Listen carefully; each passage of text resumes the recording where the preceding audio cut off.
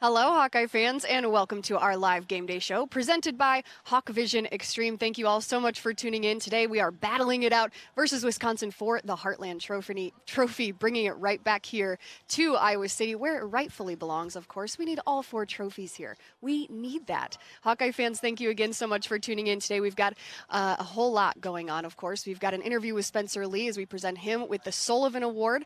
That is incredibly exciting. It is an amazing honor. Can't wait for you to see that. And then we're also going to be talking to him about the upcoming season. Lots to talk about there. Tons of expectations on the Hawkeye wrestling program. I'll also be talking about the Hawkeyes. If you don't know what that is, I'm going to give you all of the information along with Sasha Schmid, who is the head women's tennis coach and also the voice behind the Hawkeyes podcast. So learning a little bit more about that as well. Last but not least, today is our senior day. So we'll be covering that, talking about all 21 of our seniors, of course, giving them thanks for everything that they've done for the Hawkeye football program. We'll also touch on our Iowa Spirit Squad, the Hawkeye Marching Band, our Herky mascots, and a whole lot more. So make sure you're tuning in for the rest of the show, 2-hour pregame show, and then, of course, keeping this screen on as we head in to the rest of the game. It is snowy, it is cold, it is December, and we've got football. We're also going to be connecting, of course, with the Hawkeye Radio Network, Gary Dolphin, Jim Albrecht, Ed Podolak, and right now I'm going to toss it over to the Hawkeye Radio Network.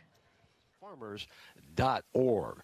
This is the Hawkeye Game Day Show, and this is Hawkeye Football from Learfield IMG College. What's next for you?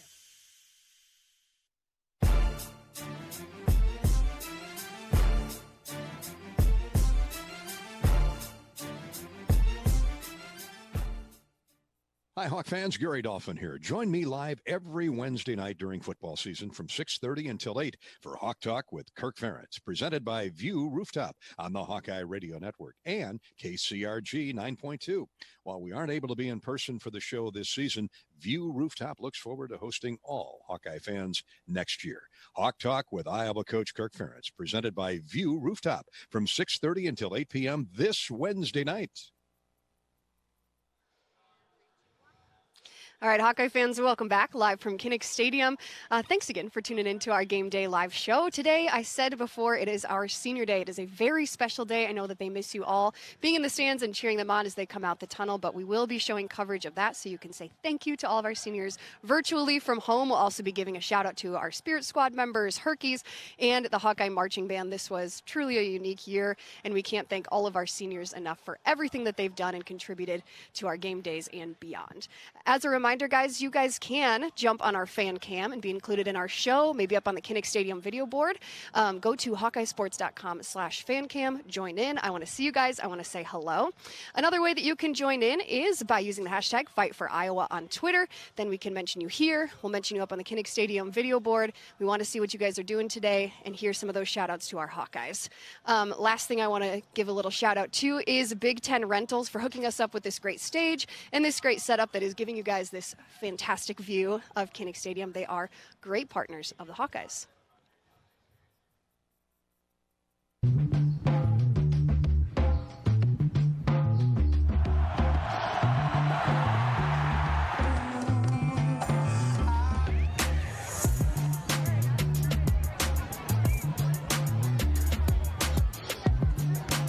We've had a lot of different hands and teams come through.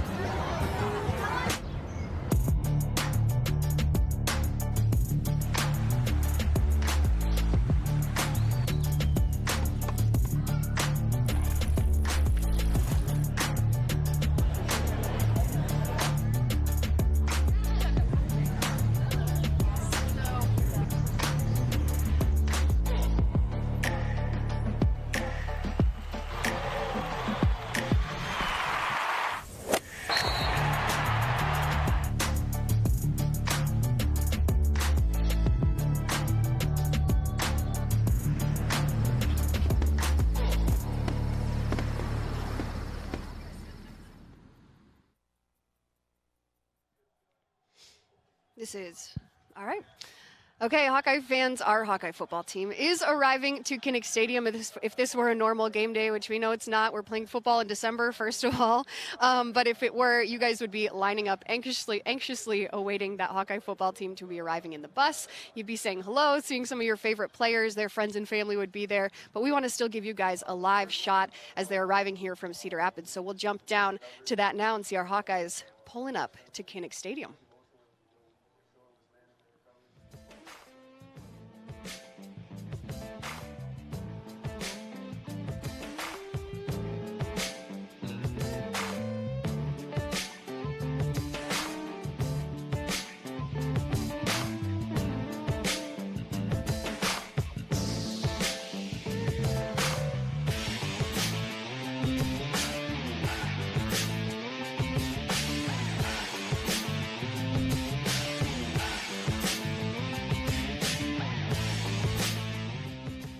Countdown to kickoff continues, Iowa and Wisconsin. It's time for the Hy-Vee roundtable. Save time and shop online with Hy-Vee Isles Online. Go to islesonline.com to get started. Matt Lepay, the play-by-play voice of the Wisconsin Badgers.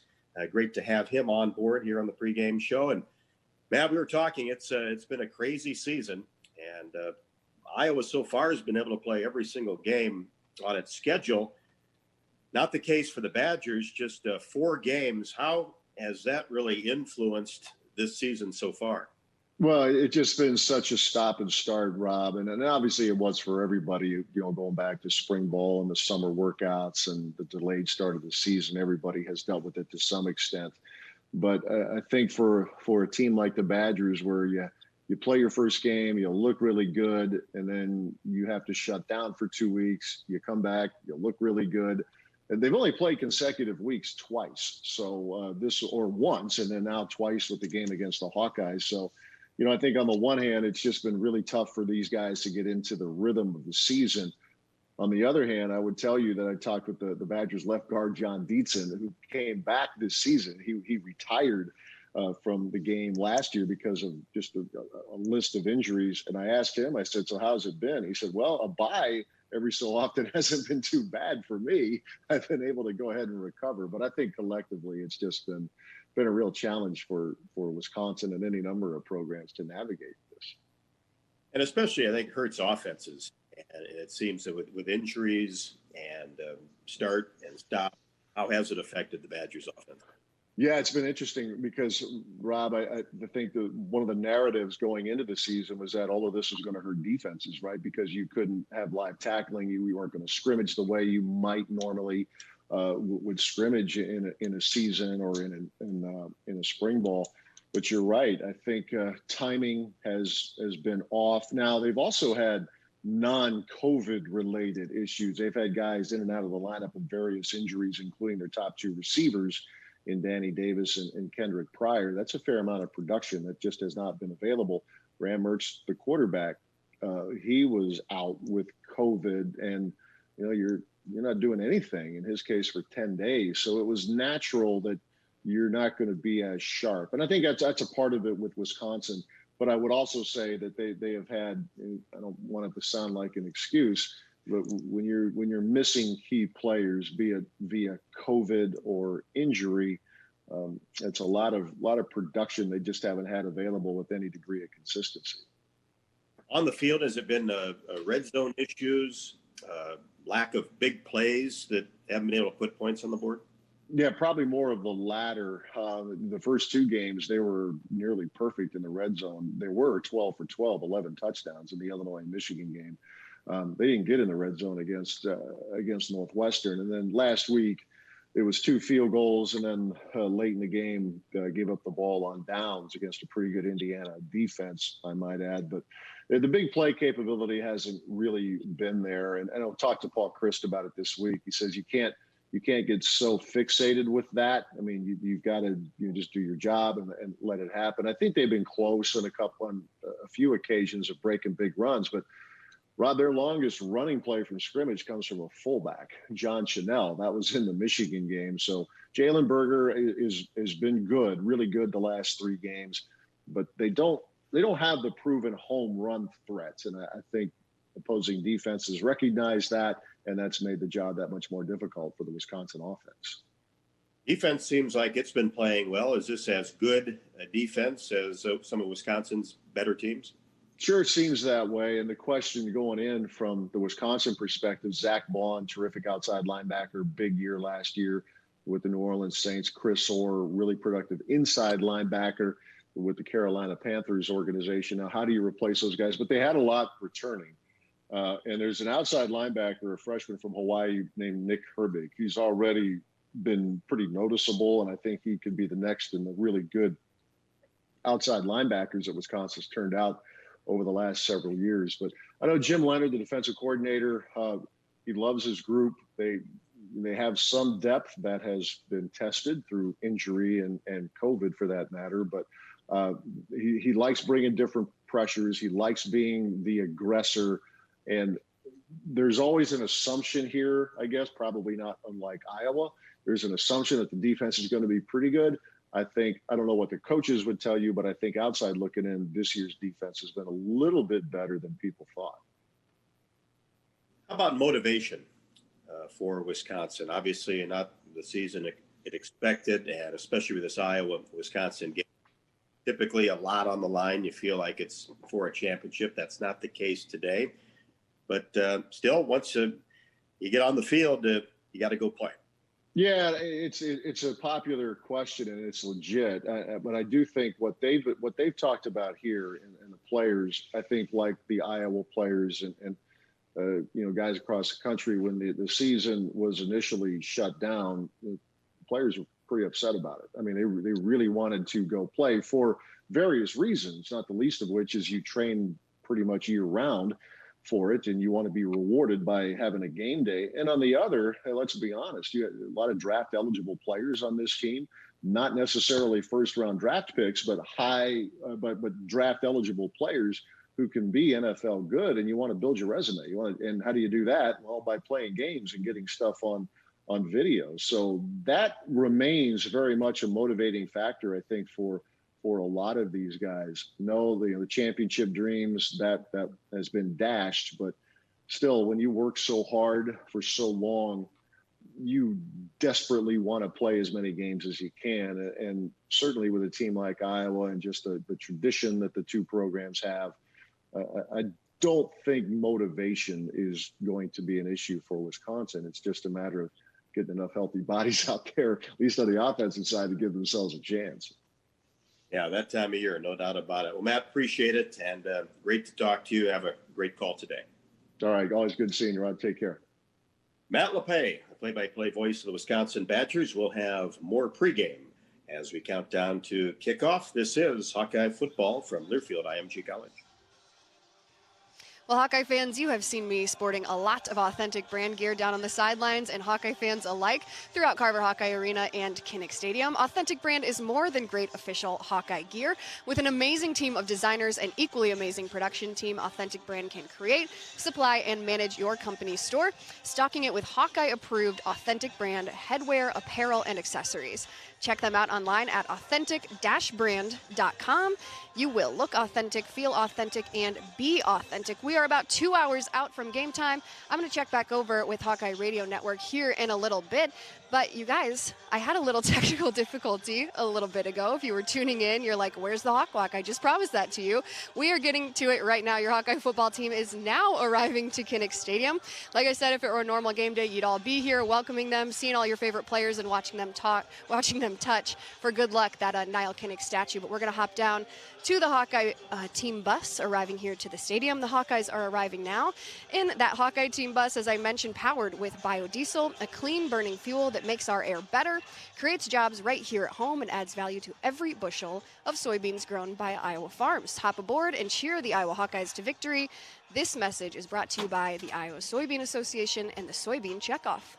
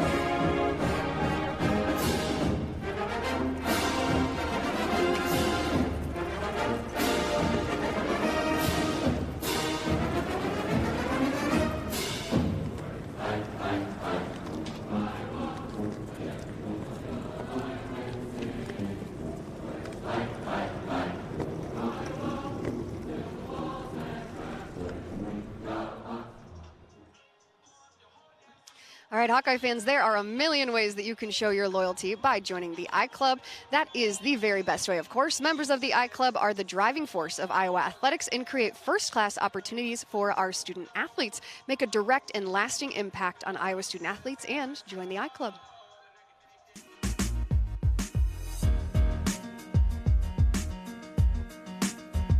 Support from the iClub provides the best facilities and college experience for our student athletes to win, graduate, and do it right. Encourage everyone to make a difference in the lives of our student athletes by supporting the iClub. Thank you for your support of Iowa athletics.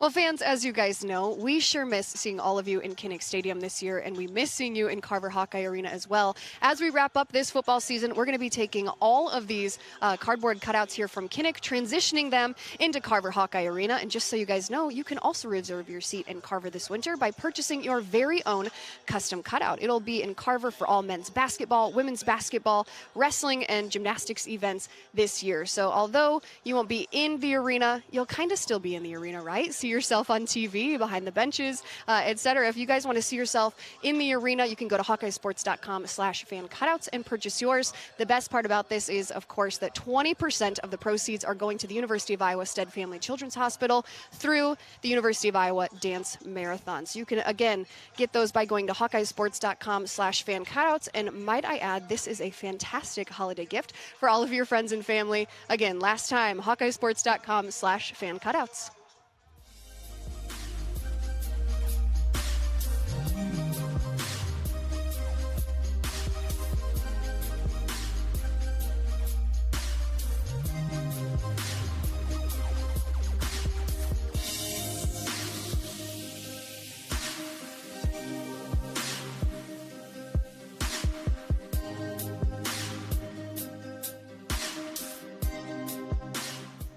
Well, fans, The Heartland is our weekly TV show that gives you an all-access pass into the Hawkeye football program, giving you a peek into practice, the weight room, and a better look at who our student athletes and staff really are. You can watch all of our episodes at hawkeyesports.com/heartland. And this guy, he has definitely made an impact on the game after game after game. I don't think we have talked more about special teams until this guy got here. Let's check out this feature on Charlie Jones and Tori Taylor.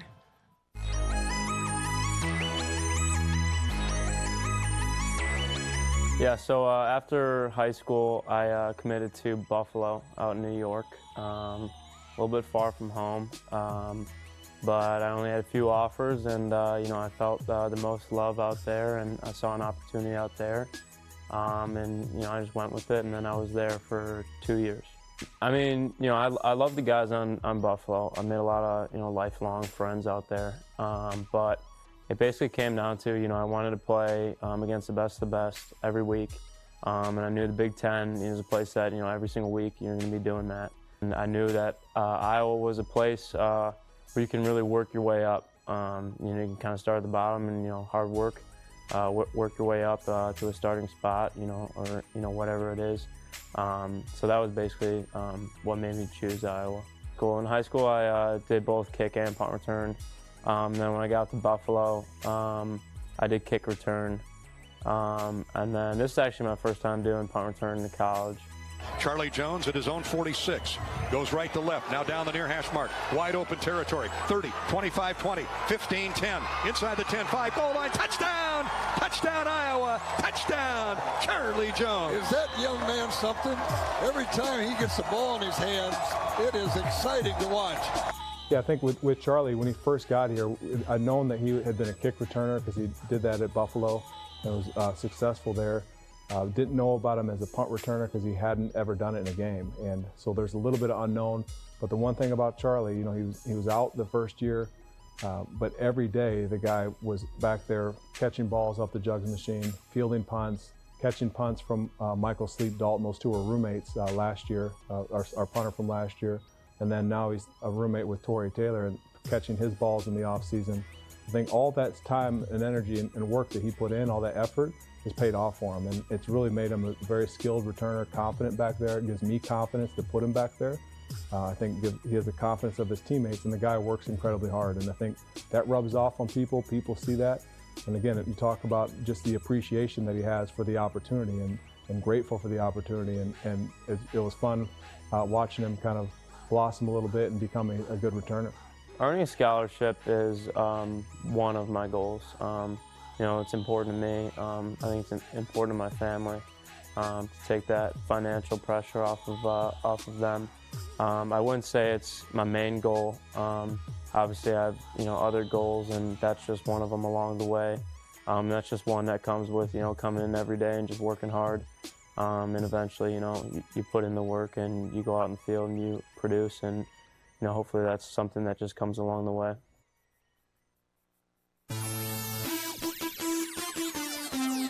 Yeah, so I was in a program back home in Australia called Pregame Australia. They basically teach the art of punting as such, and my coaches kind of reached out to Iowa, and because Michael Sleep Dalton was here, and just said, well, we obviously want someone to replace Sleepy. And then, yeah, they kind of got in contact, and then Coach Woods came out in January, me and my family, which was just a great opportunity for me as well, to kick in front of a coach, which I'd never done before, and obviously for my family. It was obviously hard for my mum as well, sending me all this way, so to have that extra comfort, knowing that she was sending me all the way over here, and I was going to be around great people certainly helped.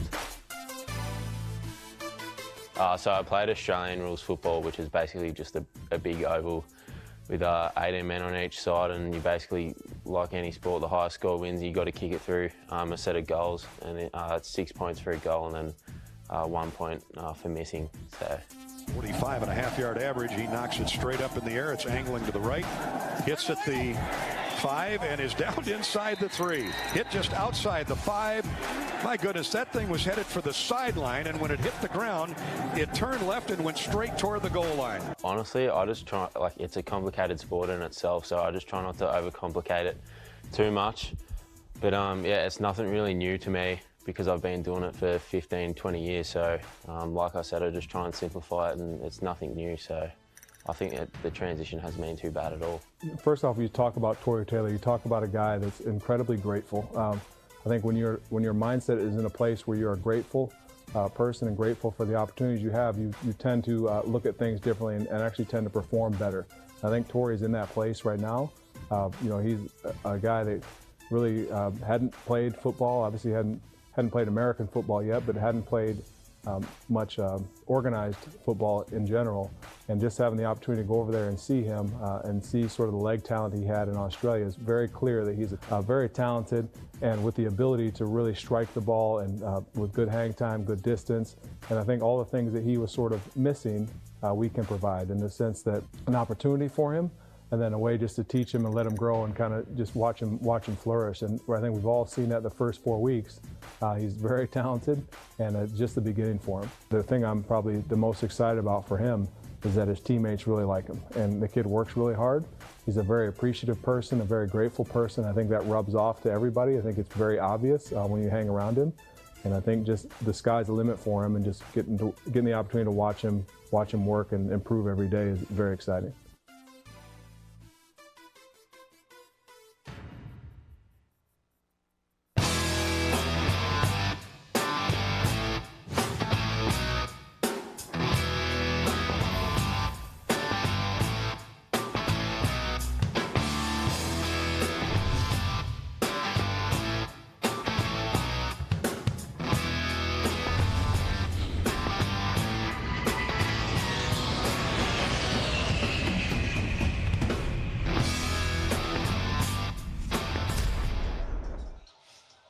Well, fans, today's game is brought to you by the Eastern Iowa Airport. They are the #1 choice for air transportation throughout Hawkeye Nation.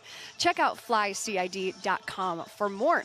Now, guys, throughout the game, I've reminded you of this before. Use the hashtag #FightForIowa for your chance to be featured on the video board and also on our show right here. Use that on Twitter. But not only will you be featured on our show and up on the video board, but you can also win prizes from the Eastern Iowa Airport. One lucky fan will win a $500 Delta gift card courtesy of the Eastern Iowa Airport. I'm going to kick it over now to the Hawkeye Radio Network for an interview with our game sponsor. Today's Hawkeye Game Day sponsor is the Eastern Iowa Airport, where Marty Lenz has been director for 6 years. The Minneapolis native loves living in Cedar Rapids, and the Eastern Iowa Airport enjoys taking care of the Hawkeye road trips.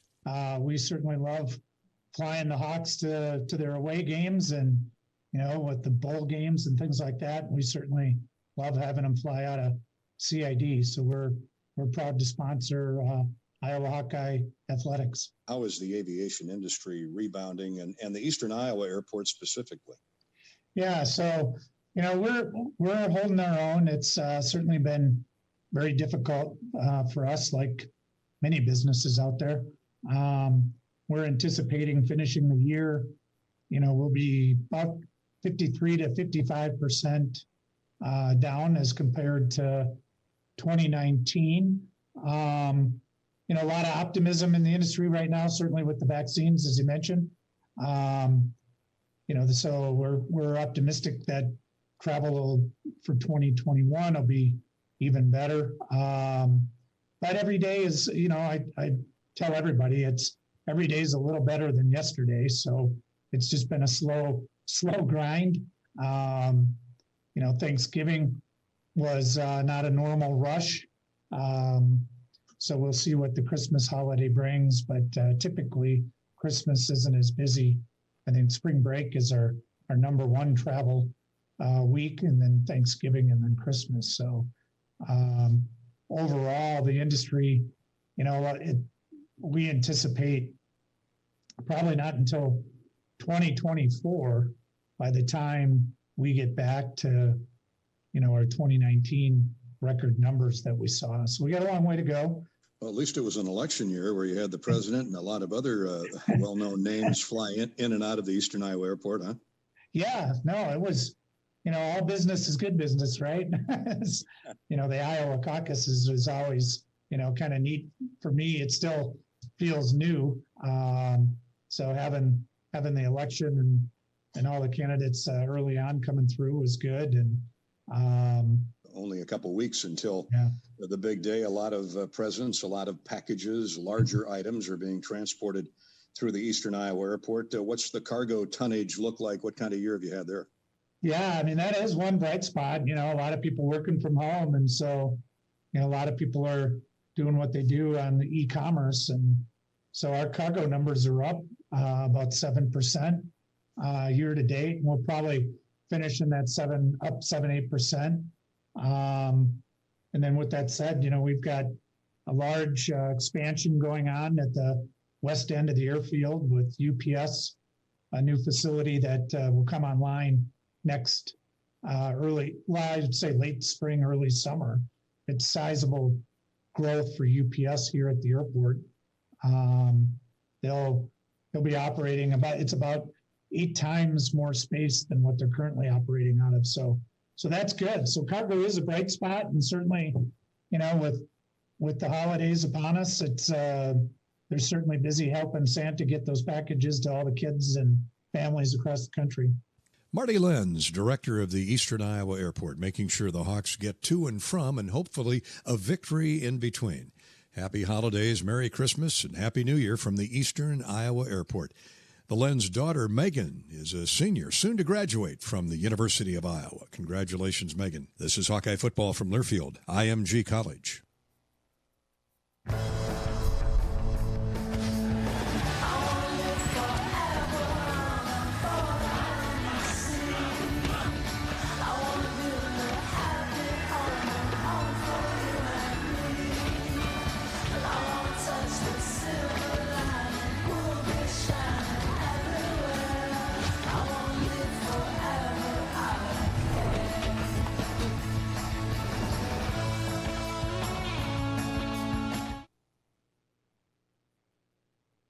John Swisher back with you from Kinnick Stadium in Iowa City as we continue to get you ready for the Hawkeyes and Badgers meeting in the final regular season game here on Senior Day 2020. It's time now for the Hy-Vee Big Ten Today Report, brought to you by Hy-Vee. Save time and shop online with Hy-Vee Aisles Online. Go to aislesonline.com to get started. Final week of the regular season in the Big Ten Conference today, as 10 teams will be in play. 2 cancellations because of COVID-19. Of course, Michigan at Ohio State and Indiana hosting Purdue. I'll take a check of the U.S. Bank scoreboard coming up to look at those 11 a.m. games already in progress. One other game in the league starting at 2:30 this afternoon. It's Penn State hosting Michigan State. Northwestern has secured a berth in the 2020 Big Ten Football Championship contest and at least a share of the Big Ten West Division Championship. The Wildcats earned their second division title and first since 2018, which also marks the team's last appearance in the Big Ten Championship game. The Wildcats will, of course, meet the Buckeyes of Ohio State next Saturday morning at 11 a.m. in Indianapolis. The winner will earn the Amos Alonzo Stagg Championship Trophy and a chance to play in one of the 6 bowls that comprise the college football playoff, including the Rose Bowl game. The other matchups for championship weekend in the Big Ten Conference will be released in the next couple of days. The Indiana Hoosier defense came up big last Saturday, leading to that 14-6 victory over number 16 Wisconsin in Madison. It marked the program's first win there since 2001 and their first Big Ten road victory since that same season on November 10th. Indiana tied a program record by earning its 6th Big Ten win of the season, joining the 1967 and 1987 teams. The Iowa football team is 18-4 in their last 22 rivalry trophy games, with all 4 losses coming to the Wisconsin Badgers. 22 senior members of the Hawkeye football program will be recognized today. Since the start of the 2017 season, the Hawks have won 32 games and qualified for a bowl game every year. The senior class has an overall record of 32-14, including an 18-6 mark at Kinnick Stadium, a 20-14 record in Big Ten contests, and a 13-3 record in trophy games. This has been the Hy-Vee Big Ten Today report. More of the authentic brand Hawkeye Game Day show is next. Rob Brooks and the Hy-Vee Roundtable is right around the corner. This is Hawkeye football from Learfield, IMG College.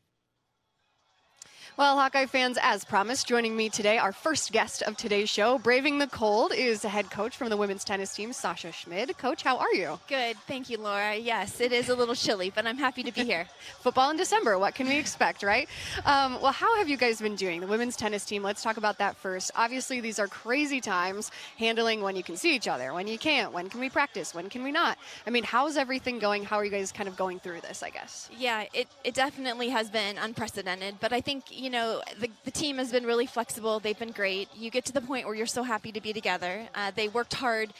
Of course, we're not competing, but we practiced, and we're hoping for a Big Ten schedule soon. I think the latest I've heard is in a few weeks we'll know when we're given the green light, and it looks like we'll start playing the last weekend in January. We don't quite know who or where or when, but just to know that we're going to be able to take the court against somebody other than ourselves is exciting, and the team can't wait to get back after finals. I bet. The last weekend in January, so hopefully it's scheduled somewhere warm.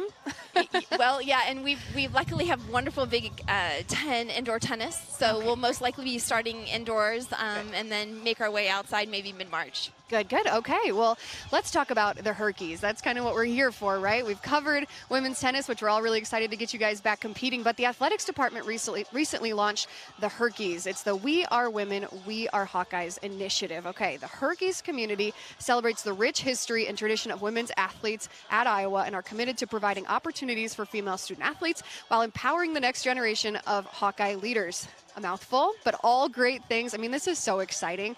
What does the Hawkeyes mean to you as a head coach?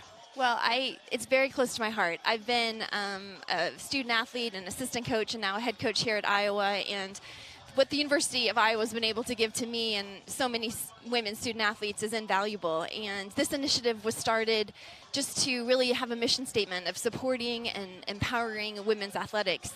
And I think that we really were trying to just have a platform to be able to tell our stories about the different women's sports and all of the awesome stuff that takes place with the teams and our staff members. And that was really the genesis of starting the Hawkeyes Voice podcast.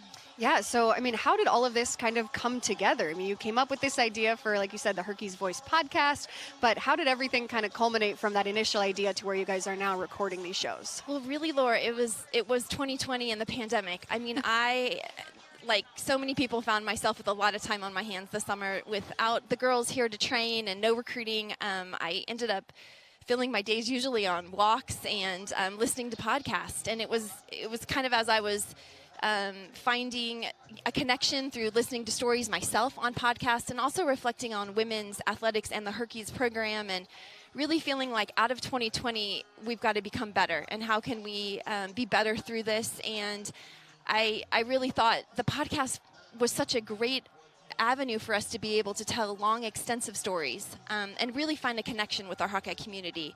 And it's really been one of the bright spots for me out of 2020. I've had so much fun with this project, and when so many things have been taken away from us, this has been a project that's developed out of 2020. And so we launched in October, and I'm just having a wonderful time sitting down with my colleagues and student athletes and alumni, and we get to have a long conversation.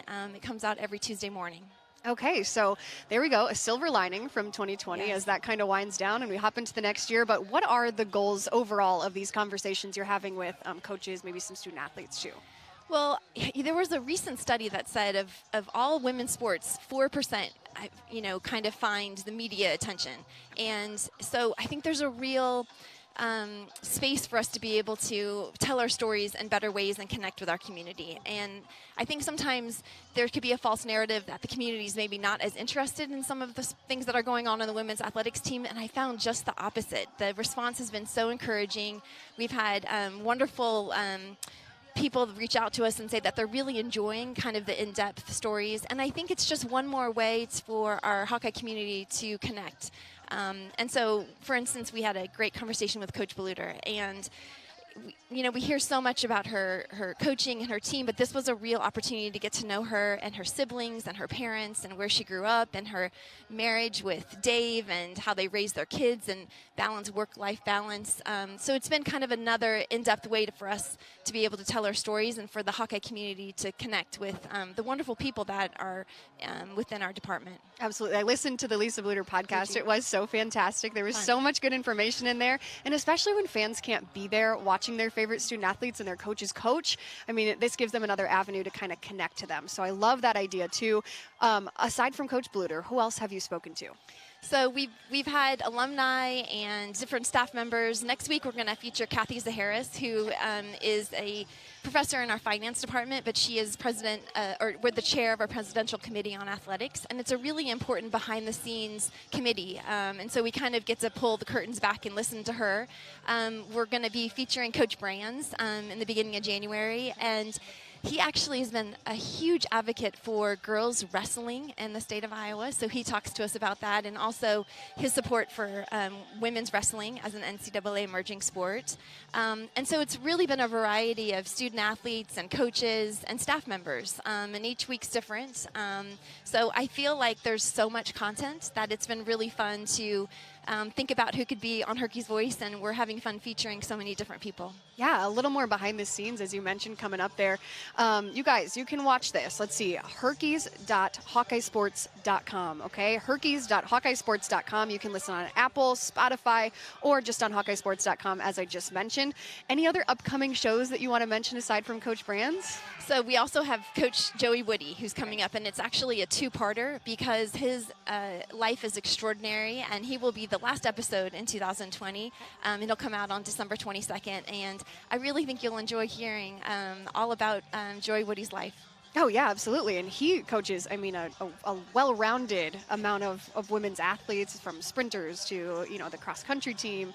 I mean, the list goes on. So that'll be really interesting. Hawkeye fans, make sure you're tuning into that, herkies.hawkeyesports.com. How important is it, Coach Schmid, for your women's tennis student athletes to compete for a university that is actively working to support and empower and really encourage them through this Herkies?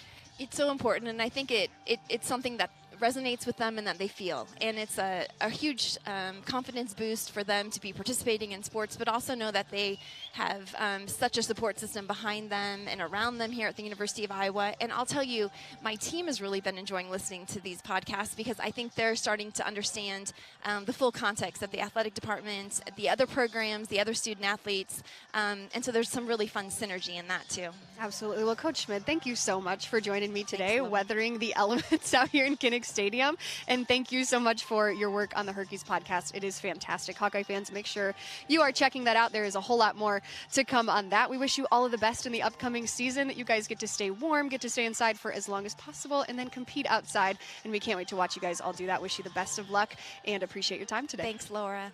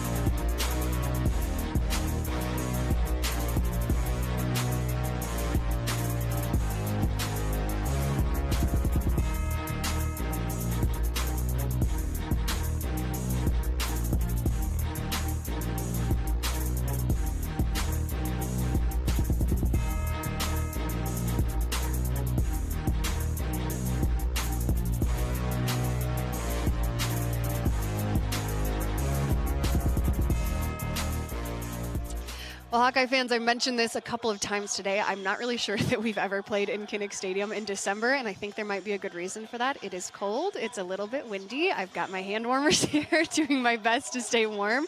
But you know what? I'm just happy to be here.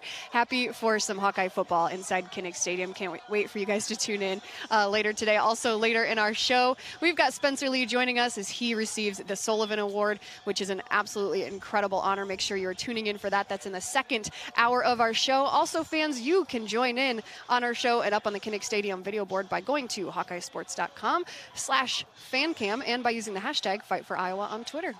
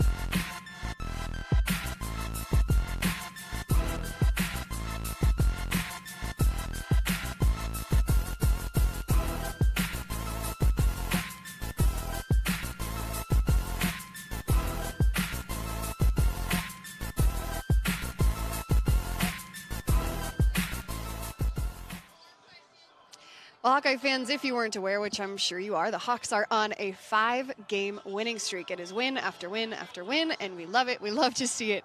But the Hawks beat Michigan State 49-7, beat Minnesota 35-7, beat Penn State 41-21 in Happy Valley, beat Nebraska 26-20, and then beat Illinois, of course, on the road last weekend 35-21. It was certainly fun watching them cap that fifth win off versus Illinois. Let's check out some highlights from last weekend's game.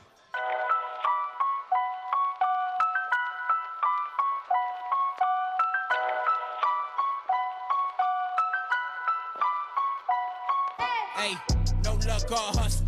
Hard times we struggle. Shout out to my past. No time to be sad. I dreamed it first, then made it work. This life ain't perfect, but we made it work. Yeah, we the ones they waiting on. Finna save the game. My apologies for taking long. Was counting on my blessings. Cause I I had to send a message. A lot of people second guessing. Had to make them feel my presence. I just want to make a difference. Started off as the apprentice. Now they label me the illest. Hall of Fame from the beginning. Cameras on, so you know they catching every minute. So let me show the world if you want it, how to get it. Hey, hard work, no pressure. Hard work plus effort. It made me.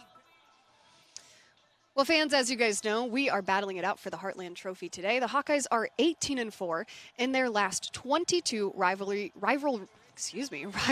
trophy games. It's getting cold out here. My mouth is freezing. Of course, those trophy games are Iowa State, Minnesota, Nebraska, and Wisconsin, with all 4 losses coming to Wisconsin out of the last 22.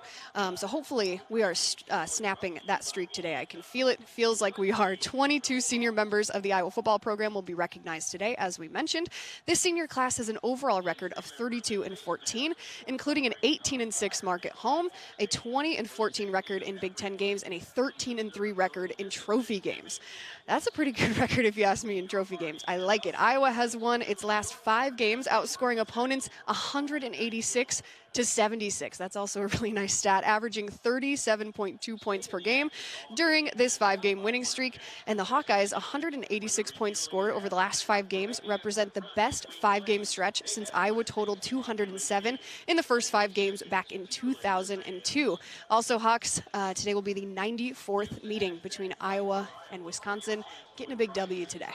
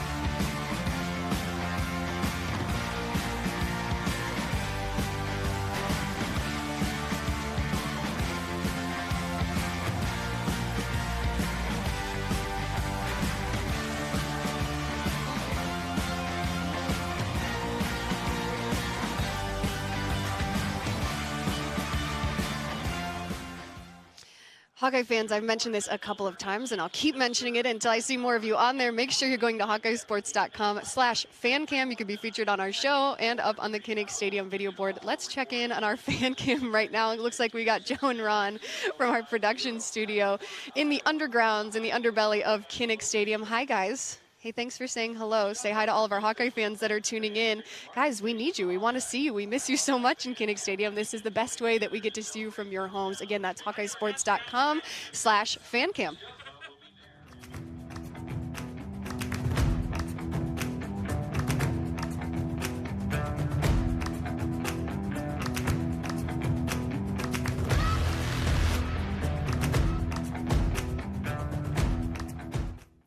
Until people come to Iowa City, they don't really understand.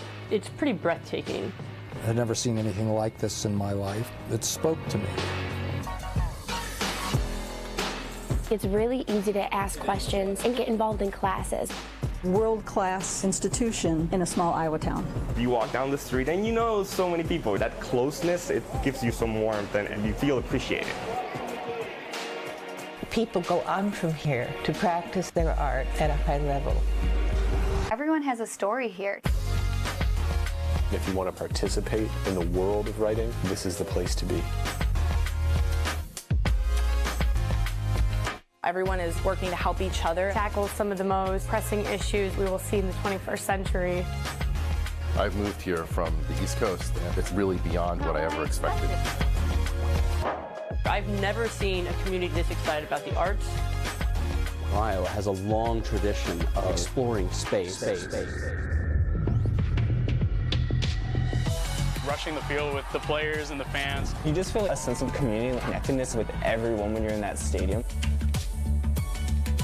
We have partnerships between colleges and academic units that just don't exist in other places.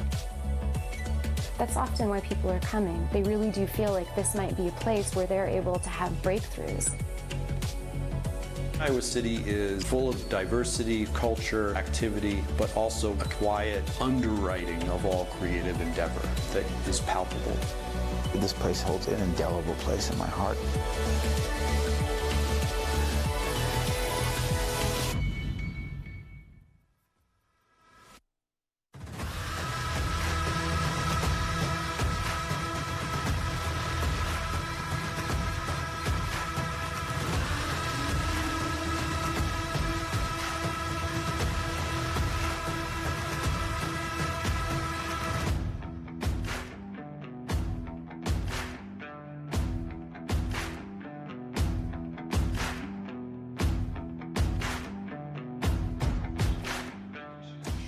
Well, Hawkeye fans, you can stay up to date on all things Hawkeye football by visiting HawkeyeSports.com/football game day. You can grab the official game day program from today's game versus Wisconsin. If you're wondering where you can watch the game and all other updates on your Iowa football team, you can go to HawkeyeSports.com/football game day.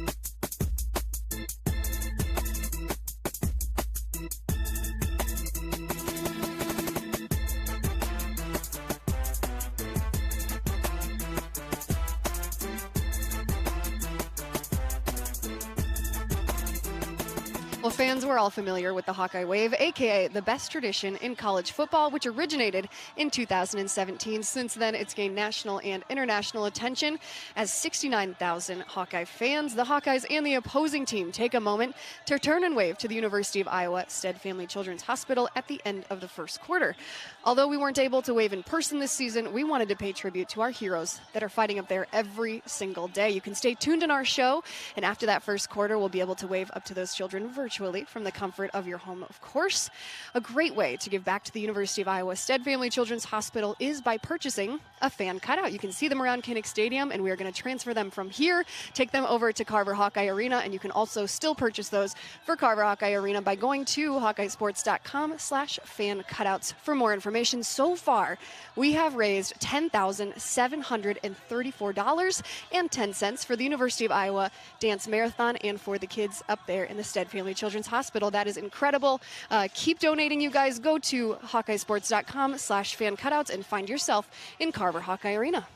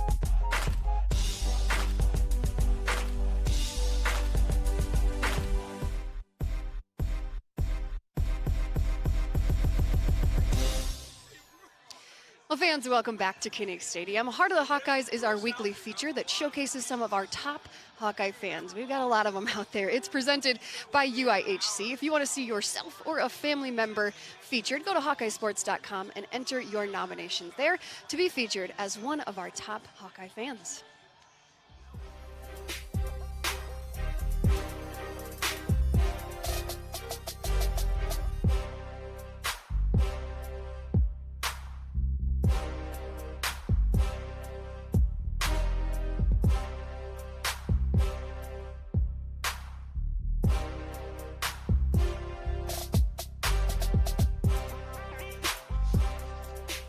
Well, you guys, we've got a lot going on in this second hour of our show, a lot of exciting things happening. A whole lot more from the Hawkeye Radio Network, of course. We'll also be recognizing our 21 Hawkeye football seniors prior to kickoff. And, of course, as promised, we'll be catching up with Iowa Wrestling senior and national champion Spencer Lee with some exciting wrestling news. And other exciting wrestling news, it seems like there's always something going on with that program, with our alumni and beyond. Dan Gable received quite an incredible award. Dan Gable set the standard for Iowa wrestling. He led the Hawks for 21 seasons, and his list of accomplishments is extensive. This past Wednesday, he added one more award to his resume, the Presidential Medal of Freedom. The award is the nation's highest civilian honor, conferred upon those who have made especially fantastic contributions to the security or national interests of the United States, world peace, culture, or other significant public or private endeavors. We send our biggest congratulations to Coach Dan Gable on his national recognition. Very well deserved, Coach.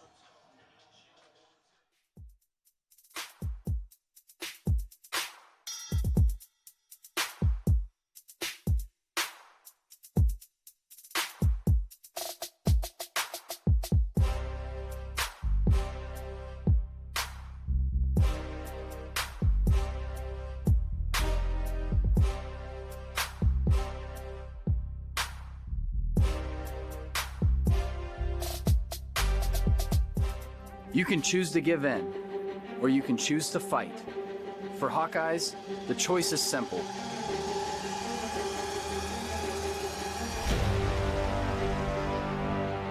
The hardships keep coming, but we are built to withstand this because we've been knocked down before. And each time, we've united as Hawkeyes. So in a time defined by challenge, change, and uncertainty, we rise up. We work harder, we build each other up, we refuse to let adversity stand in our way. You can choose defeat, or you can choose to fight. We fight. Fight with us.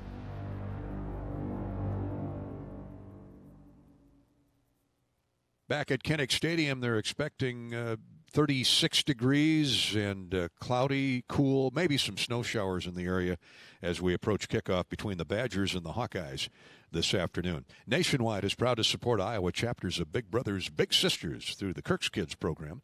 Kirk's Kids receive Hawkeye gift items, an autographed football from the head coach, and a special behind-the-scenes experience at historic Kinnick Stadium. Compliments of Nationwide. Today, we'd like to recognize Big Brother Nate and Little Brother Clayton from Central Iowa, and from Eastern Iowa, Big Sister Rachel and Little Sister Reagan, as today's Kirk's Kids from Big Brothers and Big Sisters. Nationwide is on your side. Big Ten athletic directors this week voted to slot Ohio State opposite Northwestern in the Big Ten championship game a week from today. Iowa's Gary Barta recused himself. He did not vote because of his chairmanship of the College Football Playoff Committee, but he did listen in. It was very compelling. I mean, this is a crazy year. And when that 6-game minimum was set, nobody could have predicted exactly how the season was going to go. Indiana, the whole thing was just a collaborative, what's best for the conference conversation. In the end, the way that it came down, on the field, Ohio State had beaten Indiana. And even if Ohio State would have been able to play Michigan and had lost that game, they still had clinched the East. So I think that's what it came down to. And, obviously we now have a championship game with Ohio State and Northwestern. The Hawkeyes have been able to play all 7 games scheduled. Wisconsin is 2-2.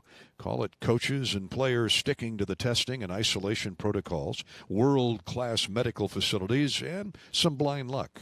Since June, our student athletes, were able to come back to campus and have really worked hard to take care of themselves, sacrifice a lot socially. I mean, let's face it. There's so many things, going home to visit family or going out with friends. After a big win, typically what you'd like to do is go out and celebrate with your friends, and so there's been a lot of sacrificing, not being able to do that. So it's discipline and really paying attention. It's as we look across the stadium at that great hospital, it's incredible medical support. The daily testing was huge in this. And that's something the Big Ten decided to do, and it's really helped us so that contact tracing doesn't become as widespread. And then finally, I think Kirk said it earlier in the week, and I fully agree with him, and that is you have to be a little lucky because you can do all those things we just described, and I've talked to teams that I think have done all that, and they still have an outbreak, a mini outbreak, and have to shut things down. So combination all, and I'm glad they were all there, and I'm glad here we are playing Game 8. And how heartwarming was it to see Iowa's own Dan Gable receive from Donald Trump the Presidential Medal of Freedom on Monday? I've been told, and I knew a little bit about the award. The greatest honor you can receive as a non-military person, as a civilian in our country. And I've said it many times before.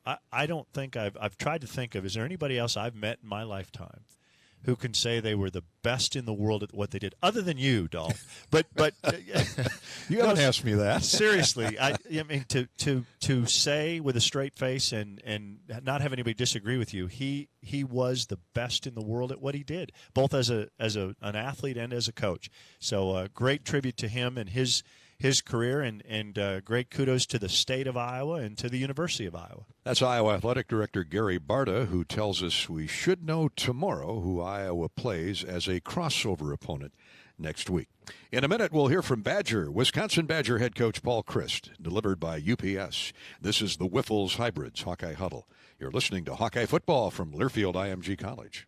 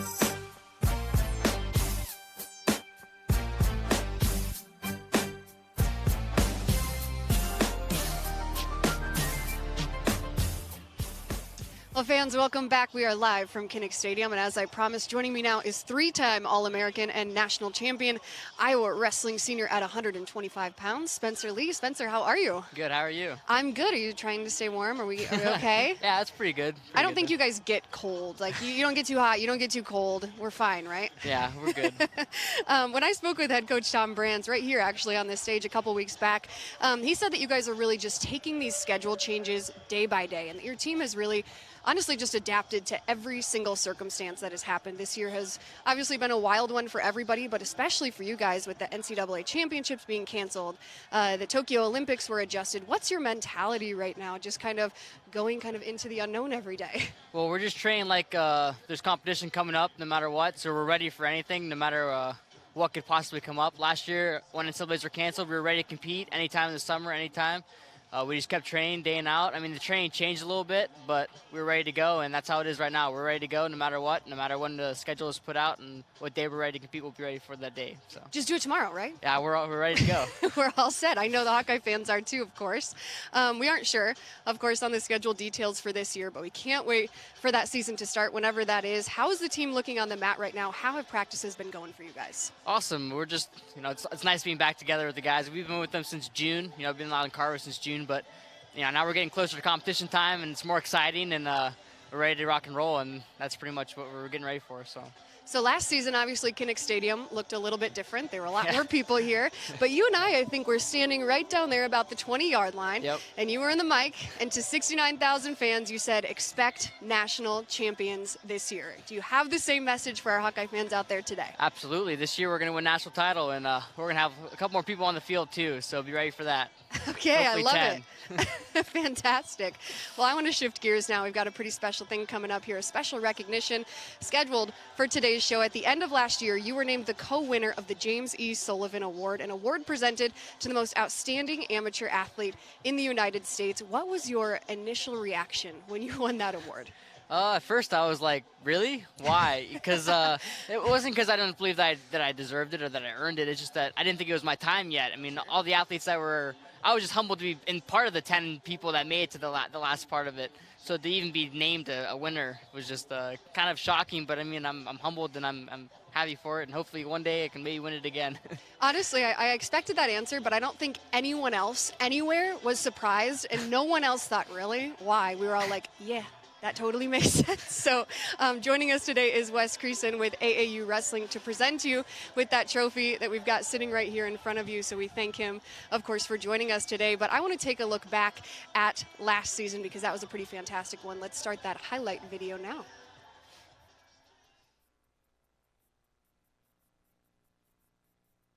The season with an 18-0 record, outscored opponents 234-18, headed into the NCAA tournament as the #1 seed, named as an All-American, Big Ten champion, and Big Ten Wrestler of the Year. He was also named NCAA Most Dominant Wrestler and winner of the Hodge Trophy. I mean, the list goes on. Since 1930, the AAU Sullivan Award recognizes outstanding amateur athletes whose athletic accomplishments are complemented by qualities of leadership, character, and sportsmanship. Past winners include Carl Lewis, Peyton Manning, Michael Phelps, and wrestlers John Smith and Kyle Snyder. On behalf of East Bay and the Amateur Athletic Union, and now you are the 90th annual James E. Sullivan Award winner. Congratulations, Spencer. Spencer, is there anything that you want to say to the Hawkeye fans out there as you receive this award today? I mean, I'm just honestly humbled, and I'm happy that I was able to represent the University of Iowa to the best of my ability, and I'm looking forward to competing for more and winning more for the Hawkeyes, the best I can do. So. Absolutely. Well, congratulations on this fantastic award. Of course, we wish you all the best of luck this upcoming season. Maybe we'll add another one of those onto your trophy stand next year. Maybe. I hope so. All right. Well, Spencer, thank you so much, and congratulations. Hey, appreciate it.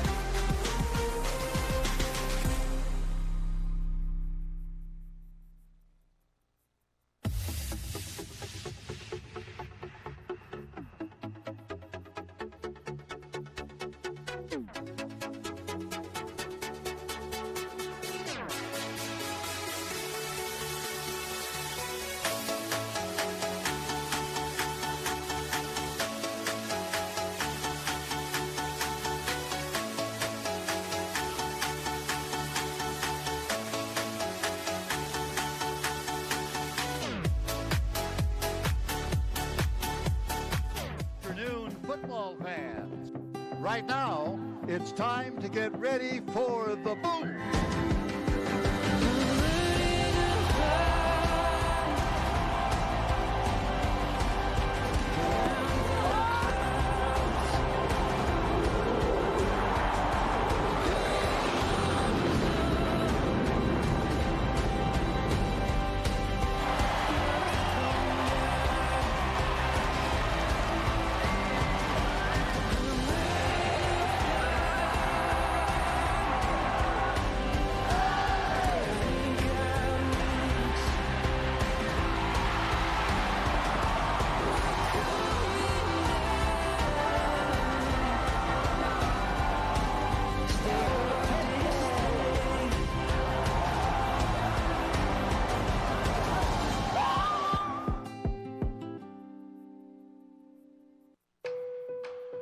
The feeling we have as Hawkeyes is unmistakable.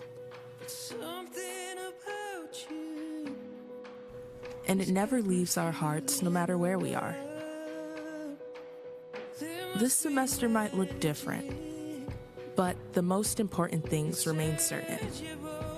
Hawkeyes are working together to change the world. University of Iowa is testing a vaccine on hundreds of participants. We're committed to being a part of something bigger than ourselves. And it's the people that make this campus so special. Welcome home. You feel like home. You feel like home. You feel like home. You feel like home. I think it's time. It's your time to shine. Started way behind. Now you need the line. Yeah, I think it's time. It's your time to go. Been a star from the start. Now it's time to show.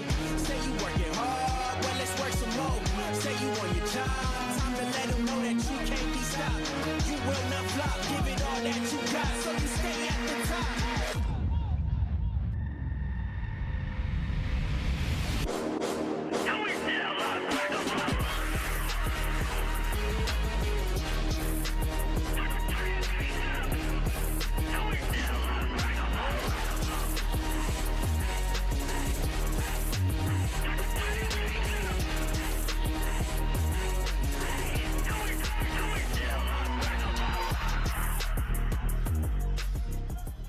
Well, fans, your Iowa women's basketball team is currently undefeated after a big win over Iowa State on Wednesday night. 82-80, freshman Caitlin Clark sealed the deal with that final three-point shot. It was absolutely incredible. If you haven't seen the ending to that game, you have to look it up. You have to go find it. It's all over Twitter.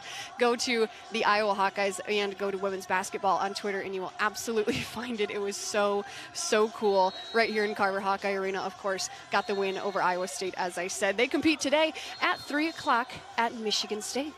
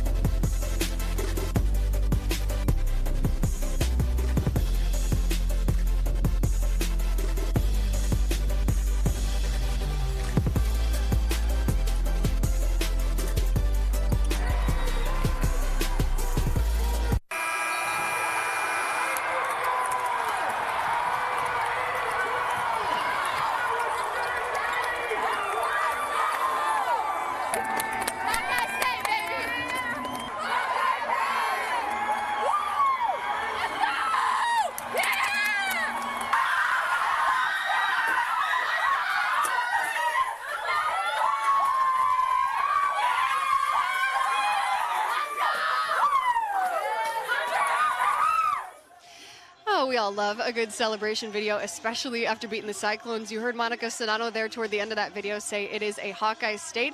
And we sealed the deal last night as your number 3 Iowa men's basketball team is coming off a win, beating the Cyclones last night 105-77 in Carver Hawkeye Arena. We sealed the deal, you guys, as if we didn't already know. It is officially a Hawkeye state. Their next home game is actually tomorrow at 1 o'clock against Northern Illinois, airing on FS1.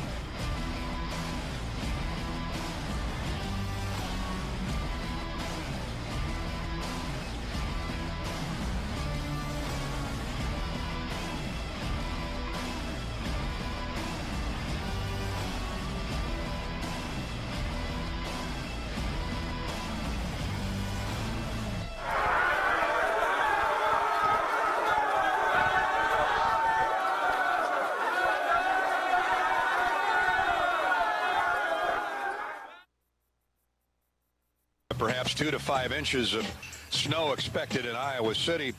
What better way to heat things up than with Iowa State basketball at Carver Hawkeye Arena. Tear it up, the new James Bond, we shake it up. So woke, my DMs blowing up, so straight. Getting up, not giving up, till we lit like the sun when it coming up. Don't wait in line if we're showing up, so straight. So crisp, I don't try, don't miss, get high, it's the dish. This is how we start the fire. Get wild, flip the switch, all ice, make a wish, my tribe on the list. This is how we start the fire. This is how we start the fire.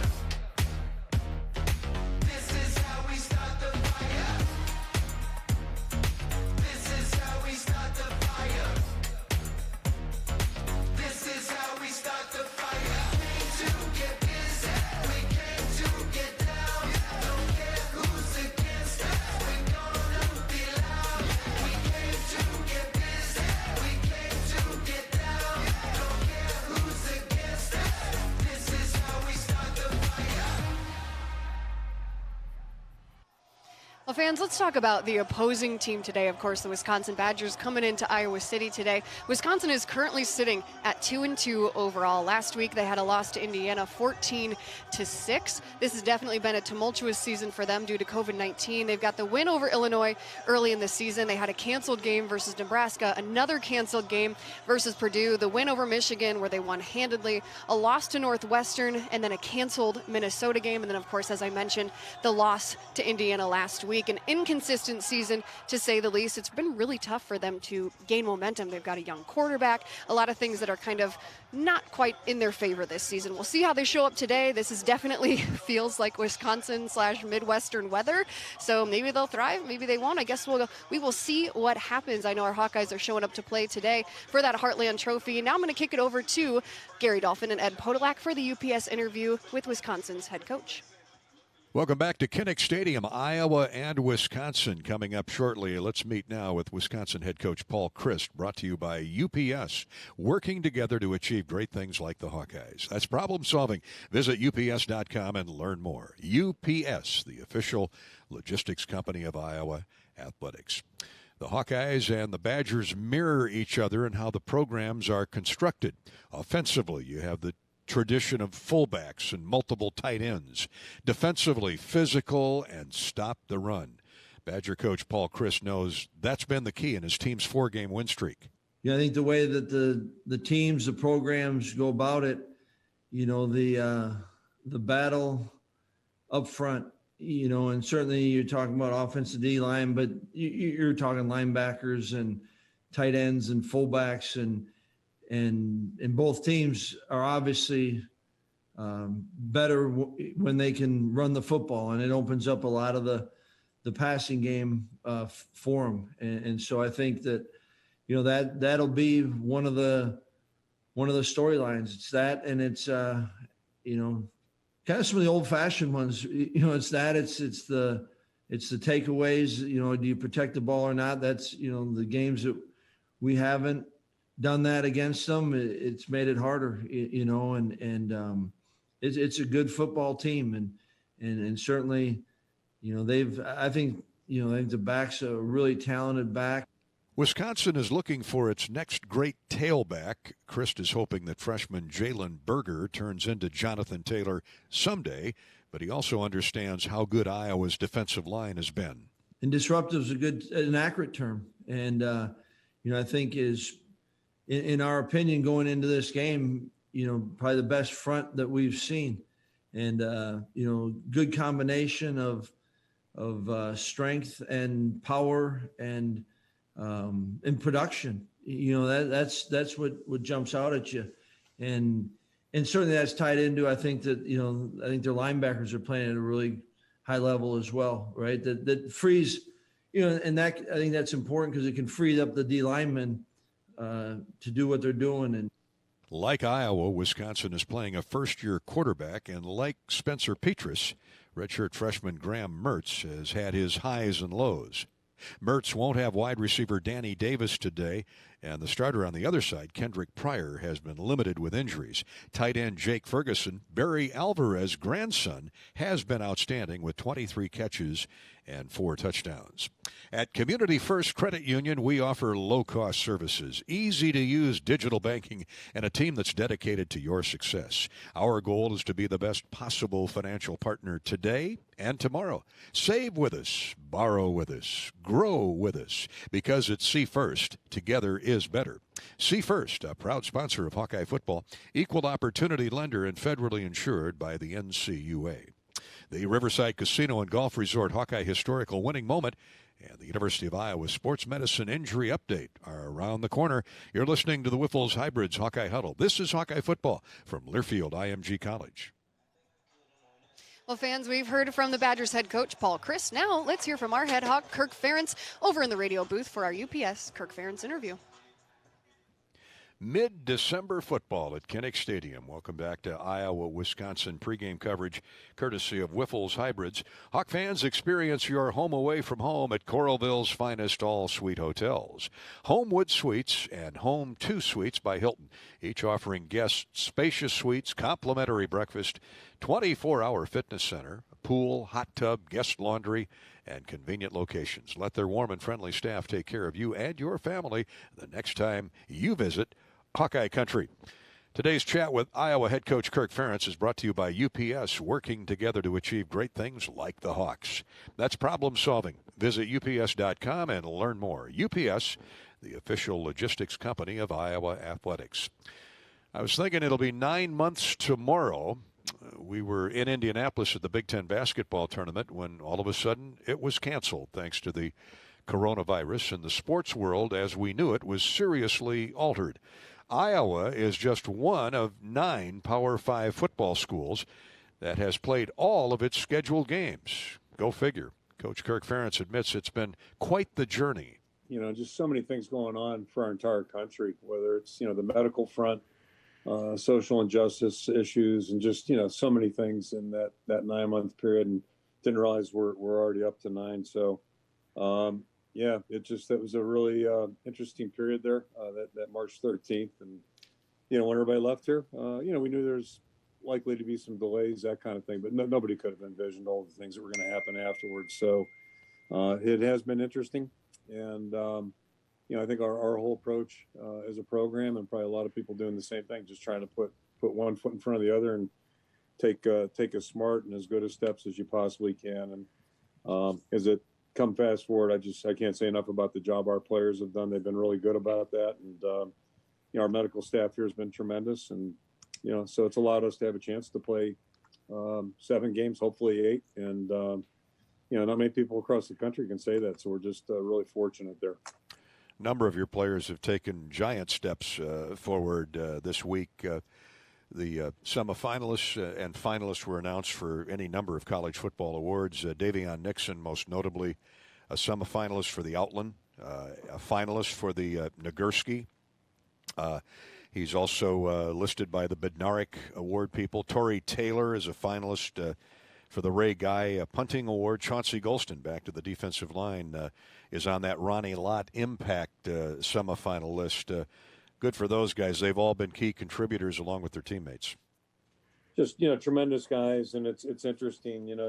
Most of the guys you mentioned, Dunk obviously had a lot of note last year. But, he kind of came out of nowhere. And you think about a guy like Davion Nixon, who was, a solid player a year ago, but boy, he's just playing such a high level this year. That's really neat to watch that development. Chauncey's been an ongoing every year, gotten better and better. And so, that's really, to me, the beauty of college sports and certainly college football, where you see players that are gradually improving, and then all of a sudden they might have a breakthrough moment. And next thing you know, you're talking about them on some kind of watch list. So it's a pretty cool thing. Coming off the Illinois win, another solid win for you on the road last week. A lot of improvement in Spencer Petras. Kirk, not only last Saturday, but it's been baby steps. It's been a steady progression for him since the opener at Purdue. Wouldn't you agree? Yeah, no question. And that position, talking about growth, that position has more involved than any. So many decisions he has to make during the course of the game, and a lot of things that go into playing that position well.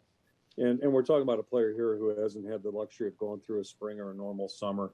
We've had a lot of success over the last 20-plus years with first-year quarterbacks, whether you want to talk about, Brad Banks, talk about Nathan Chandler, Drew Tate, 3 in a row right there, go right down the list. So, but those guys all had a normal spring. They had a normal summer to deal with, and Spencer's had to learn on the fly.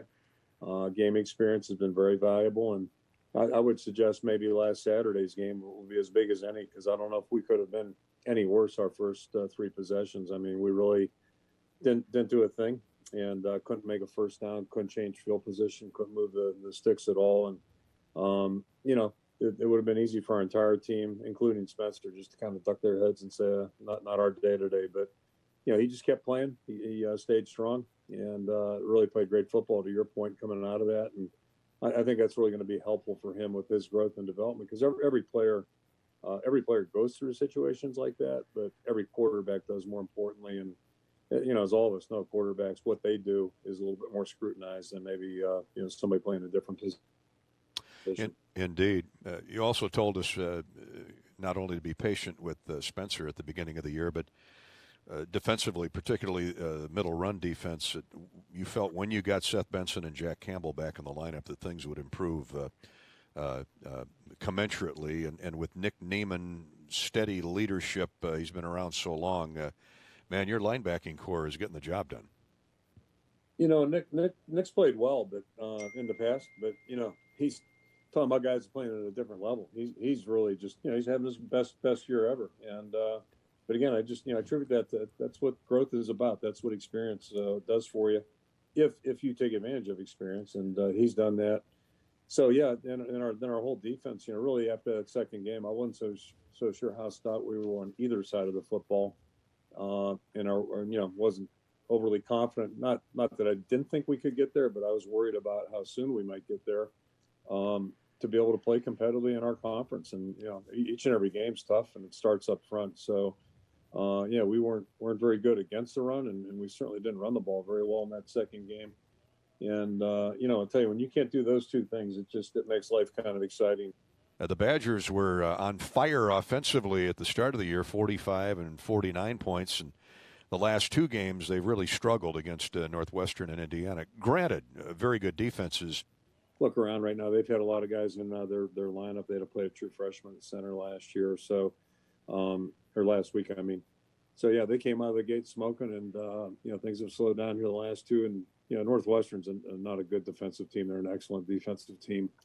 And then Indiana did a good job last week too. Made plays at the right times. Wisconsin moved the ball pretty well, but did little things which aren't characteristic of Wisconsin that hurt themselves. They had 2 turnovers, a couple costly penalties. And, when you get in a tight game, those things make a big difference. Yeah, with postponements, cancellations, the virus, injuries, and other interruptions, it's been really hard to scout and game plan for opponents. One thing that's very consistent is Wisconsin's 3-4 defense. Stout and tough to run on. Inside linebackers Jack Sanborn and Leo Chenal are outstanding. 6'7" senior defensive end Isaiah Loudermilk has a long reach, and he's had a solid career. Wisconsin won't give up the Heartland Trophy without a fight. Thanks to Coach Ferentz for his weekly visits all season long here on our Whipple's Hybrids Hawkeye pregame show. Eddie Podolak is driving up to the building with his Iowa-Illinois Ford dealer keys to the game.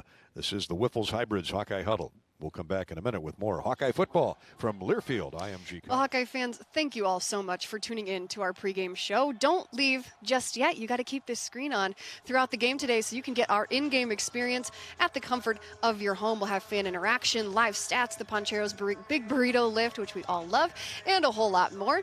Of course, don't forget to use the hashtag #FightForIowa on social media to stay engaged with us. We'll feature you on our game day show and then also on the Kinnick Stadium video board. We hope our pregame show has gotten you pumped and ready for this game. We're taking back the Heartland Trophy today, Hawkeye fans. Remember, keep this screen rolling as you're watching your Hawkeyes on FS1. You don't want to miss pregame as we recognize our seniors and everything else that happens throughout the game. Listen along with Gary Dolphin and Ed Podolak and bring the Kinnick video board to your home. I will check back with all of you after our first half for a little analysis of that first half. Enjoy our senior day versus Wisconsin. But first, let's take a look at our starting lineups.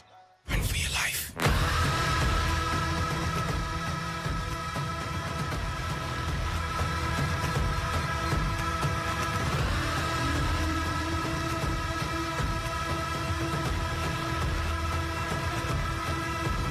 Here are today's starting Hawkeyes against the Wisconsin Badgers. At wide receiver from Lake Cormorant, Mississippi, Brandon Smith. Starting at tight end from Highland, Illinois, Sam Laporta. At offensive tackle from Detroit, Alaric Jackson. At offensive line from Odison, Iowa, Cole Banwert. At center from Solon, Tyler Linderbaum. Offensive lineman from Balsam Lake, Wisconsin, Cody Ince. In the offensive line from Bettendorf, Mark Kallenberger. Starting at wide receiver from Newark, New Jersey, Amir Smith-Marset. Starting at quarterback from San Rafael, California, Spencer Petras. Running back from Key West, Florida, Mekhi Sargent. At fullback from Larchwood, Iowa, Monty Potabom. The place kicker is from Weddington, North Carolina, Keith Duncan. Place kicker from Council Bluffs, Caleb Shudak. Run for your life.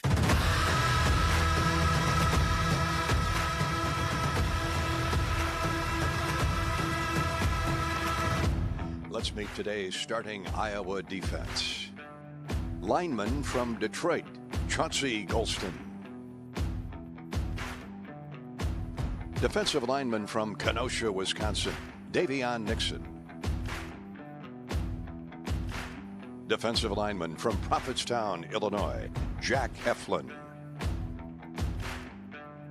Defensive lineman from Zeeland, Michigan, Zach Van Valkenburg.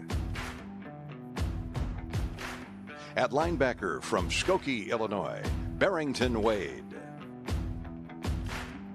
At linebacker from Sycamore, Illinois, Nick Neiman. Linebacker from Sioux Falls, South Dakota, Seth Benson. At cornerback from Louisville, Texas, Matt Hankins. Strong safety from Belleville, Michigan, Kayvon Merriweather. At free safety from Des Moines, Jack Kerner. At cornerback from Ankeny, Riley Moss. Punting from Melbourne, Australia, Tori Taylor. Long snapper from Rolling Meadows, Illinois, Austin Spiewak.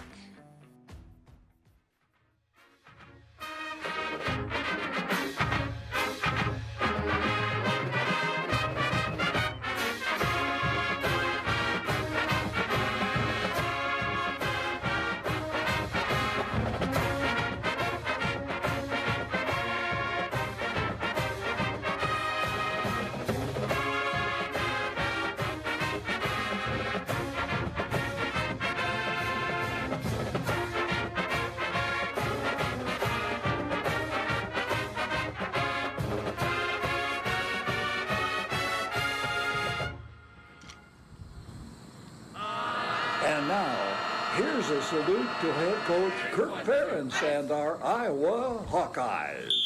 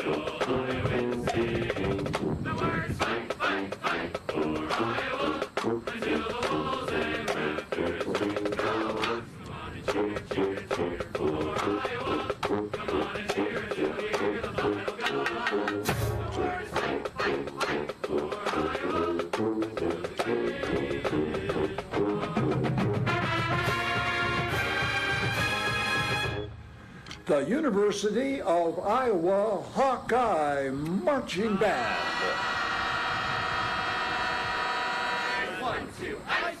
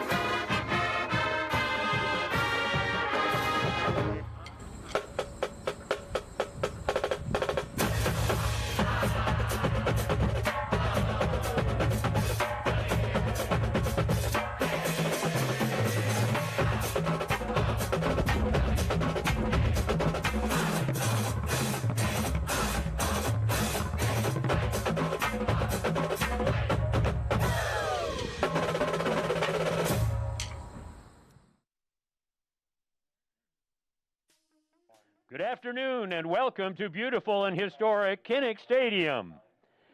Today's matchup features the Badgers of the University of Wisconsin and your University of Iowa Hawkeyes. This is the 94th meeting between the teams dating back to 1894. Wisconsin leads the series 48-43.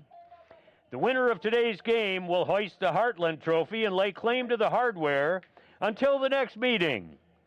Our game is presented by the Eastern Iowa Airport.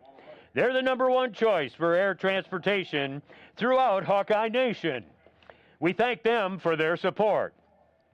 It's Senior Day, and we will celebrate the careers of our senior student athletes prior to kickoff.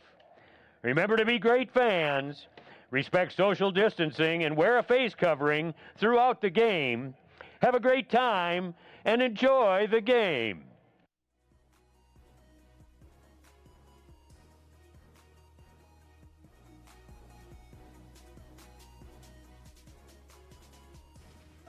Herky has arrived. For more than 180 years, John Deere has been a leading provider of services and equipment, serving industries ranging from agriculture to construction. The Iowa John Deere dealers are proud partners of Hawkeye football and Herky the Hawk.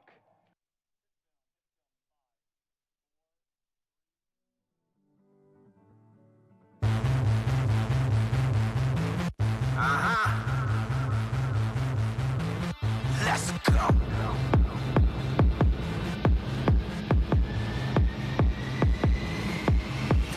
Unleashed, untamed, on a war campaign. All I'm hearing on the brain, no pain, no gain. Chokehold of the game, make them remember the name. Put my flag down, never back down till I'm all that remains. Put my money where my mouth is, and I put the proof with the claim. Put my enemies where the ground is, got a face down in the grain. Dominate touch of rain, leave a path full of flames. You ain't never took a real loss, that's about to be arranged.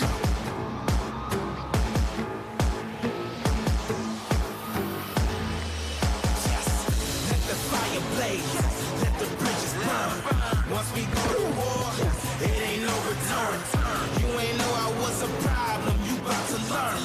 Once we go to war, it ain't no return. Yeah, we about to take it way too far. Yeah, we about to take it way, way, way too far. Let's go. You ain't know I was a problem, you about to learn.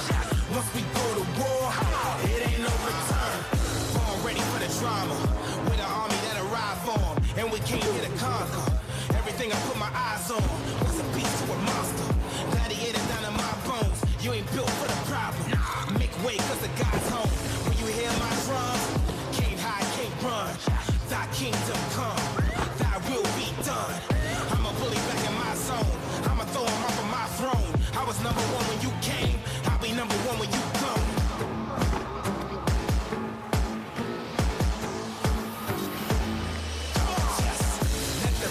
Blaze, let the bridges burn. Once we go to war, it ain't no return. You ain't know I was a problem, you about to learn. Once we go to war, it ain't no return. Yeah, we about to take it way too far. Yeah, we about to take it way, way, way too far. Let's go. You ain't know I was a problem, you about to learn. Once we go to war, it ain't no return.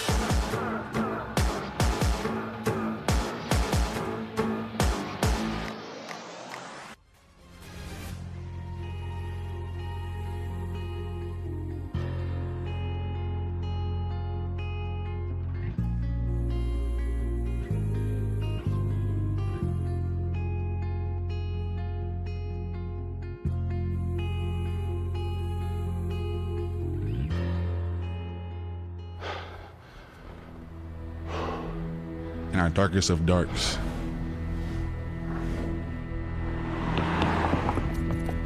in our lowest of lows, we fight back.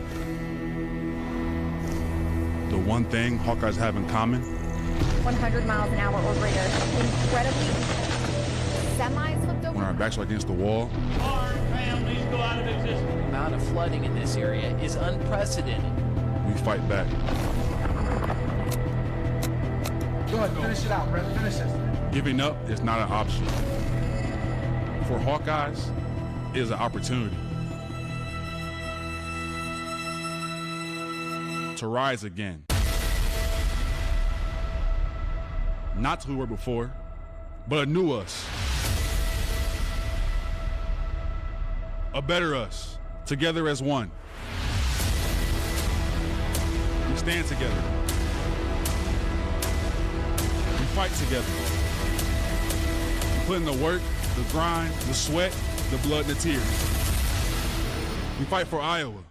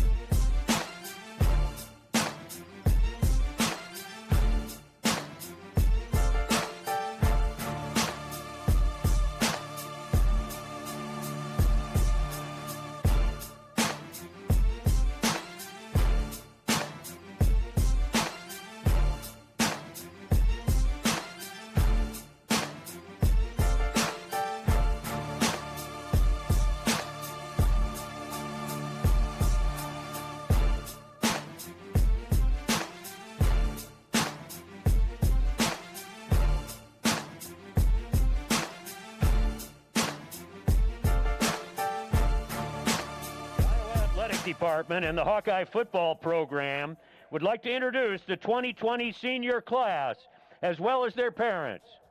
These young men have made significant contributions, not only this season, but during their careers at the University of Iowa. Please welcome them as they are introduced for the final time in Kinnick Stadium.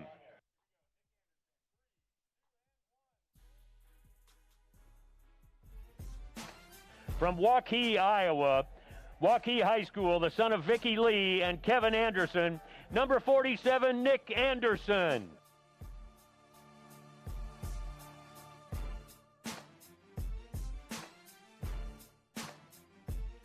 From Odison, Iowa, Algona High School, the son of Tina and Craig Banwart, number 61, Cole Banwart.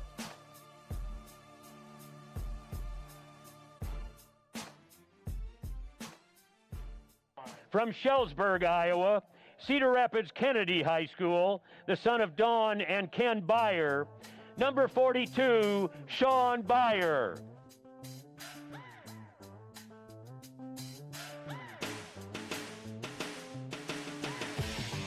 From Waukesha, Wisconsin, Catholic Memorial High School, the son of Sharon and Steve Cooper, number 19, Max Cooper.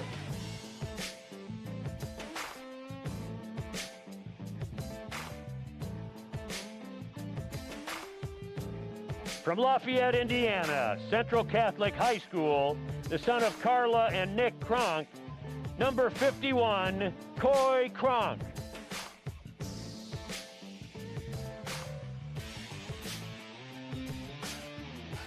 From Rhinebeck, Iowa, Gladbrook Rhinebeck High School, the son of Laura and Kirk Dinsdale, number 41, Colton Dinsdale.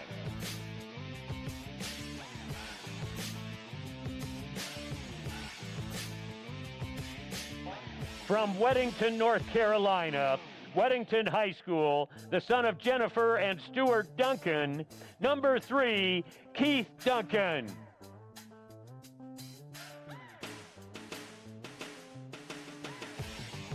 From Detroit, Michigan, East English Village Prep, the son of Linda Golston, number 57, Chauncey Golston.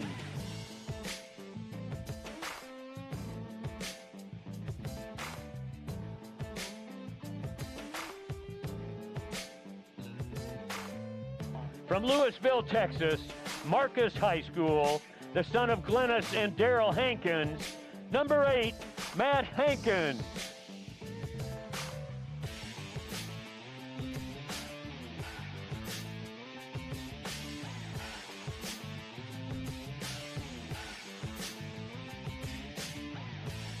From Prophetstown, Illinois, Erie Prophetstown High School, the son of Judith and Chris Breitbach and Paul Heflin, number 96, Jack Heflin.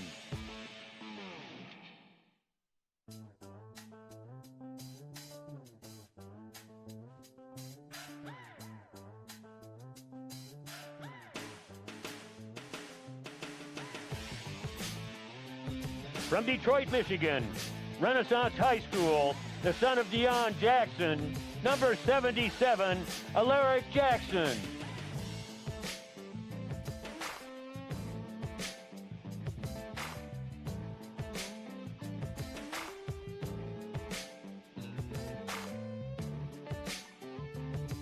From Palo, Iowa, Cedar Rapids Kennedy High School, the son of Shelley and Eric Jacobus, number 66, Dallas Jacobus.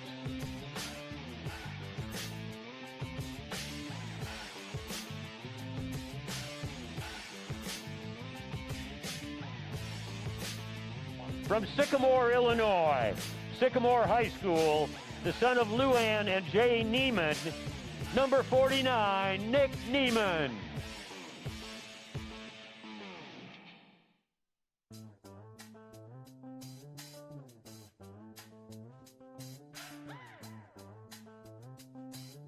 From Key West, Florida, Key West High School, the son of Yolanda Gardner, number 10, Mackay Sargent.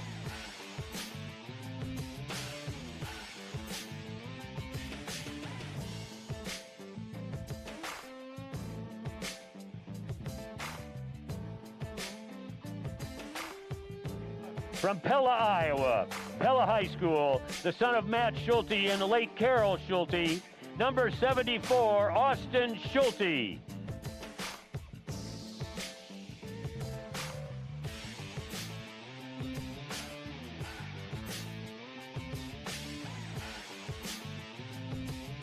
From Council Bluffs, Iowa, Lewis Central High School, the son of Trudy and Jeff Shudak, number 10, Caleb Shudak.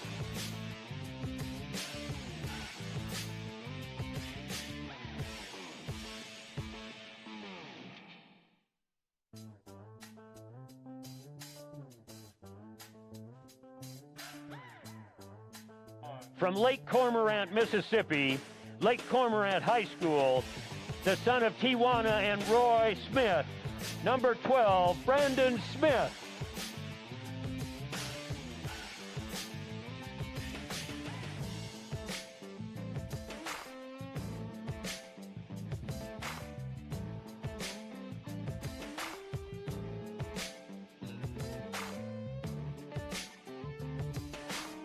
From Newark, New Jersey, Weequahic High School, the grandson of Nancy Marset and son of Gwendolyn Elam and Martin Smith Marset, number 6, Amir Smith Marset.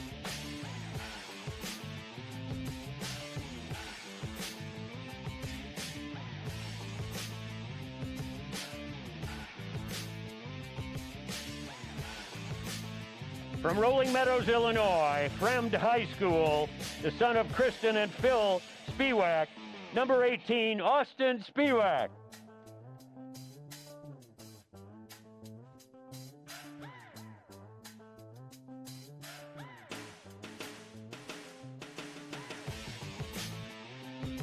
From Zeeland, Michigan, Zeeland West High School, the son of Rebecca and Dale Van Valkenburg, number 97, Zach Van Valkenburg.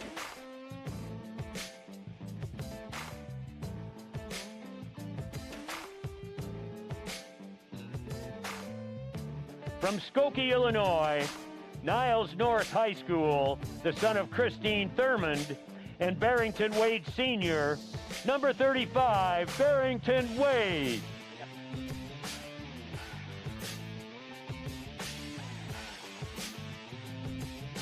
Thank you, seniors, for all that you've done for Hawkeye football.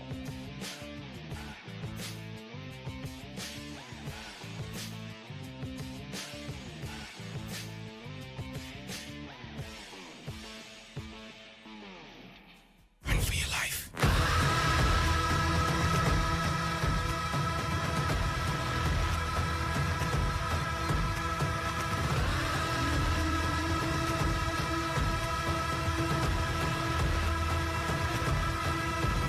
Here are today's starting Hawkeyes against the Wisconsin Badgers. At wide receiver from Lake Cormorant, Mississippi, Brandon Smith.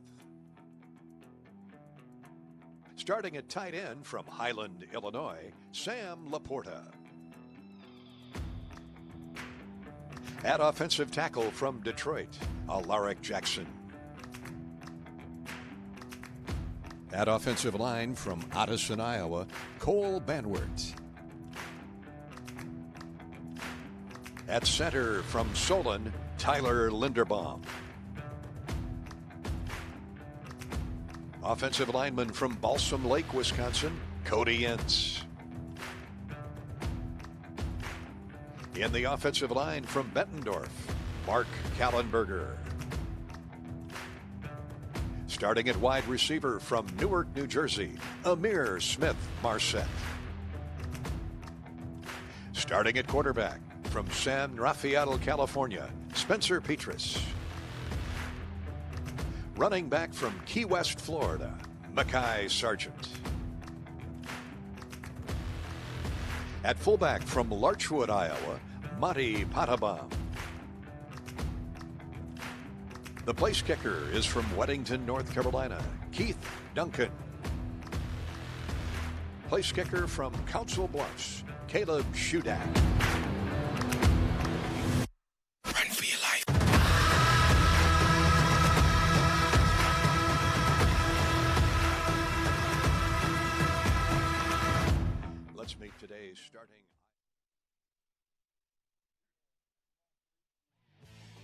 And now, Hawkeye great Niall Kinnick, and this excerpt from his 1939 Heisman Award acceptance speech.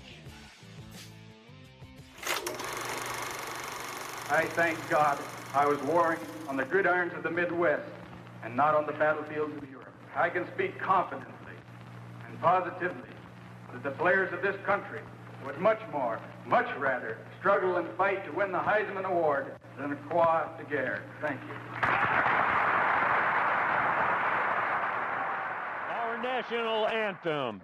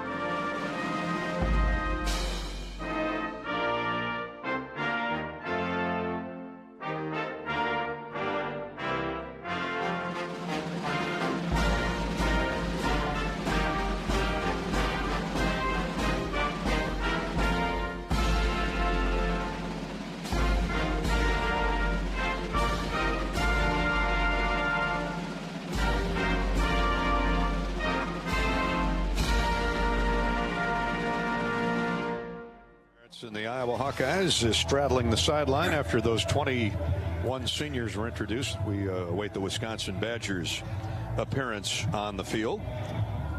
And we'll be underway here shortly with the Hy-Vee coin toss and then this afternoon's kickoff. Our game sponsor today, can't thank enough, we fly out of there all the time with the Hawkeyes, the Eastern Iowa Airport. Eastern Iowa Airport is #1 in choice for air transportation throughout Hawkeye Nation. When you're ready to fly, fly CID. Check out flycid.com for more information. The Hy-Vee coin toss, courtesy of Hy-Vee. Save time and shop online with Hy-Vee Isles Online. Go to HyVeeIslesOnline.com. If you win the coin toss today, what do you do with the wind? Died down somewhat, but still pretty brisk out of the north. Well, I think it's smart to defend, to defer, and go on defense first, and let today's contest. Wisconsin, you're a guest. We shall find out. Yeah. This side is tails. What's your call? Tails. He called the tail. He's called tails. It is the tails. You want the toss? Defer. You called it right, Edward. The Badgers. Wisconsin has won, has deferred. Iowa will receive at this end. So the Hawks will have the wind and Spencer Petras to start the game. Yeah, well, both teams have really good defenses. So with the wind blowing, why don't you put your defense on the field? Indeed. By all standards, at least expert standards, you would expect a low-scoring game with these two top-notch defenses and the weather conditions. We shall see. Maybe this is a day Spencer Petras posts his best game of the year. It would be something against this outstanding defense. The officials, the officiating crew, the referee, Larry Smith leads the group. Umpires Bobby Colosimo. Rick Hunkemper is the head linesman. Ryan McDonald, the line judge. John Hayes, the field judge. Kyle Debuse, the side judge. Back judge is Mike Brown. Jason Nickleby, the center judge. And the replay official is Tom Fiedler. So the Hawkeyes will have Amir Smith-Marset out there near the goal line as Wisconsin will kick into this stiff breeze. Their kicker is Colin Larsh, a junior out of Marshall, Wisconsin. Connor Schlichting is the punter. Andy Vunovich will do field goals for the Badgers. At least that's how they're listed. Well, we'll find out pretty soon who's going to kick it.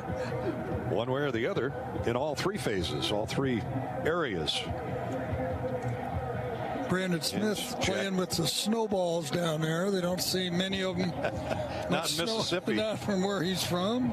Well, naturally, it's a new kicker. And I can tell you why. Jack Van Dyke has got the long leg. He's got the stronger leg.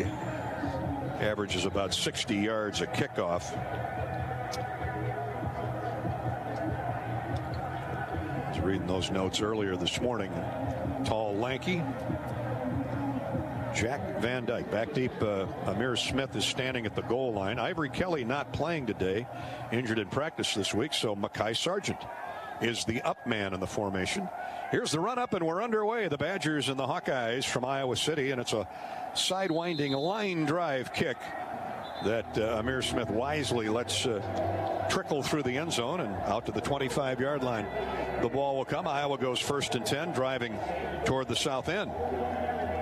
Looks like the wind is freshening just a bit, but down on the field, the streamers on the south end zone are blowing to the south, and the north end zone, they're basically dangling straight down. 1st and 10, Iowa at the 25-yard line. Petrus with an offset eye comes up under center. Tyler Lindebaum. They need a big day out of this offensive line. They're going to run straight ahead with Sargent, and he plows forward, keeps his legs, and gets 2 or 3 on 1st down. Running inside left guard up front for the Hawkeyes. Right to left, Jack Plum out of Green Bay, right tackle. Then Cole Banward at the guard. Lindebaum at center. Cody Ince and Alaric Jackson on the left side. And they're going against that 3-4, led by Isaiah Loudermilk, Keanu Benton, and Garrett Rand. Inside linebacker Jack Sanborn has his first tackle of the afternoon. 2nd down, call it a long 7. Petrus in the short gun. Laporta goes in motion. He looks right, throws right as he accepts the snap across the 30. Amir gets the 1st down across the 35. And a head-rattling tackle applied by Wisconsin's Scott Nelson, the safety, and Dante Burton, the cornerback, who lost his lid, so he's going to have to go out for a play. And they'll send in Fayon Hicks. And Amir, a nice move after he caught the ball to make the 1st down.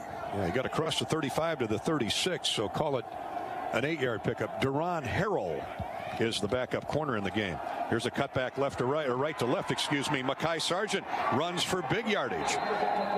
Over center and then cut back to the left. Lindebaum and Ince with the key blocks, and Mekhi runs for about 15. Oh, that's a good cutback. It was a trap. They brought Laporta across the formation, and Sargent started to the right and then cut back to the left. Safeties came up to make the stop, or at least the initial hit, but Sargent's always going forward. A gain of 15. Here he is again. Spins away from a linebacker, makes a miss, gets 5 or 6. And the Hawks not only have the run game going, but it's the inside run game. They are attacking the nose tackle. You know, it's great, too, because Sargent being a senior, he gets to start today, and I think that's class. 5-yard pickup, 2nd down and 5. For the Hawkeyes. Wide left goes Tyrone Tracy now into the game. Hawks go with a fullback and a tight end. Single receivers, Reganey and Tracy, right and left. Out of a tight eye, Sargent is the tailback, and they're going to give it to Mekhi again. Tries to stretch the play out and is tripped up.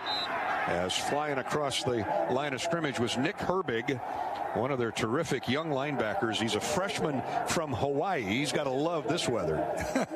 Sargent loses a couple. He signed up for Wisconsin. That's should know what's coming. He was a highly rated high school player, 5-star out of Kauai. Sargent took a look inside, then tried to get outside, and Herbig, who is fleet-footed at 225 pounds, like a glorified safety. So the Hawks face 3rd and 7 just across midfield in Wisconsin territory. Here's another sideline pattern caught by Amir Smith. Marsette's going to be about a yard shy of a 1st down. The ball at the 40 of the Badgers. Ball was thrown a little bit behind him.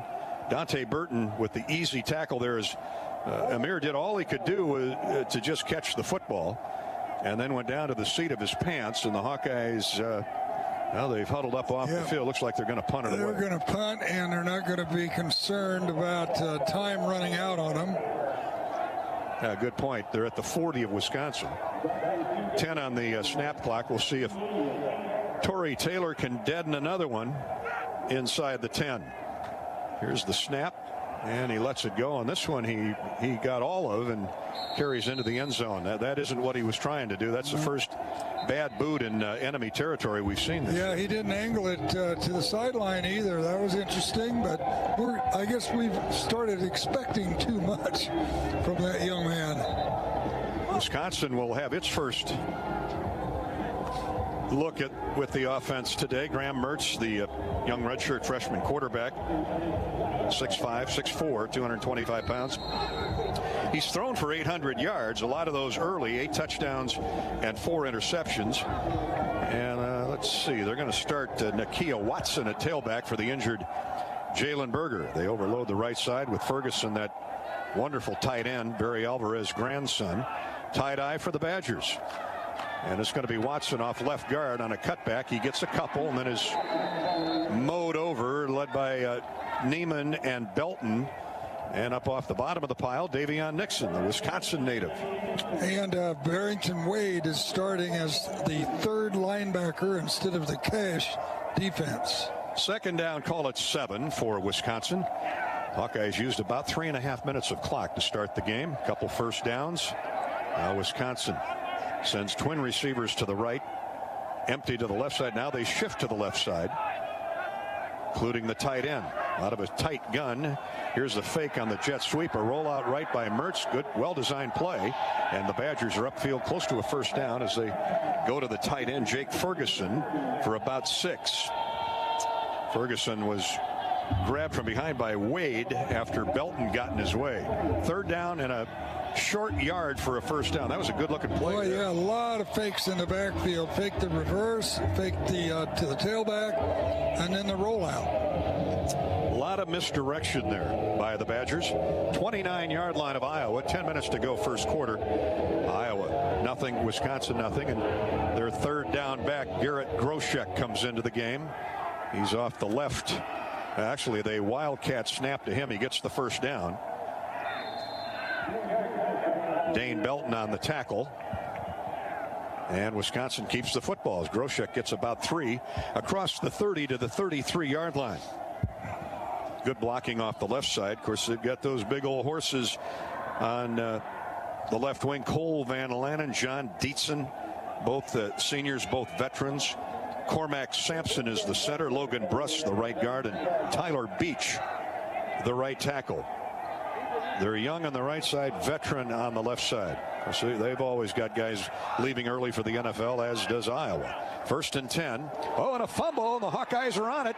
Iowa's on it. I think Neiman has it, as there was a bad exchange, quarterback to the tailback, and the Hawkeyes have the fumble recovery. Yeah, and you're right. Neiman jumped over a Wisconsin player to grab it. Oh, what a big break for the Hawkeyes. Hawkeyes get the first big turnover of the day.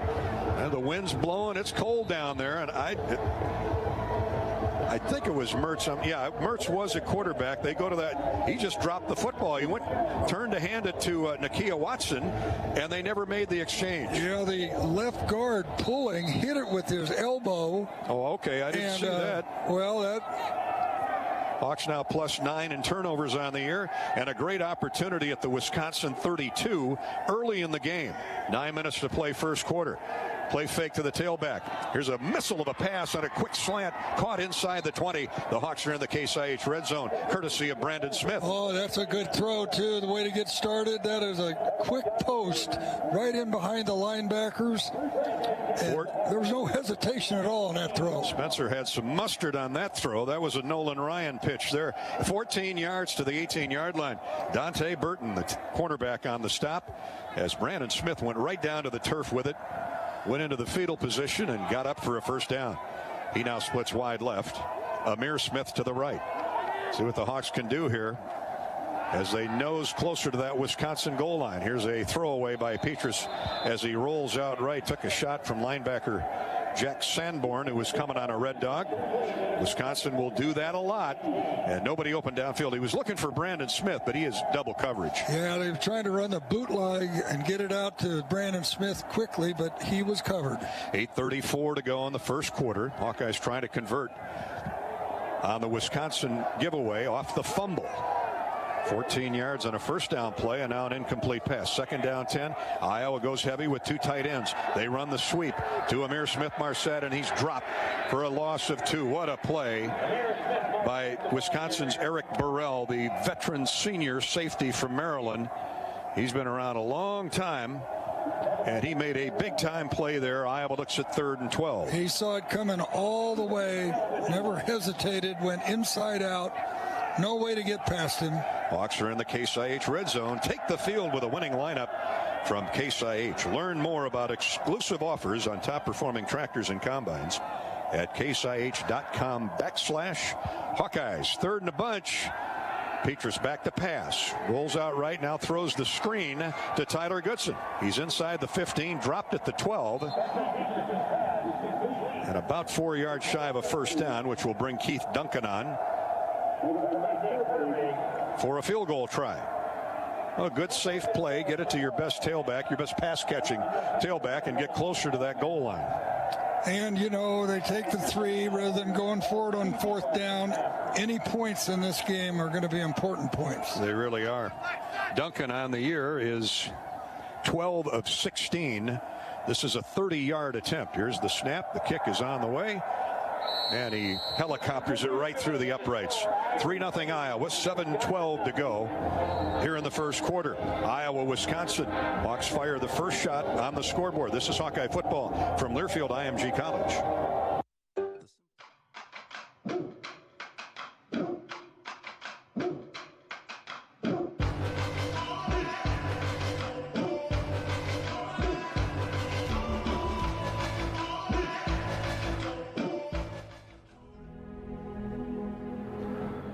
This is Kinnick Stadium,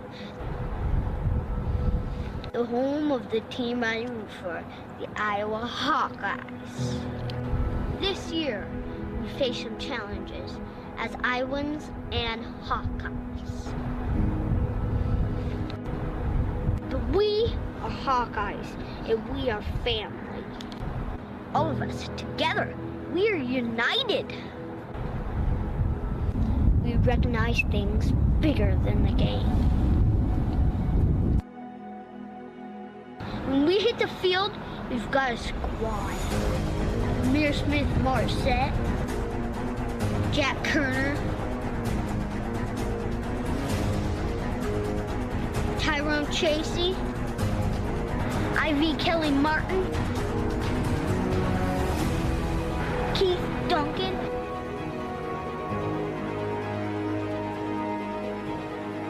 Davion Nixon, Riley Moss,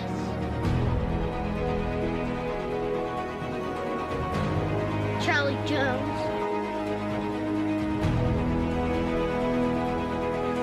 and my man, Tyler Goodson.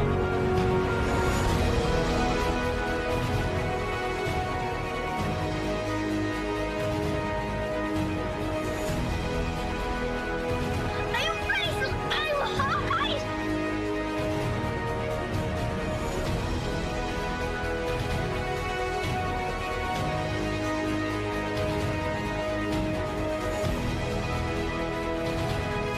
Let's go, Hawks!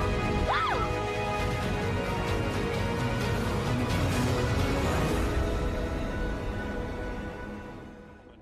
Yeah, Dolph, the National Weather Service lists the wind out of the north-northwest about 12 miles per hour. Down here at field level, I'm in the south end zone. It's almost like it's coming out of the south. So to Eddie's point, pregame with no fans in here, it changes the wind patterns. Really evident here in the south end zone. A little swirling wind, Ed, huh? Yeah. Sliding off of all those empty seats. Whistling off. Yeah, Wisconsin has Devin Chandler back deep. Wide receiver. He's at the goal line, and Caleb Shudak will have the benefit of a 20 to 25 mile an hour north gust at his back. Here's the kick. He actually kicks it short at the 5-yard line. Chandler to the 10, 15, 20, and then is driven out of bounds about the 23-yard line.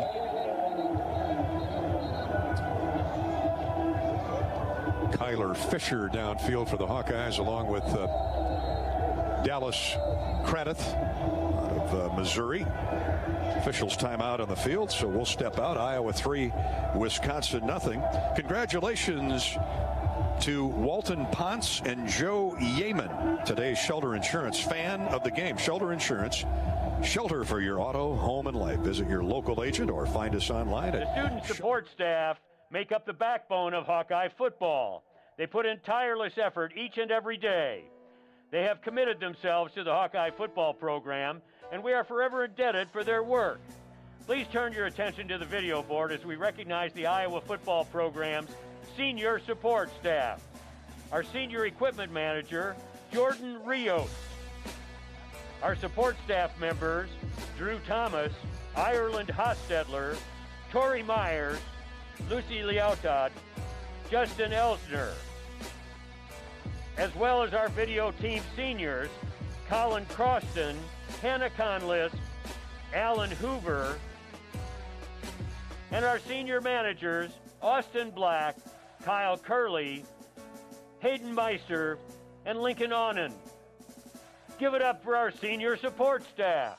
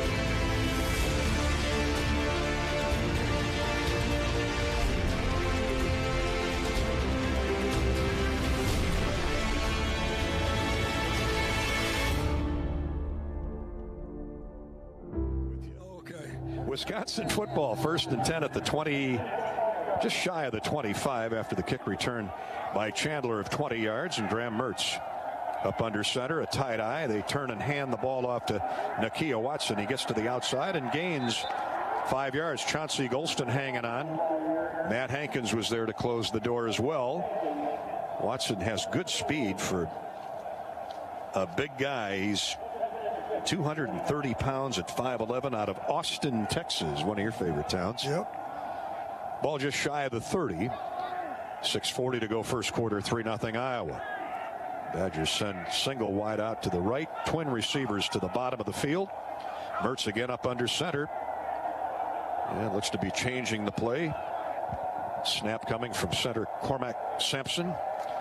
And they give it to Watson again. He tries the same side of the field, the short side of the field, and Hawks were there to close it down. He did gain a yard. Kerner, Hankins, Golston there for the stop. Third down, call it a short 4 for the Badgers. Yeah, Kerner looked like he was in the huddle as he started into a safety blitz just before the ball was snapped, ended up making the tackle. See if the Hawks can get off the field on third down. Third, they actually spot the ball at the 27. Call it 3rd and 3. And Wisconsin with twin receivers again to the wide side of the field. Tight end Ferguson out there. Now one receiver goes in motion from the short side to the wide side. 3 to the wide side. Mertz throwing that way and undershoots the intended receiver. Jack Dunn little used Jack Dunn Sr. from Madison Edgewood. Riley Moss was right there for the coverage. It would have been a first down had he completed it, but Mertz threw it into the turf. Yep, and that's part of the ball being slick and the wind blowing into your face. Wisconsin will punt it away on 4th down and 3. Iowa leading 3-0 early on, first quarter. Connor, I take that back. Andy Vunovich hits a high towering boot into the wind. Fair caught by Charlie Jones back at the Iowa 19. That's some kick by Vunovich. Boy, I guess into that wind or whatever the wind's doing down there. As Robbie said, it's swirling. You know, it looks like it's coming across at us in our face. That would be out of the east, and that usually means moisture. Vunovich averaging 43 yards a punt. Bombs 149. Iowa will operate from its own 19 when we come back, leading 3-0. 5.5 to go, first quarter. This is Hawkeye football from Learfield, IMG College.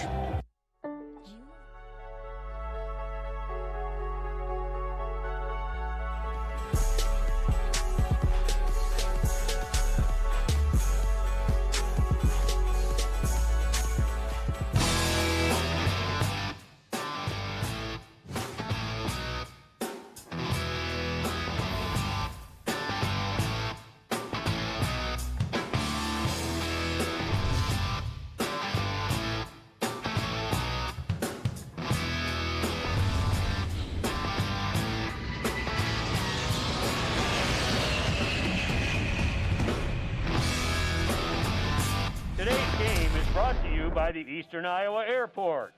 They're the #1 choice for air transportation throughout Hawkeye Nation. When you are ready to fly, fly CID. Check out flycid.com for more.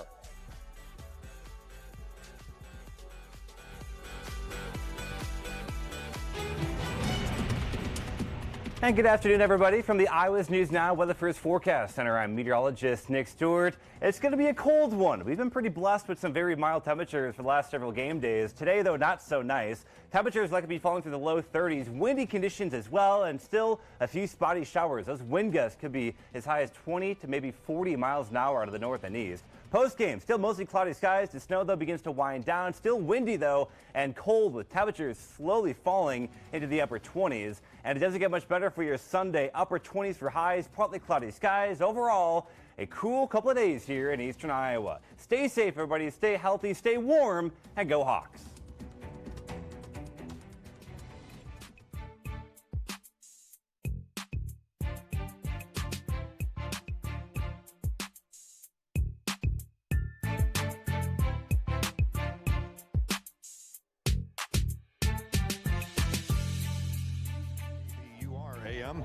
In Burlington, in Denison, KDSN. In Fairfield, it's KKFD, FM 95.9. KROS, AM and FM in Clinton. Thank you for listening in to the Hawkeye Radio Network. All right, Ed, an 80-yard drive here would be nice. Yep, got 3 wide receivers in and no fullback. Wisconsin with that 3-4 defense, rushing 3. Now they cheat a linebacker up there. The Hawks on a play fake.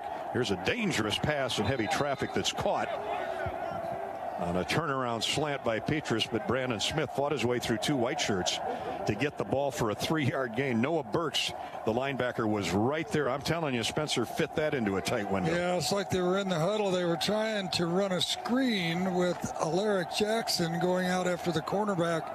He had no chance to get there. Second down, almost 8. Hawks go trips to the right. Mekhi Sargent splits out wide left. Now he comes to the backfield. Here's the snap. They run the handoff to Mekhi. He gets through a little bit of a hole and makes a lot out of it. Squirms up to the 28-yard line. Heck of an effort by Mekhi Sargent, excuse me. And with that run, he just passed Eddie Podolak for 20th place all time in career rushing yards with 1,710. He needed 1. He gets 7 or 8. The Hawks have 3rd and less than a yard. I'll trade places with him. I'll go to Key West, and he can stay here. 2 tight ends out of a tight eye. Spencer Petrus going to throw on 3rd and short. Lobs it down the field, and I have no idea what that play was or where he was going with it. But on 3rd and short, the Hawkeyes now look at 4th and less than a yard. Well, I guess he just threw it away because there was nobody within 15 yards. No, Laporta was running a post pattern, and he threw it to the wide side of the field. That was a mix-up somewhere. Grounding. Offense. Intentional grounding. Lost it down at the spot of the foul. Oh, my. And third down and about a half a yard. I don't get it. Me neither. Wow. Well, he's having a chat man-to-man over there with the offensive coordinator, Brian Ferentz, right now. Hawkeyes will punt it away, and they need a big one out of Tory Taylor, so it's a 10-yard walk-off for intentional grounding.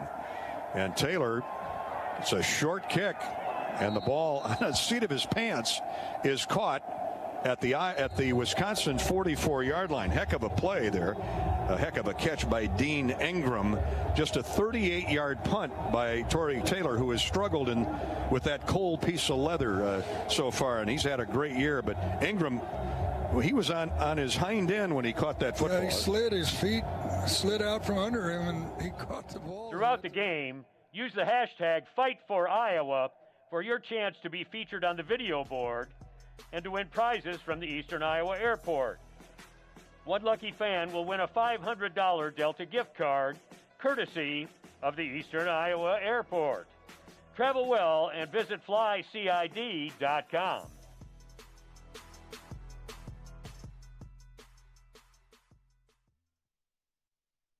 Prior to every game, the Iowa communications team is working hard to preview the matchup. This season, a digital game program is available to all fans. The game day programs feature a wide array of information from team rosters, the schedule, opponent coverage, conference standings, and more. Find the free program on our website under the Connect tab.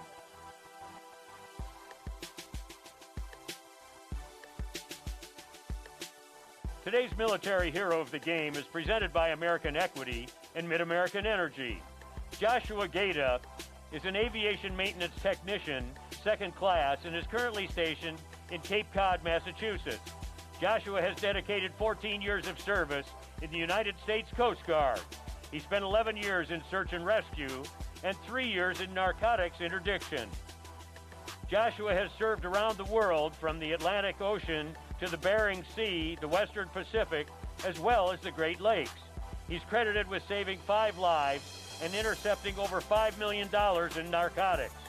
He's been awarded 5 commendations, 2 humanitarian medals, the Presidential Citation, and the Coast Guard Achievement Medal. Joshua's from Muscatine, Iowa, and an avid Hawkeye fan. Ladies and gentlemen, our military hero of the game, Joshua Gaeta, proudly sponsored by Mid-American Energy and American Equity.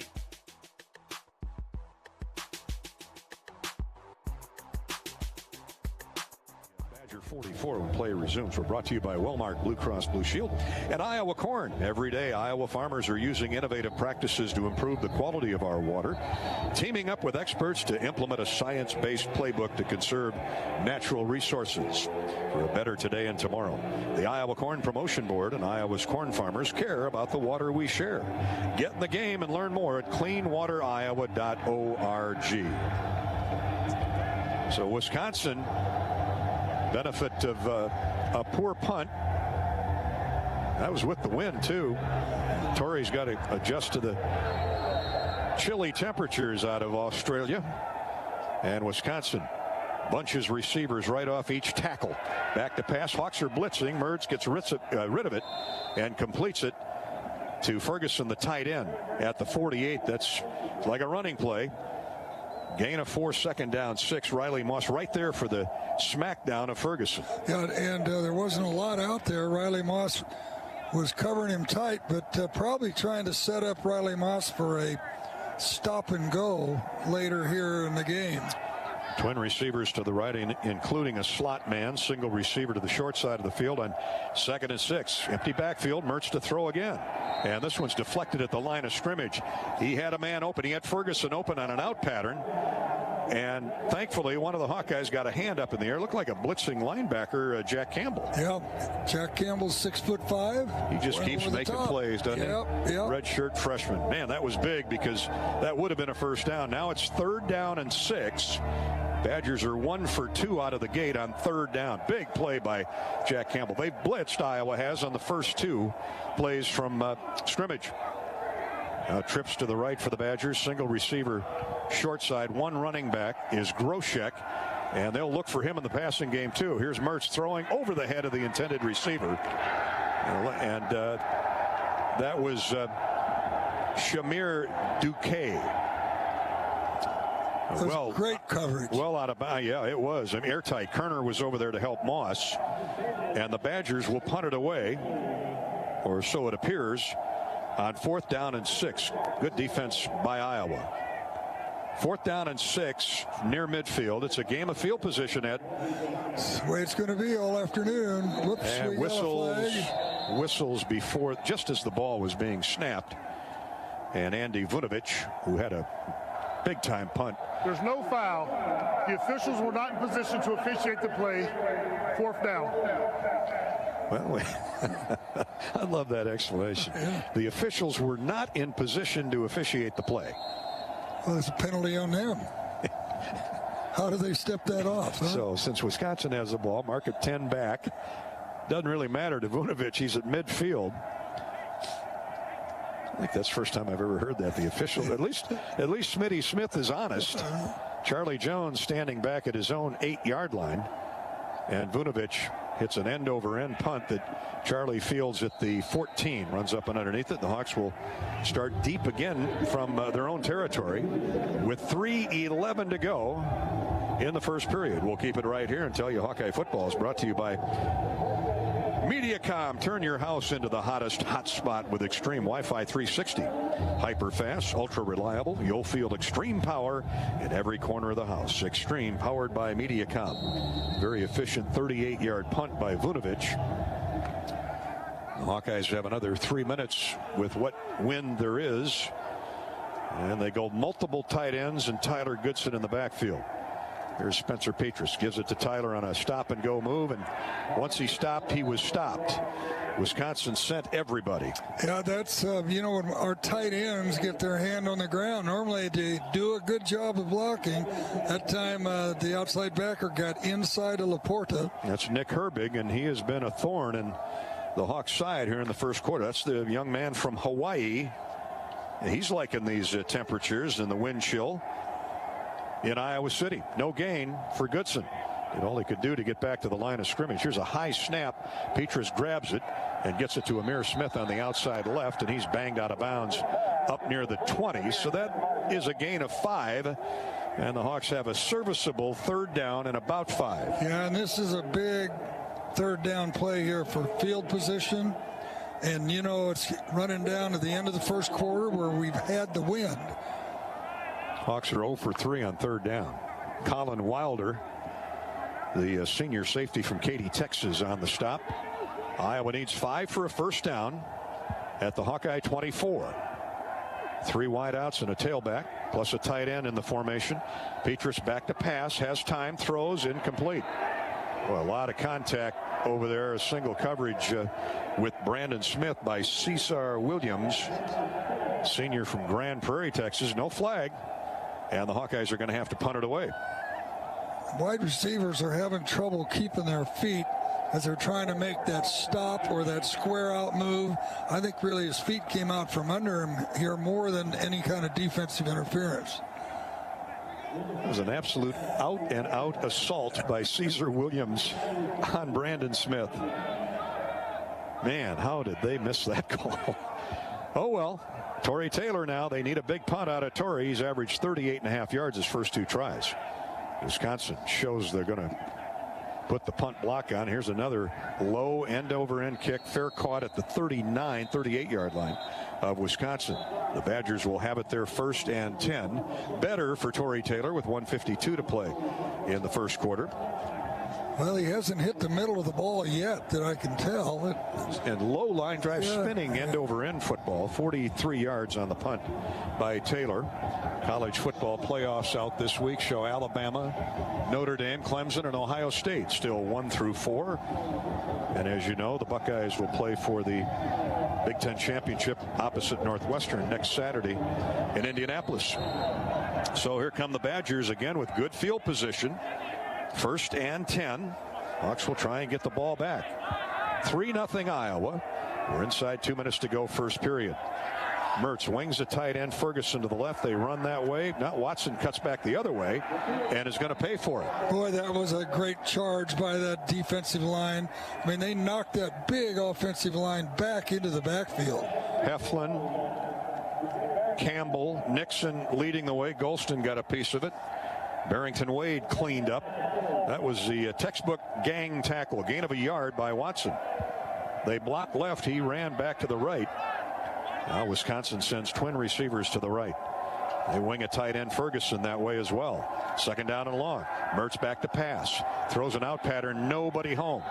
The receiver ran an in route, and Dane Belton was the closest to that throw that went to the Wisconsin bench. Yeah, there's communication problems here with both teams. Because that wasn't even close. The little used Jack Dunn, I think, was the intended receiver. He was the closest Badger to the football. And so here's Wisconsin, 3rd down and 9. Hawks can hold them. They'll get the ball back in what should be pretty decent field position, although Vunovich has won the punting battle so far. 3rd and 9. Mertz is back to pass. Hawks rushing 4. Now they got him on the run. He throws and it's incomplete. Good defense by Riley Moss as he had the intended receiver, Shamir Duque, all tied up. Chimray Duque. That's a very interesting coverage there because Riley Moss is the right cornerback on defense. He came all the way across the field following that receiver and knocked the ball away on the opposite side of the field. He almost beat Duque to the football as if he knew the pattern. Well, obviously he knew the pattern, seen that on film. Good film study. 1:06 to go. Clock stop. Wisconsin will punt it away again. Vunovich again hammers one almost to the end zone on the fly. Wow, what a weapon. That is into the wind too. My goodness. Whew. That's about a net 60 or 60-yard punt. You'll bring it back out to the 25-yard line, make that the 20. So it'll be a net of 40, but still really good into that win. Hawkeye football is brought to you today by EMC Insurance. Since 1911, EMC has been a supporter of Hawkeye athletics. Businesses across the country for almost a century, a little more than a century, have counted on the strength and stability of EMC insurance companies. Find your next agent near you at emcins.com. EMC Insurance. Out of the gun, they run the draw to Tyler Goodson. Cut back right to left, nets about a yard. Wisconsin has adjusted nicely to the first couple series when the Hawkeyes, at least with Mekhi Sargent, were having some inside run success. But it's a cat and mouse game. It's a chess game all afternoon. Yep. Now Jack Sanborn is the inside backer calling the defenses. Badgers rushing 3. They bring 2 linebackers, the outside backers, up on the line of scrimmage. Petrus throws, has Amir Smith at the 25, cuts back to the middle of the field, and takes a wicked shot across the 30. Well, he went backwards 3 yards, but his momentum got the first down. Heck of an effort by Amir Smith. Yes, he came back and turned around, got a block downfield, too. Got the first down. Woo! Yeah, what a hit by Eric Burrell. I mean, he left Fayon Hicks planted at the 25. He slid to the ground. Amir slid as he made his move out of the cut and then took a wicked shot by Burrell in the back. Down he went. And the Hawks will have it 1st and 10 at the 32 when the second period starts.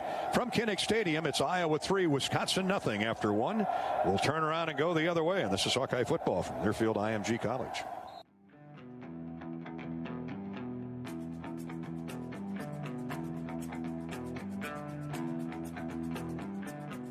It's the best tradition in college sports. Let's send our support and encouragement to the kids and their families watching the game.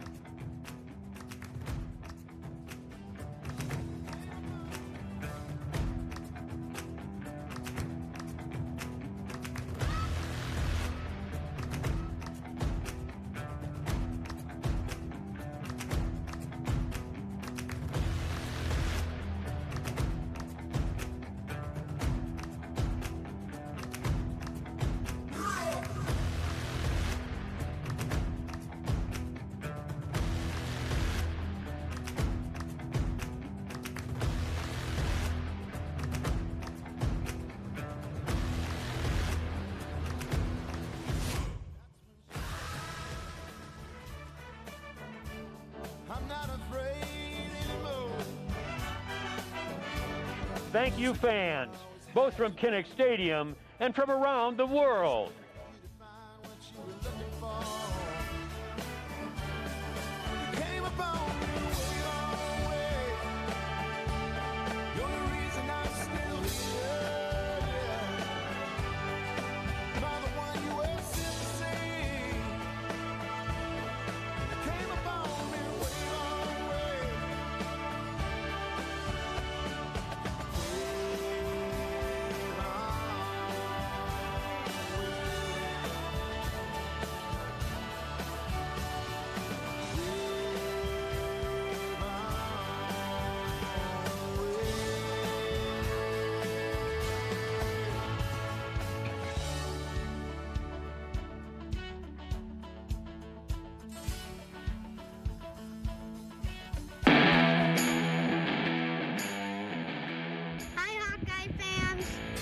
Can't be with you at the game this year, but let's work on being together again soon.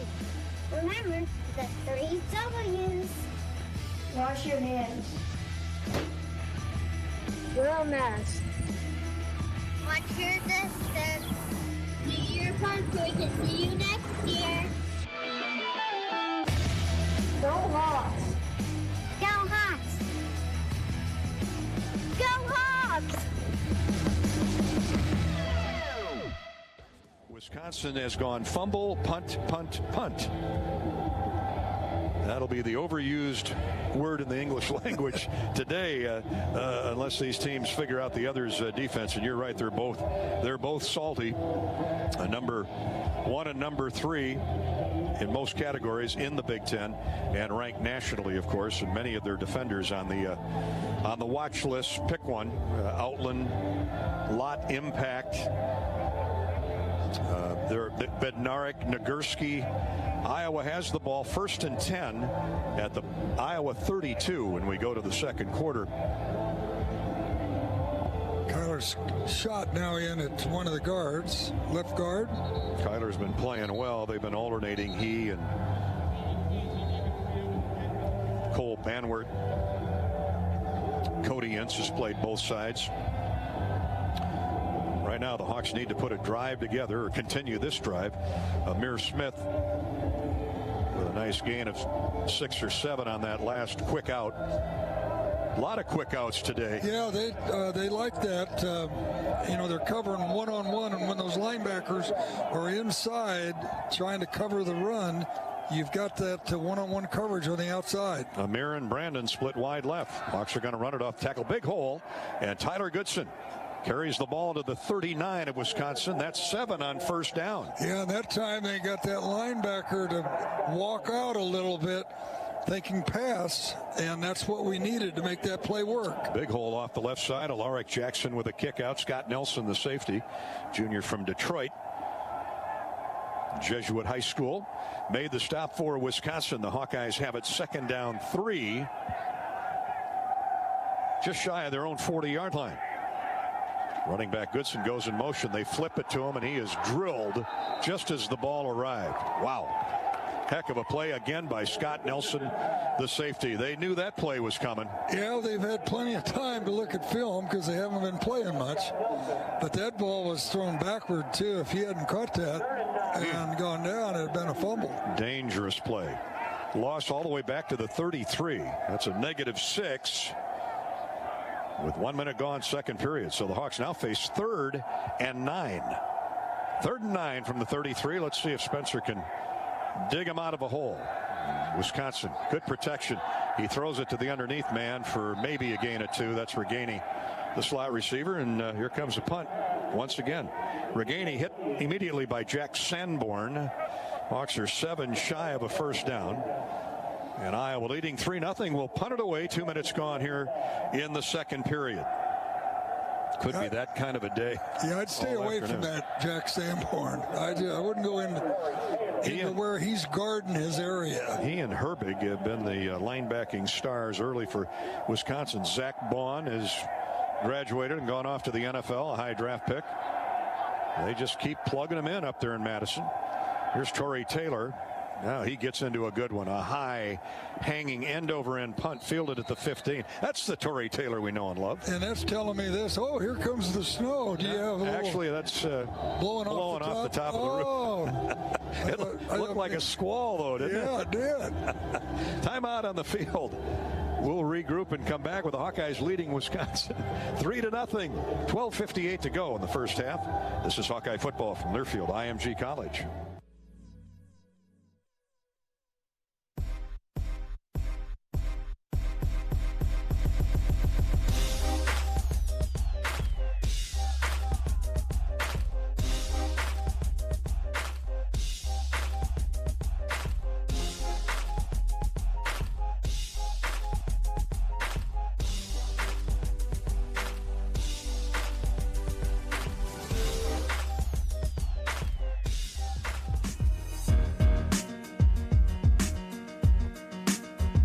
Support from the I-Club provides the best facilities and college experience for our student athletes to win, graduate, and do it right.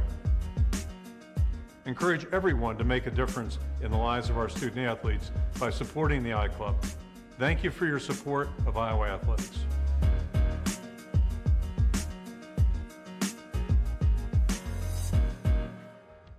Today's game will hoist the brass bull known as the Heartland Trophy. While the trophy only dates back to 2004, the Wisconsin and Iowa rivalry extends back to 1894. The trophy remains with the winning team until the next matchup. The Iowa-Wisconsin matchup brings another trophy to the forefront. We're talking about the annual battle for the Rusty Toolbox. The rivalry within the rivalry has been a staple since 1995. The team managers of each program meet for a spirited game of flag football, and the winner takes the toolbox. Due to COVID-19, the game was canceled this year, but we look forward to more competitions. The Iowa managers were the toolbox champions last fall, and the series is tied at 12 games apiece.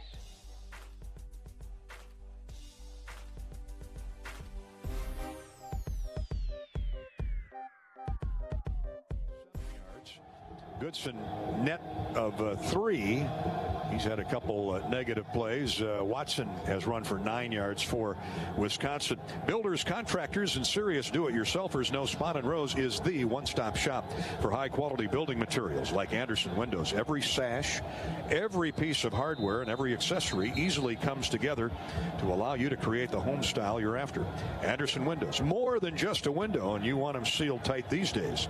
Their peace of mind at Anderson, with several locations and job site delivery, Spahn & Rose is always close to your next job, whether it be brand new or remodeling.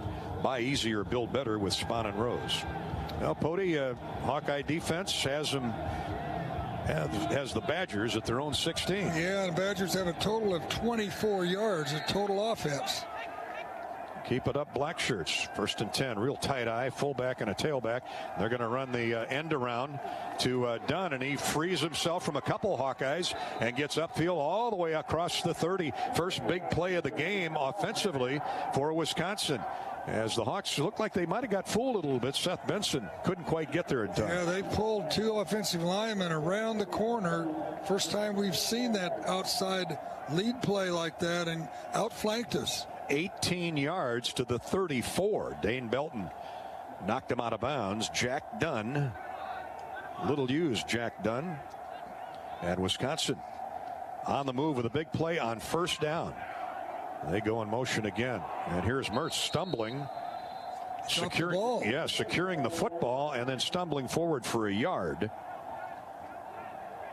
Yeah, those snaps are going to be difficult because that ball is getting wet and cold. That's Cormac Sampson is the center. He's been nicked and dinged up. He hasn't played a lot the last couple of weeks, but he's starting today. Tanner Bordellini has also played. 11 minutes, 55 seconds to play. First half, Iowa 3, Wisconsin nothing. So that helps the Hawkeye defense as Wisconsin now in 2nd down and long. Duque is slotted right, tight end Ferguson off the right tackle. They run the draw handoff to Groshek. And Garrett Groshek plows forward. Good blocking off of right guard for about 3 or 4. Ball at the 38. And that makes it 3rd down and 6. Iowa 3, Wisconsin nothing on a cold, windy day in Iowa City. 2 to 3 inches of snow earlier today. Nick Neiman gets credit for the tackle for the Hawkeyes. Yeah, Wagner in the game now. It's good to see him back playing. John Wagner out of Des Moines at one defensive end. Joe Evans at the other. Nixon and Golston now shift Golston inside. Barrington Wade's up on the line of scrimmage like he's coming. Mertz with protection. Throws. Caught for a first down. Across the 45 to the 47-yard line. Dane Belton right there. But the catch made by Jack Dunn. Again, he's been big in this drive, and Wisconsin moves the chains. Yeah, that was the middle receiver on that side. He was running man-on-man against Belton. Dunn had 10 catches coming into today.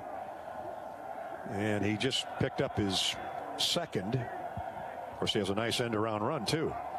Again, out of a tight eye, Ferguson, the tight end, goes in motion. Now they switch the fullback to a wing, and they run the reverse. Trying to get to the corner and get it turned is Dunn again. I had to make sure it wasn't Duque.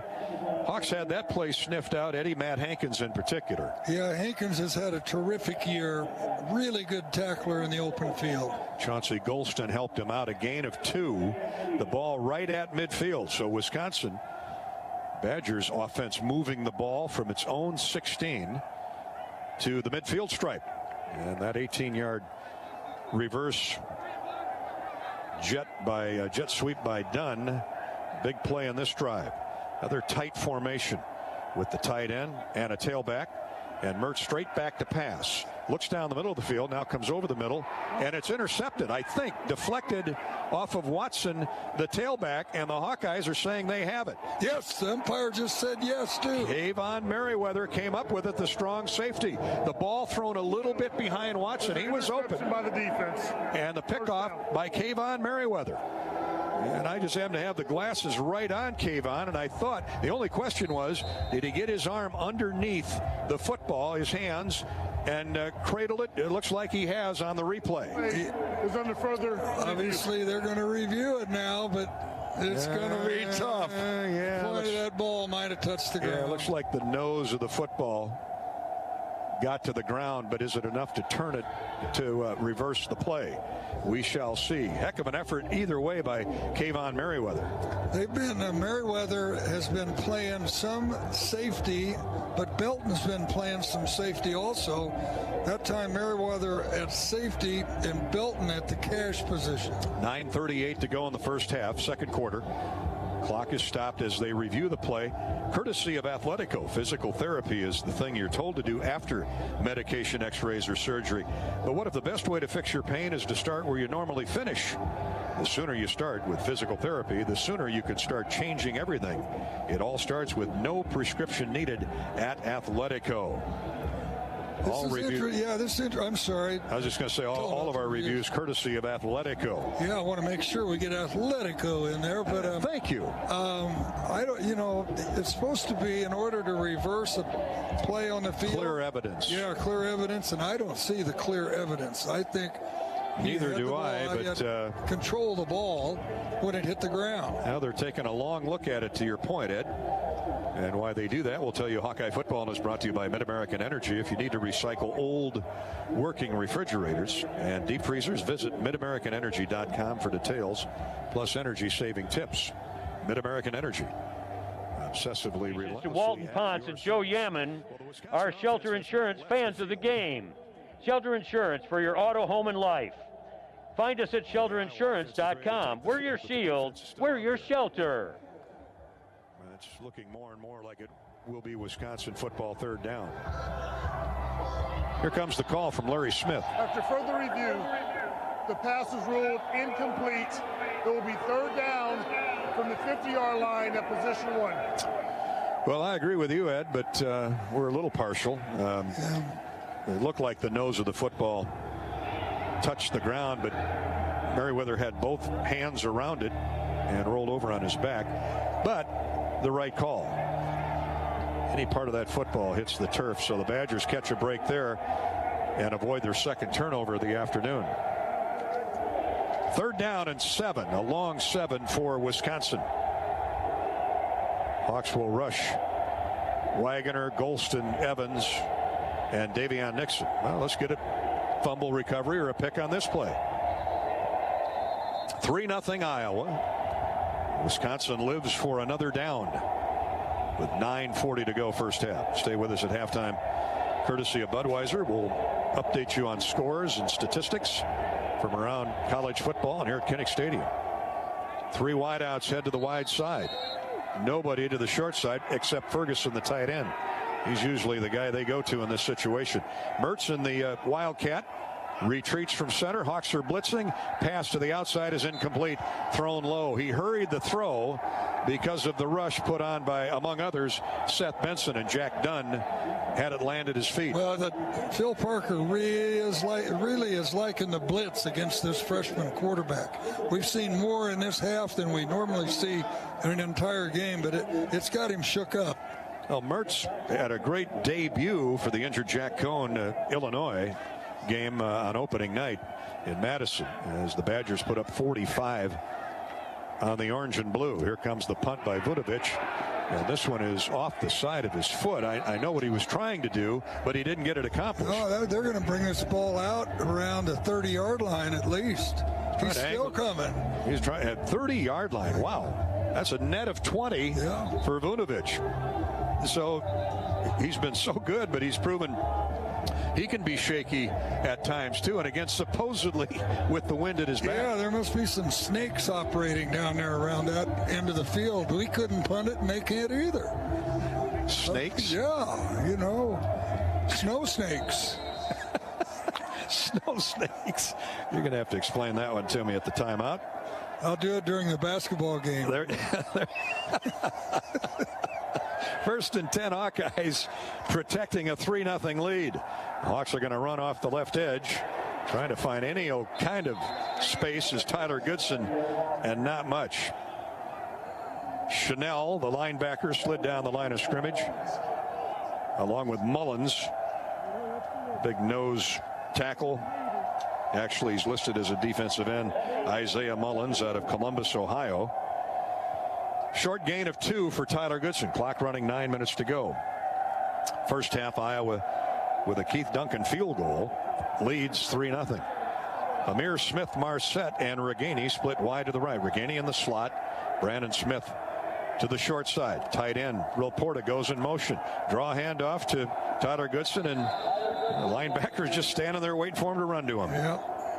Boy, and you got Smith out here one-on-one. Against a small cornerback. So hopefully we're looking at that in the long run, because Smith was running a streak up the field.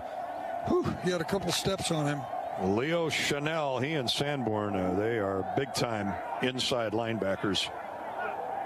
And little or no gain for Goodson. 3rd down and long, 3rd and 8. Reganey goes in motion. They're showing a linebacker blitz. Now they back off. Petra steps up in the pocket and then eats the football and is flung down to the ground by Isaiah Loudermilk, the other Isaiah on that left side. And Spencer chose to hold on to the football and loses yardage back to the 25, and it's 4th down. 2 great defenses pairing off here today, Gary. We expected it. What do they rank? Number 2 and 4 in the country or something like that? Number 1 and 3 in the Big Ten, and Wisconsin number 2 in the country in points allowed at 12.7. So the Hawks need another big punt out of Torrey Taylor. Here's the snap. He runs to his right and sends it the other way. And another fair catch at the last, made at the 30-yard line. Bobbled, but held on to by Dean Ingram. 44-yard punt. Good job by Torrey Taylor. Timeout on the field. The Hawks continue to lead 3-0. Wisconsin football when we come back to Kinnick. 7:26 to go, second period. This is Hawkeye football from Learfield, IMG College. Spencer's smart. He is a student of the sport, and he learns as he goes, and he adapts. And that's what makes him such a great wrestler.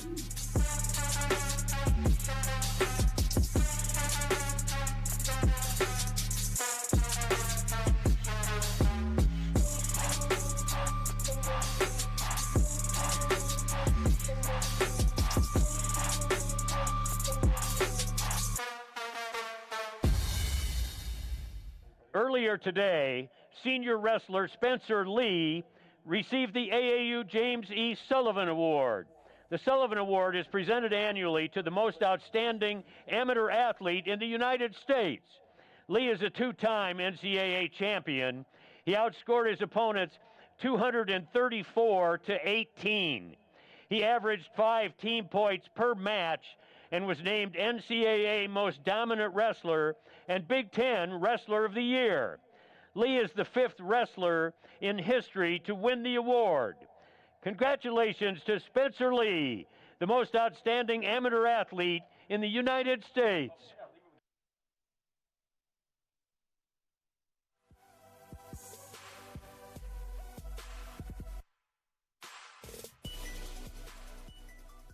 Hi, Hawk fans. Gary Dolphin here. Join me live every Wednesday night during football season from 6:30 until 8 for Hawk Talk with Kirk Ferentz, presented by View Rooftop on the Hawkeye Radio Network and KCRG 9.2. While we aren't able to be in person for the show this season, View Rooftop looks forward to hosting all Hawkeye fans next year. Hawk Talk with Iowa coach Kirk Ferentz, presented by View Rooftop from 6:30 until 8 p.m. this Wednesday night. Wisconsin's turn with the football once again. Let us know where you're at today. We'd love to give you a shout out on Facebook at facebook.com/Voice of the Hawks and on Twitter at Gary Dolphin. Ed will explain to us later what a snow snake is as we proceed on through the first half. We may make that a multiple choice question. Okay. Well, you write down the multiple possibilities. I'll have them to you by tip-off tomorrow. We probably need more than 2-3 inches of snow, though, don't we? For the color is green. An able snow snake. Huh? It's a green color. The snake is a green color. Well, I know it. Okay. That's why you can't see them down there. Oh my! All right, enough of that for now. Let's see if the Hawks can get a turnover on this Wisconsin offense that has struggled as much as Iowa today. The only points coming at the end, coming off a fumble by Wisconsin, a recovery by Neiman of Iowa. Mertz under center. They bunch everybody up on the line of scrimmage. The Hawks do too, and a loss for Nakia Watson, courtesy of Jack Heflin, the MAC leader in sacks. He had a bunch of tackles for loss before he transferred into Iowa City, and Watson loses 2. Boy, that was a heck of a play right through those big offensive linemen Wisconsin is noted for. And the Hawks outnumbered him there. Second down, call it 11. Well, at the 29-yard line of Wisconsin. Mertz going to throw this time. Hawks get some pressure on him. Down he goes. Our first Mershman sacks. What an effort by Seth Benson, who came on a delay, and Heflin got in there again to trip him up. Boy, Phil Parker is really liking that blitz today in passing situations. Loss of 10. Seth Benson gets credit for the sack, his second. He got his mitts on Mertz before Jack Heflin got there to help him out. But boy, Heflin blew up his guy. Nice stunt move on the outside and ran down Mertz from behind as Benson arrived at the same time. Third down and 21. Can't imagine the Badgers will get too fancy here, but Mertz takes a deep drop. Now they set up the screen and look like a hole. Oh, yeah. Davion Nixon is screaming down there. The Hawks get Groshek on the ground after a short gain. Boy, Nixon made a heck of a play driving through that big offensive tackle. Oh, is he a football player, as Ed Podolak would say? And Chancey Golson got held on that play, too, on the other side. And look, that hold, they just showed the replay up on the big screen on Davion Nixon. You have to be blind not to see that. A net of 3. And the Badgers will punt it away again. This is a really good one by Vunovic. Charlie Jones with the catch, and then he tried to get to the sideline, and he went backwards. He's having a little conversation now with one of the Wisconsin gunners. I thought Charlie stepped out of bounds, but then all of a sudden he made a move back toward the middle of the field and was driven 3 yards further back. See where they put the line. Now I do see a flag out there. The line of scrimmage, caught the ball around the 30-31, got upfield for a yard, and then looked to me like he had stepped on the chalk line right in front of the Iowa bench. But He was met and driven back about 3 yards. I think we're going to have some kind of a continuing arguing foul here. 47-yard punt if it stands where it is at the Hawkeye 29 with 5:27 to go in the first half while they sort it out. Well, here comes the call now. Let's After the play, unsportsmanlike conduct, assistant coach from Iowa. Half the distance will be enforced to the goal. First down. Wow. Ooh. Now that one is a new one on me. Unsportsmanlike conduct on the Iowa bench on an assistant coach. Kirk Ferentz is all the way out to the numbers. He'd like to know what's going on, how that happened. I mean, Jones caught the ball right on the Iowa sideline. Well, we'll sort it out. We'll come back in a minute. Hawkeye football. Iowa leads Wisconsin 3-0, but the Hawks are going to start from deep in their own territory with 5:27 to go. First half, and Iowa leading the Badgers 3-0. This is Hawkeye football from Learfield IMG College. Housing lender, member FDIC. Each game, we're celebrating the big brothers and big sisters of Central and Eastern Iowa. Kirk's kid of the game are Clayton and Reagan. Clayton is joined by his big brother Nate, and Reagan is joined by her big sister Rachel. Nationwide and the Hawkeyes encourage you to be a mentor in your community.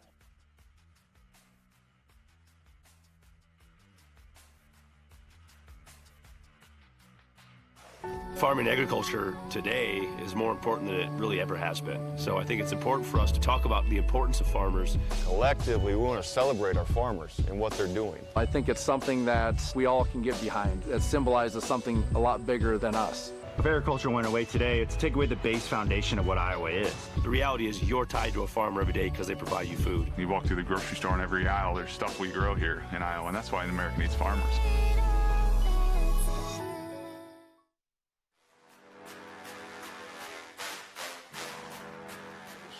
Blue Cross Blue Shield. Kirk Ferentz is still out on the field. He's got 3 officials around him getting an explanation as to what that unsportsmanlike call was on the Iowa bench that marched the Hawkeyes back from their own 29 to the 14-yard line of Iowa, and that's where the Hawks start this series. Petrus runs the draw handoff to Sargent, and not much. He gets across the 15 to the 16.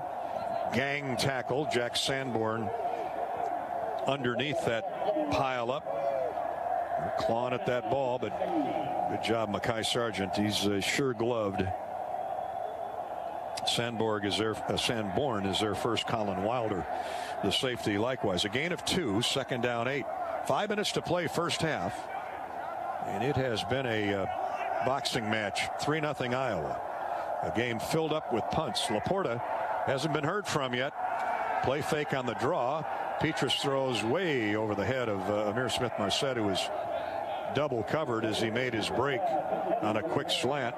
He's having words out there with Eric Burrell, the safety. Those two seniors, they've run into each other a lot over the years. Yeah, and Nico Regini wide open over the middle.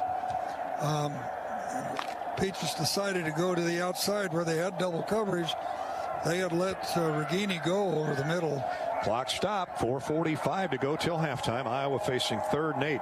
Hawks are 0 for 6 on 3rd down. Here's a pass that is well out of the reach of Ihmir Smith-Marsette on a fade pattern down the far sideline. And now Ihmir Smith-Marsette. Now we got flags across the way. The Wisconsin defenders got in the face of Ihmir Smith as he was trying to walk off the field, and Ihmir shoved one out of the way, and a little chippy out there, Edward. Yeah, well, nobody. It looks like they picked any flag up. They just quieted both players down, and Eric Burrell's got an issue with Ihmir Smith-Marsette. So the Hawks will punt it away on 4th down and 8. Not a good series, and it all started with an unsportsmanlike call on the Hawks. Here's a fair catch at the 40 of Wisconsin. A good boot considering it's into the wind by Torrey Taylor, and fair caught by Devin Chandler. 44-yard punt. Wisconsin has it. They keep improving yard by yard on these punt exchanges. And, of course, the sideline unsportsmanlike conduct call on Iowa hasn't helped any. Hawkeye football is brought to you by Pioneer. The world depends on farmers, but who can farmers depend on? At Pioneer, our teams are dedicated to serving farmers year-round. Pioneer, an American seed brand since 1926. Iowa's defense tries to get the ball right back. Here's Mertz. Whistles before they could snap the ball. Kirk calls timeout. And it is a timeout, Iowa. How about this? It's 4 minutes. Timeout, Iowa. There's a first charge. Will be 30 seconds. The first. Oh, the clock's still running. Somebody ought to let the clock operator. I mean, I like the home field advantage with the clock operator, but. Yeah. Dan Gable set the standard for Iowa wrestling. He led the Hawks for 21 seasons, and his list of accomplishments is extensive. On Monday, he added one more award to his resume, the Presidential Medal of Freedom.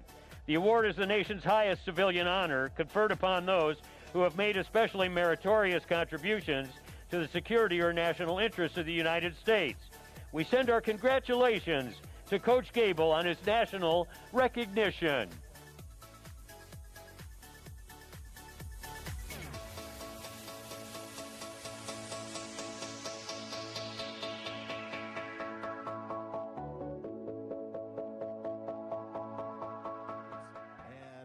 One today. They're long of 18, so let's hope that D locks in for the Hawkeyes.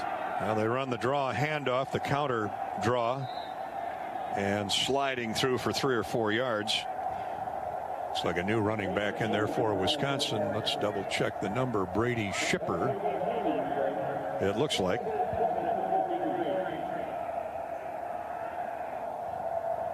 Good job by Merriweather there. He's really a sure tackler. 220-pound safety. Kayvon came up and stuck his nose in there. Limits the gain to 3 yards. Second down, 7. 4 minutes to go. First half, Wisconsin at its own 43. Now out of a tight eye play fake. Mertz back to pass. Wants to go down the middle of the field. Comes to the safety valve done, and the ball is jarred loose just as it arrived by Davion Nixon. And they'll call an incomplete pass. Jack Campbell laid the wood too on Dunn as the ball arrived. The ball was thrown low. Mertz was looking right down the hash mark at a post pattern. Ed, yeah, and Campbell reacted so quickly. It looked to me like that receiver had the ball long enough to call it a catch and a fumble, but doesn't look like there's going to be any review. Apparently did not have possession long enough. The Hawks not benefiting from the calls here, at least in this stretch. 3rd down and 7. The ball at the 43-yard line of Wisconsin. Iowa tries to get off the field again. Mertz has plenty of time. Throws to the sideline. Caught, but well short of the first down. Caught by Garrett Groshek. He's kind of their all-purpose back. Got 12 catches on the year. 25 rushes for 100 total yards. He gets 3 or 4 there, and it's going to be 4th down and 3. And the Hawkeyes will punt it away. Riley Moss in coverage on the sideline as Groshek tumbled out of bounds as soon as he caught it. So here comes another punt. And of course, Hawk fans remember the great punt fake years ago by Wisconsin. Wasn't the same situation. 3:08 to go. The Badgers will punt it away, and the field position war continues. Great high end over end kick that hits at the 2 and gets into the it went the other way. Oh my goodness. Came out and stopped at the 3. That was a Torrey Taylor type punt for Iowa.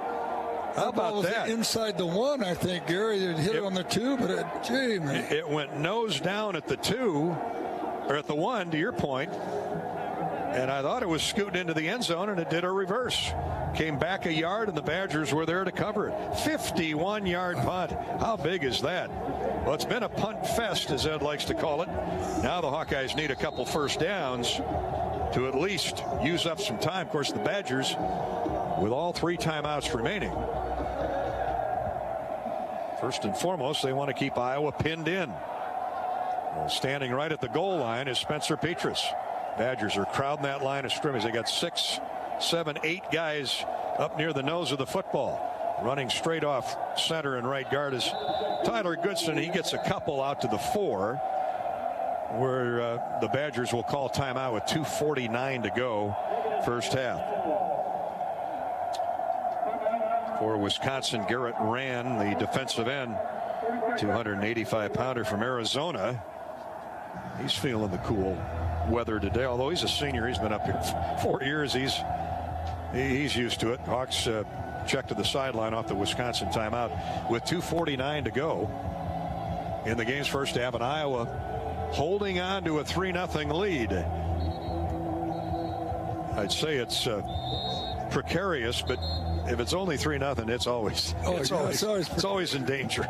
See, you almost have to run the ball here twice to make them use their timeouts, and then punt the ball out and call on your defense. Yeah. Keep them out of the end zone. Wind has died down a little bit. Wisconsin has the ball here in the second half, or in the second quarter, has the wind in the second quarter. All right, we're ready to go out of the eye. Both running backs are in the end zone. And coming out of there again with the ball is Tyler Goodson. He crosses the 5 to the 6 or 7. Wisconsin prying at that football. Called another timeout. That's their second of 3. Noah Burks, the outside linebacker, was there. He's been solid all year. Hawkeye football is brought to you by Anheuser-Busch and Bud Light. Whenever there's a Hawk game to watch, there's a Bud Light there. And podcast fans, search your favorite podcast platform. Subscribe to the official podcast of the Iowa Hawkeyes, the Fight for Iowa podcast presented by the Iowa Lottery. Good time to plug our Lennox dealers on this chilly day. In Davenport and the Quad Cities, call on Freed Heating, Mechanical Air Systems Company in Mason City. In Sioux City, stop in and say hi to C.W. Suter and Son. And in Southwest Iowa, Shenandoah Red Oak at Podolak's home area. Allensworth Heating and Cooling. Thanks to Kevin Roloff and all the Lennox dealers for their long-standing support and partnership of Hawkeye football. Hawks face 3rd and 7 in the gun as Petrus. Well, the Hawks put it up. Long snap count. Iowa with 2 tight ends. Petrus is going to throw from his end zone and threw it way behind Reganey.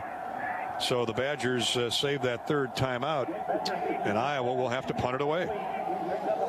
Well, that's really interesting. Not even close to the wide receiver who was running a square out just enough for the first down. And again, I think you almost have to make Wisconsin use their last timeout rather than stopping the clock with the incomplete pass. So here we go. Put it on the defense's back. Fayon Hicks in coverage there, but the ball wasn't anywhere near the receiver. So Taylor hits it into the teeth of the wind. Wisconsin, another fair catch. And they're at the Iowa 45-yard line. So their last 3 fair catches have been at the 45 of Wisconsin, then now the 45 of Iowa, and the 39 of Wisconsin. They keep gaining on the punt exchanges. We do have a flag back at the line of scrimmage. That would seem to indicate it was against Iowa, or it would be against Iowa. Illegal formation. Kicking team, more than 4 in the backfield. That 5-yard penalty will be enforced from the succeeding spot. First down. So tack that on the end of the punt, and Wisconsin will have it 1st and 10 at the Iowa 40 with 2:29 to go in the first half, and Iowa leading by 3-0. This holiday, law enforcement is cracking down on wearing seatbelts, Hawk fans. The Iowa Governor's Traffic Safety Bureau reminds you, along with local law enforcement, to click it or ticket, day or night. Can't keep putting your defense in this kind of position. With a timeout left, they can certainly run the ball, mix it in. 3 wideouts at tight end, 1 running back. Here's Mertz. The draw handoff to Groshek, and he's dropped after a gain of 2. He falls forward, tripped up at the line of scrimmage. Jack Campbell's been all over the field. I think Nixon got his ankles disjointed. A gain of 2 or 3. 2nd down, 7, clock running. Still 2:10 to go in the first half. Iowa in front 3-0. Wisconsin trying to drive for at least a look at a field goal. Here's an underneath route to Ferguson, the tight end. He gets 5 more to the 32. And And they elect not to stop the clock. Under 2 minutes to go. They're almost in field goal range now with that wind. Third down, a little more than 2 for Wisconsin. Badgers a little confused as to the formation here. Now they get it straight 3 by 1 with Groshek, the running back. They give it to Groshek. He's latched onto by Chauncey Golston for no gain. Chauncey sniffed that play from the start, and he came free, too. Now Wisconsin will use a timeout. Well, he came all the way down from his left end, defensive end position, and got the fullback before he got to the line of scrimmage. That is some kind of play. It's an all Big Ten play.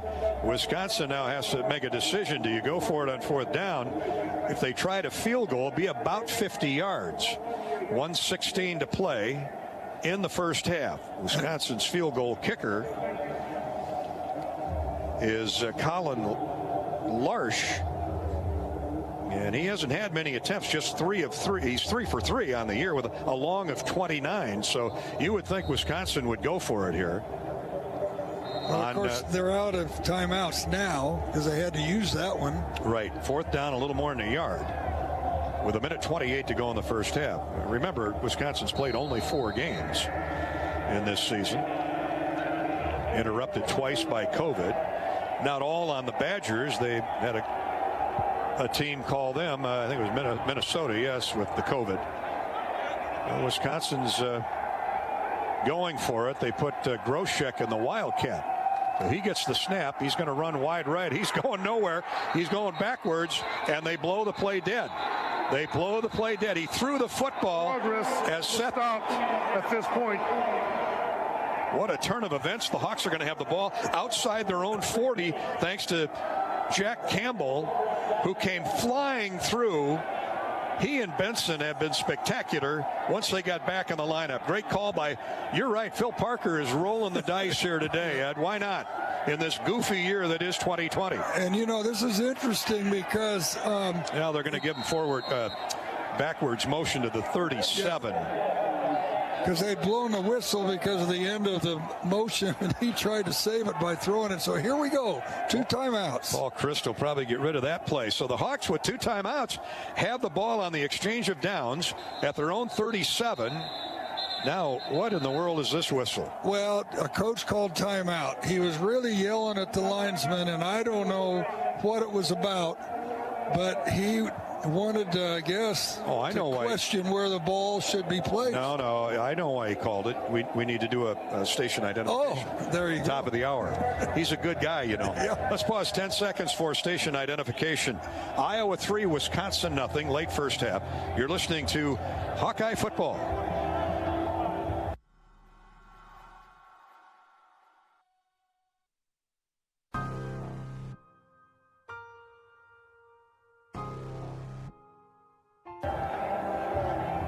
They're listening in Glenwood, Glidden, Grand Mound, Green Island, Green Mountain, and Griswold. Griswold, right around the corner. Not Clark Griswold. No, but happy holidays from the G's across Iowa. Griswold used to have good baseball teams. They were just down the road from Atlantic. Good baseball, huh? Yeah. Great baseball all across Iowa. High school baseball programs, great coaching. Well, Kirk's not going to get his wish on making sure the right spot. 37-yard line. That's a heck of a lot better than the 2 where they were 3 minutes ago. 2 timeouts left. See if Spencer can make some plays in the passing game. Deep drop. Phase 1 down the near sideline, and it's intercepted by Wisconsin. It's going to be interference. A late flag. Late flags come in, and now we've got the pickoff by Burrell, the safety. The ball was way overthrown. And I think they're going to say it's overthrown because they tackled our wide receiver. That might be. The intended receiver was Brandon Smith. I mean, what a sequence of events we've had here in the last 5 minutes. That's defensive interference. Caesar Williams is where they threw the flag. It was a late flag. Interference. Defense, number 15. 15-yard penalty from the previous spot. First down. My apologies to Caesar Williams. It was John Torchio, the safety, that 21. Gets called for the hold. Yes, on Brandon Smith. Well, good for Brian Ferentz going down the field here. and testing this outstanding defense of the Badgers. I'll tell you, the offensive line's done a good job of keeping those big old blutos, as you call it, out of Spencer Petrus' face. The pass interference or hold brings the ball across midfield to the 48 of Wisconsin. 1st and 10. Petrus comes over the top down the middle, and again, nowhere near the intended target, Sam Laporta. Yeah, this is overthrown. Another chance for an interception by the safety. He just flat drops it. Well, it was thrown so hard it knocked him down. Colin Wilder, the safety, the senior, I mean, he was right on his numbers. And I think it probably surprised him. Maybe Laporta got a glove on it at the last and steered the ball a different direction. But Spencer's, he's pumped up. He's put a lot of air under those passes. Into the wind, too. That might be having an effect. Here he is on 2nd and 10. Badgers run a stunt. Petrus now is going to run down the middle of the field. Gets away from one Badger and then drops to the ground at the 41 of Wisconsin. Good decision. Gets him 7. Yeah, it keeps the clock running, though, so it's going to be 3rd and 5. The Hawks need to go in a hurry. Under 50 seconds to go first half. Petrus back to pass. Good protection. Pass caught by Laporta. Wisconsin 32-yard line. It's a gain of 10. They'll move the chains. Clock stop. 37 seconds left to go. They're not far from Keith Duncan territory. Strong leg in the win or with the win. Petrus to throw again. Fires to the sideline, and it is we got caught and dropped, but we have another flag. Let's see, it's offensive pass interference on Tyrone Tracy. That is, like you said, what a series of events here. Pass interference. Offense, number 3. 15-yard penalty from the previous spot. First down. And that takes him out of, even if it was in field goal territory, pushes him well back to near midfield. Dante Burton was the man in coverage with Tyrone. You got to see the replay on that. I probably shouldn't, huh? The defensive back grabs his face mask, grabs Tracy's face mask. You just got to. Okay, I'll take your word for it. Ball back to the 47. Petrus, deep drop. Here comes the blitz. Hawks pick it up. Petrus throws it to the end zone and over the head of Brandon Smith. 17 seconds to go in the first half, and Iowa leading 3-0. That was a 2nd and 25 play. Excuse me, it was a 1st and 25 play. Now it's 2nd and 25. Well, we have slowed to a crawl here in the last 6-7 minutes of this first half. A lot of flags, a lot of punts, a lot of timeouts. See what Petrus does here. His passes have been high and long in the first half. No doubt the elements have something to do with that. Now they set up the screen, and Goodson has blockers in front of him. Cuts back to the inside. He's at the 30, 23, 25-yard line. Got to call timeout because he didn't make a first down. You got to call timeout. There it is. He touches down at the 25. He's three yards shy of a first down. So 22 on that 2nd and long, and they call the screen pass, and the Hawks had a lot of blockers out in front of him. Yeah, and fortunately he got tackled when he did, so he could call timeout. He was trying to get out of bounds, couldn't get there, but we got a field goal, real good field goal shot at it now. Alaric Jackson, Lindebaum all the way out there. Kyler Schott was trying to get in the way of somebody, and heck of a cross-the-field tackle made by linebacker Leo Chanel. Those inside backers, Sanborn and Chanel, are big time. That's a linebacker running Goodson down from behind. Yeah. Well, they're like fullbacks. They are very athletic. So the kick will come with 7 seconds remaining in the first half. Duncan is standing at the 35-yard line. It's a 45-yard kick. And the streamers are actually... They're hardly moving on the goalpost. Yeah, they're actually blowing with him at this point. Well, the flags on top of the stadium are blowing into his face. Either way, this guy's been money his entire career. Here comes the snap, the spot. The kick is on the way. It is... Good. I hesitated because it hit and came back into the end zone. I think it popped off the padded part of the standard, the goalpost standard, which is well behind the goalpost, and Keith Duncan has hit a home run to put Iowa in front 6-0. Well, it's well behind about a yard, but that just crawled over the top, but it was right down the middle of the field. I mean, you couldn't hit the crossbar. Oh, it hit the right upright and caromed in. Kirk Ferentz says, I knew it all the way it was going to be good. The Hawkeyes get a little home field carom. I was hoping not a crossbar thunk or thud again. Yeah.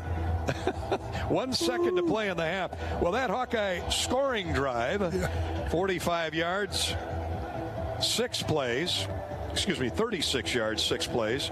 Used a minute 20 after the Badgers turned it over on downs, and a 45-yard field goal by Duncan. He's 2 for 2 on the day in the wind-blown elements, and the Hawkeyes have the lead at 6-0, and Iowa will run the onside kick. No, they kick it straight forward. They lined up in the onside formation. The ball goes through the end zone. No time escapes the clock, and Wisconsin will bring it out for 1 play. And now we've got more players wrapping their arms around each other and getting in each other's cages, face masks. Now, this has always been a hard hitting, but a clean series down through the years. A lot of these players recruited by both schools. Oh, yeah. And a lot of them are from Wisconsin on the Iowa side. The Badgers have one rostered player from Iowa out of Council Bluffs on the Badger 2 deeps. All right, so no flags. Hey, it is football, not marbles. So here's the last play. Mertz turns and gives it to the fullback, and he breaks it off the right side and gets about 4 or 5. That's Stocky, who is knocked off his feet by Matt Hankins. End of the first half. Iowa 6, Wisconsin nothing. Just as we figured it would go. Well, this is kind of like back to the 60s Big Ten.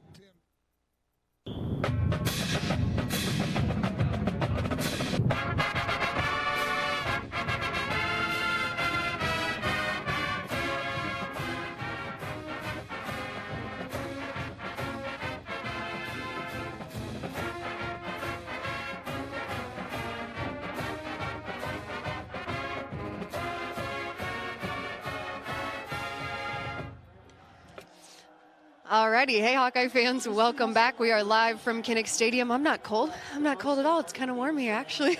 All right, we are into halftime. We'll get a little first half analysis here. Hawkeyes are up 6-0. That first scoring drive coming from a fumble recovery by Nick Neiman. He is absolutely all over the field. Not super surprising to see him come up with the ball right there. 1st and 10 on the 32-yard line. That drive, of course, ending in that field goal by Keith Duncan, 3-0.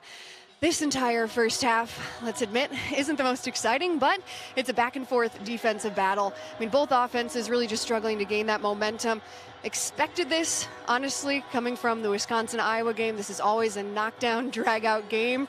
And both of our defenses are ranking 1st and 3rd in the Big Ten. So going at each other, doing their best to come out with the win and come out with the Heartland Trophy. That second field goal coming with 2 seconds left in the second quarter. Keith Duncan doinks it in from the 27-yard line. A little luck on senior day for senior Keith Duncan. It's not cold here. Feels pretty good. Our Hawkeyes are coming out for that second half here in a little bit.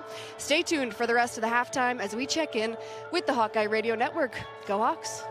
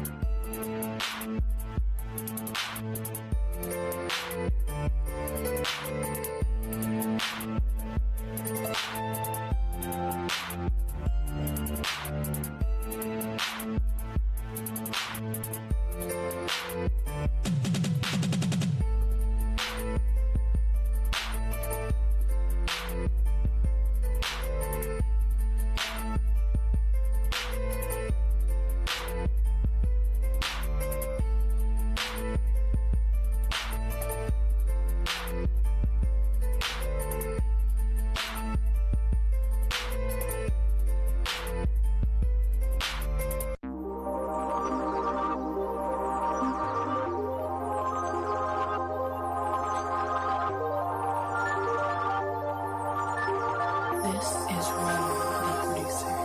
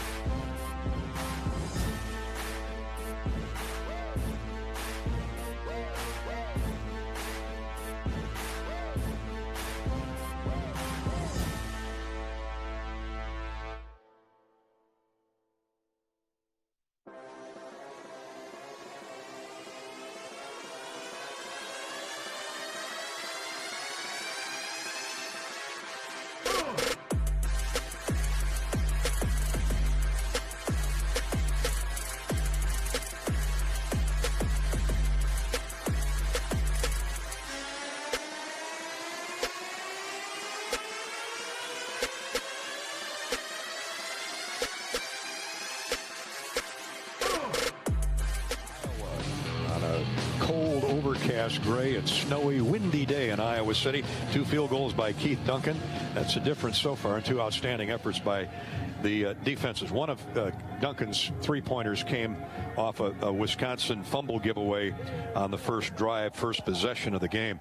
This is the 100th year of the Pro Football Hall of Fame, and wanted to give a shout out to 2 former great Hawks. How they would love these conditions today. The great Duke Slater, who played at Iowa from 1918 to 1921, had an incredible 10-year run in the National Football League.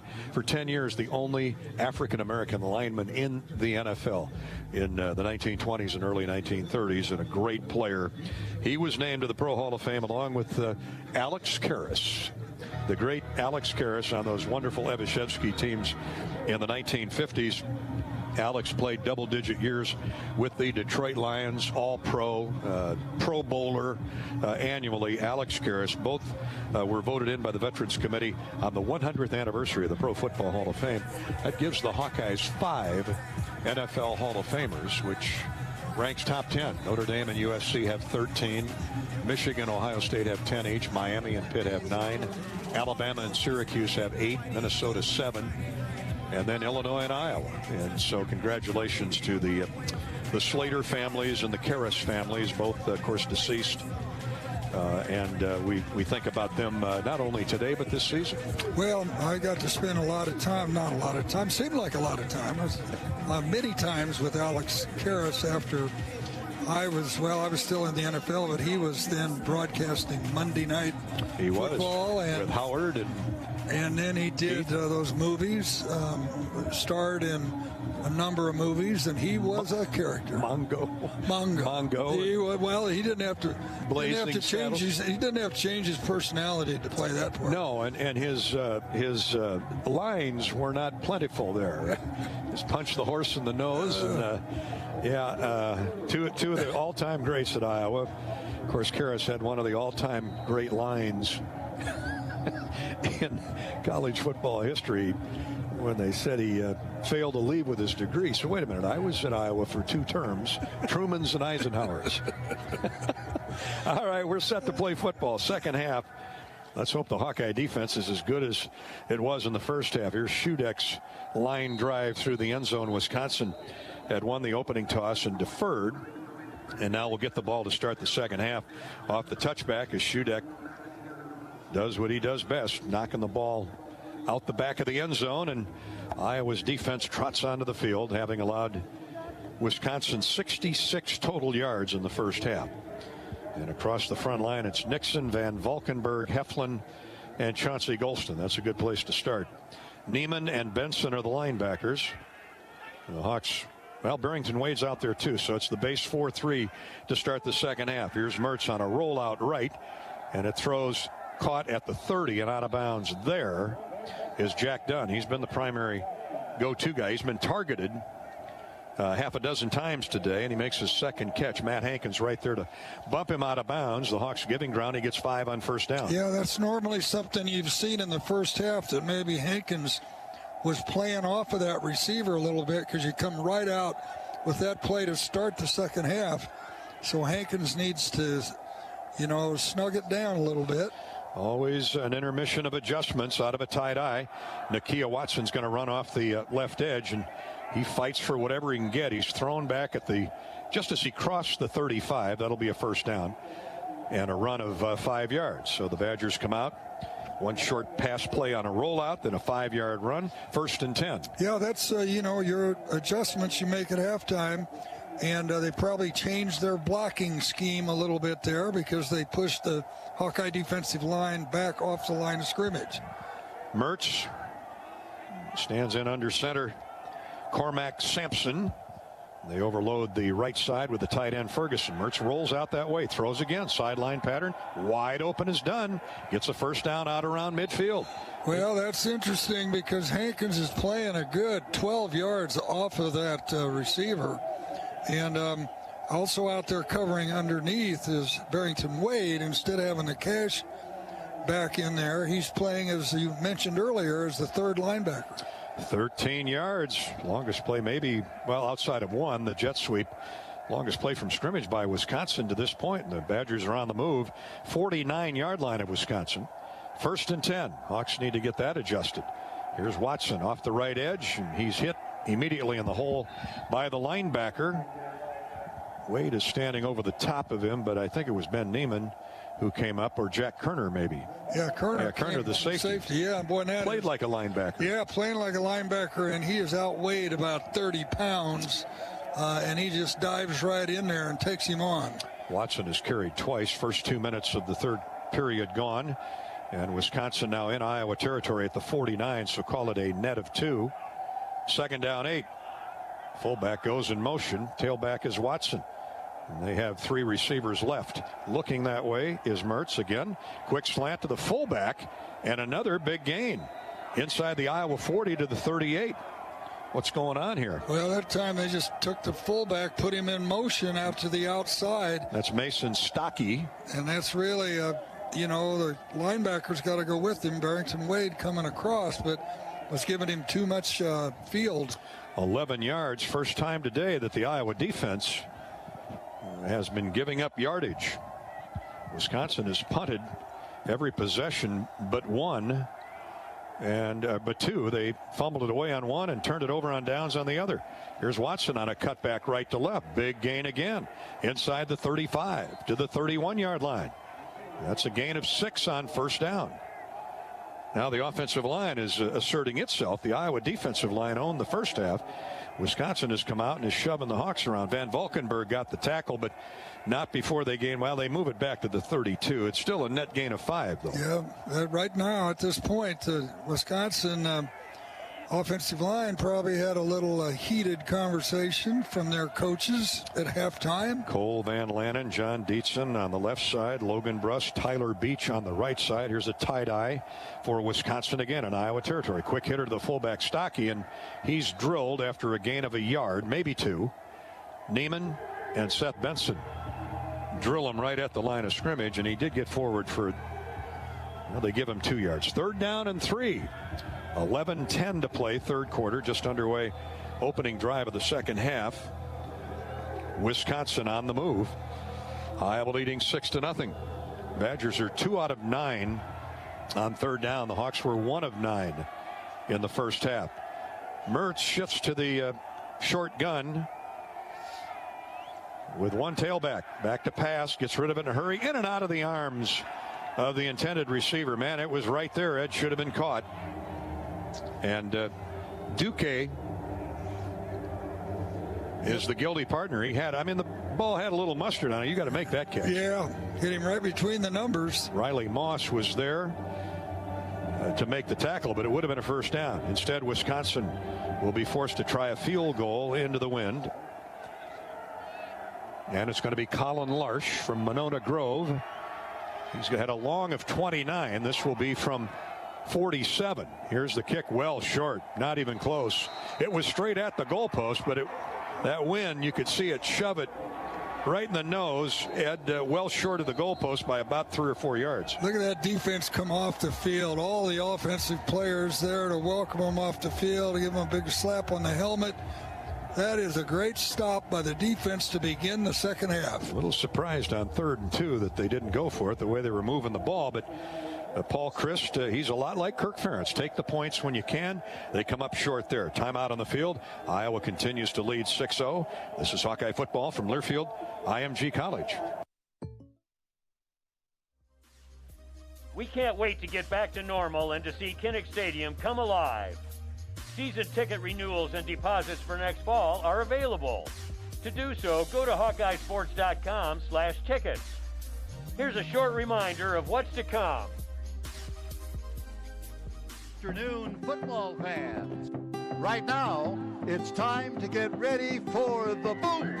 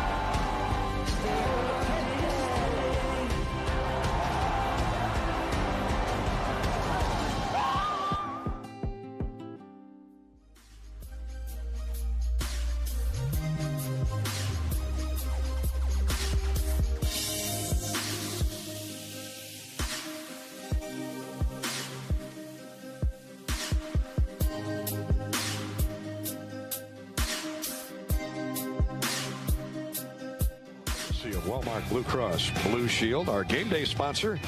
Hello to Matt Lenz and the crew at the Eastern Iowa Airport. Eastern Iowa Airport is the #1 choice for air transportation throughout Hawkeye Nation. When you're ready to fly, fly CID. Check out flycid.com for more. And thank you, Eastern Iowa Airport, for your support of the Hawkeyes. Iowa with a big defensive stand after Wisconsin drove from its own 25 to near the Hawkeye 30. And a field goal try by Colin Larsh fell short from 47 yards. His long on the year had been 29. Now see if the Hawks can get something going on the offensive side of the football against, granted, a very, very good defense. Well, but this is what halftime is for, adjustments. And you've got all the statistics from the first half on what defenses to expect on first down, second and short, third and long. So let's see what we've got dialed up here. Hawks have been really good this season, too, at halftime adjustments. They've come out and dominated in the second half. I mean, not against a defense like this, but they go with an even balanced line, 2 tight ends, and Petrus going to throw on first down. All kinds of time, and steers this one to Brandon Smith up across the 40 to the 43. That's what we're talking about, 14 yards and a first down. Yeah, and clearing out for him was Amir Smith-Marset, and he actually had a shot at him deep, but with that wind, he took the sure thing. Underneath. Hawks would like to score some points with the wind at their back here in the third quarter, leading 6-0, 10:15 to play in the period. Twins to the top, single receiver to the right. That's Amir Smith. Looking his way is Petrus. Now he lobs it down the middle of the field, open and caught inside the Badger 20 at the 15, well, shy of the 15-yard line is Amir Smith-Marset on the post pattern. And they saw that in the last play. He ran through and passed the defensive back, came right back to it. Fayon Hicks, I don't know. I caught up to that play late at the other end. I don't know if he got turned to the outside. And Amir put a great move on him. Let's see. Oh, yeah. Yep. Oh, what a great move. An outside fake and back to the inside. The pass was a little late getting there, but the all-Big Tenor picked it off for 38 yards, and the Hawks are in business. Tyler Goodson on a cutback. Wisconsin swarming those linebackers. Hold them to little or no gain. They mark Smith down at the 19-yard line in the Case IH red zone. The Hawks have been there once and converted a field goal. See if they can get a touchdown this trip. No gain, 2nd down 10.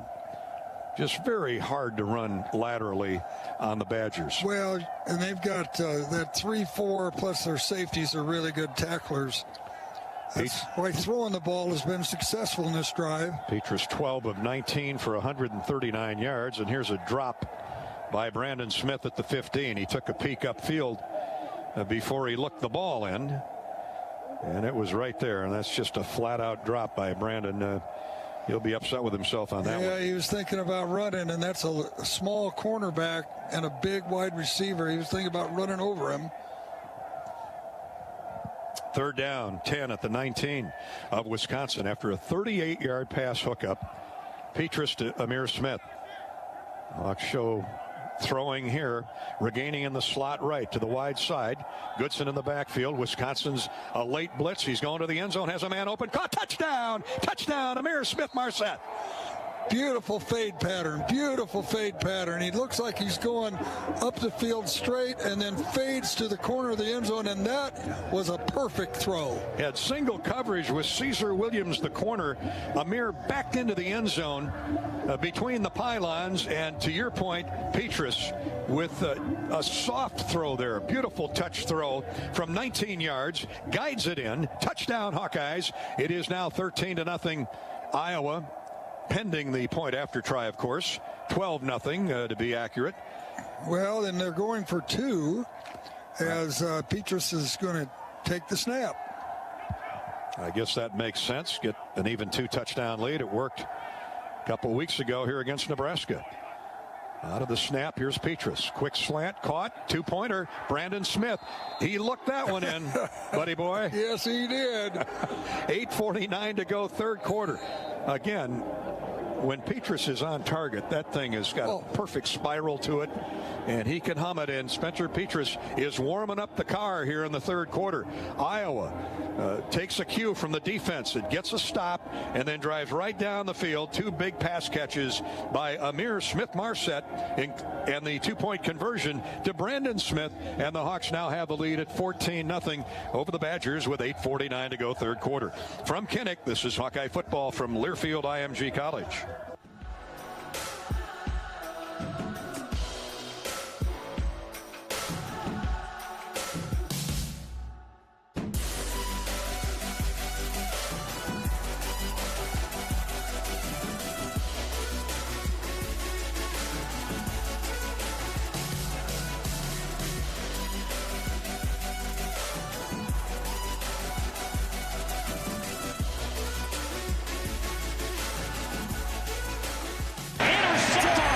We do try to coach just good technique and fundamentals.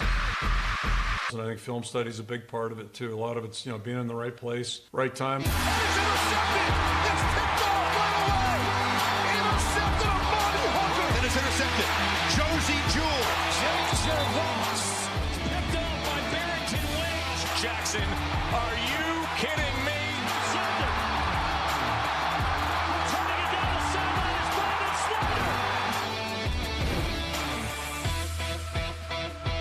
I don't know if we have any magic potion or pixie dust or anything like that. Off! Snagged on the run and rumbling ahead. Davion Nixon makes a move. A big fella stretching his legs. Davion Nixon to the house. Iowa City was named one of the top 100 places to live. Here's a reminder why Iowa City stands out as one of the best.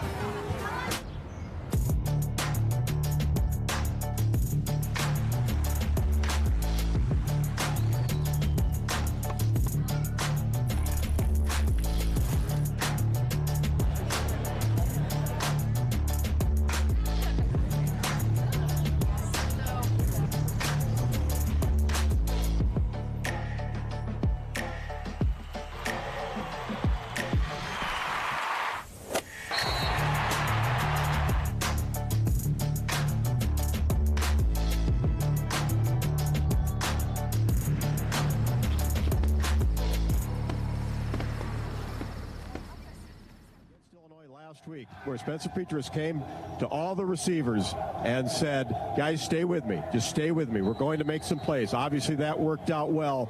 And Amir Smith-Marset makes 2 big plays here, and it's just a different offense when the Hawks get those 2 guys going. Hey, it's football. I love that kind of emotion. Yeah, boy, the way that the team, the defense welcomes the offense and vice versa. Here we go. An angle kick. Fair caught in the end zone, just inside the chalk line by Devin Chandler. And I'm not sure what Chandler was doing there. He called fair catch before the ball got anywhere near him. I mean, he knew where he was, but he could have had a running start out across. Well, obviously, they're told by the coaching staff, take the fair catch and bring it out to the 25. It's a pretty easy call when you know you can start at the very least from the 25, particularly going into the breeze, so that made sense. What was I thinking? 25. I'm thinking of Charlie Jones. I'm sorry. That's what I'm thinking of. Here we go. Wisconsin with the football. Unable to put a dent in this Hawkeye defense to this point. Mers up under center with a tight eye. Hands off to Nakia Watson. Trying to get to the outside. Seth Benson beats him there. And then a whole bunch of Hawks follow up his backside, led by Dane Belton. These 2 Iowa middle linebackers have been huge. I mean, the front 4 is what it is. Everybody gets their cue from Nixon and company up front, but Benson and Campbell have been incredible. Well, first-year starters. And you put you throw Nick Niemann in there too. Well, he's been solid for 3 years. Yeah. But these young guys are something. Well, they got Niemann to answer to.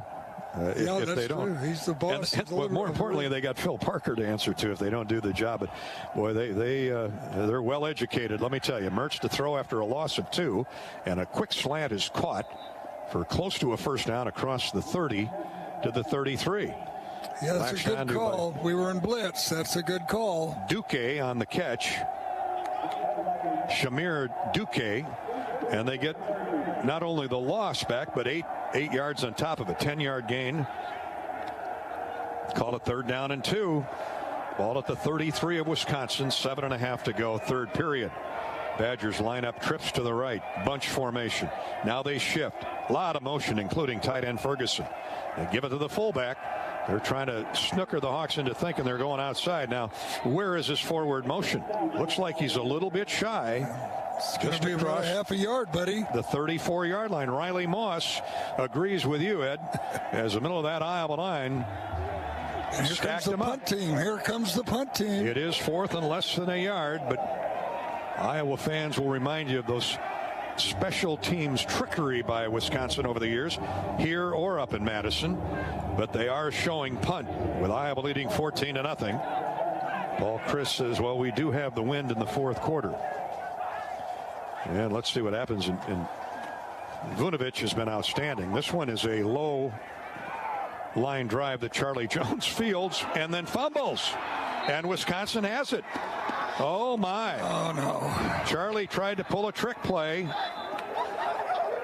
and snooker Wisconsin into thinking that he was going to let it go, and he tried to field it. I mean, that's who he's been all year, and it bit him there. So Wisconsin has the football after the first Iowa turnover of the afternoon. 6:37 to go, third quarter.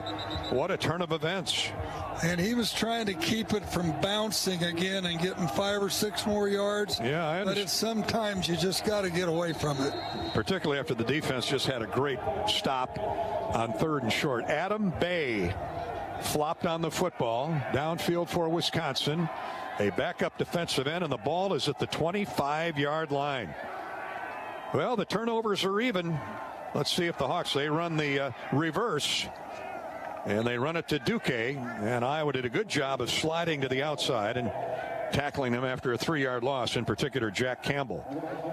Oh, Charlie Jones is praying for his defense to bail him out of this one. He has been so good all year. 22-yard line of Iowa after a gain of 3. So brought on by a bad punt that hit the ground, but now the defense has just got to put the fire out. That's what Norm Parker used to say, get out there and put the fire out. They send Stocky, the fullback. He's a pass catcher in motion. And straight back to pass as Mertz throws it, caught inside the 5, might be a touchdown. They're going to put him down at the 1 as Wisconsin gets aggressive into the win. Big turn of events. And on the receiving end is Jack Dunn. Where did this guy come from today? 21 yards. Wisconsin with both starting wide receivers, Pryor and Davis, out today, and they've been out a couple weeks now. And Mertz, that's his best throw of the day. Yeah, he dropped that in. And it's 1st and goal, Wisconsin at the 1. Trying to score off the fumbled punt of Charlie Jones. Here comes the tailback Watson. He dances into the end zone. Makes it look easy. And Wisconsin has new life off the Iowa fumble. It's 14-6 with 5:42 to go, third quarter. Well, that's, ball security. And I understand what Charlie Jones was trying to do. He was trying to field that ball so that we'd have 10 yards, maybe a better field position. But, boy, when it's slick and cold out there, it wasn't a good decision. Just when the Hawks got a 2-score lead and a stop, the old special teams turnover favors the Badgers, and they've got new life. Point after try is good. It's 14-7 Iowa. Back with the Badger kick in just a minute. 5:40 to go, third quarter. This is Hawkeye football from Learfield IMG College.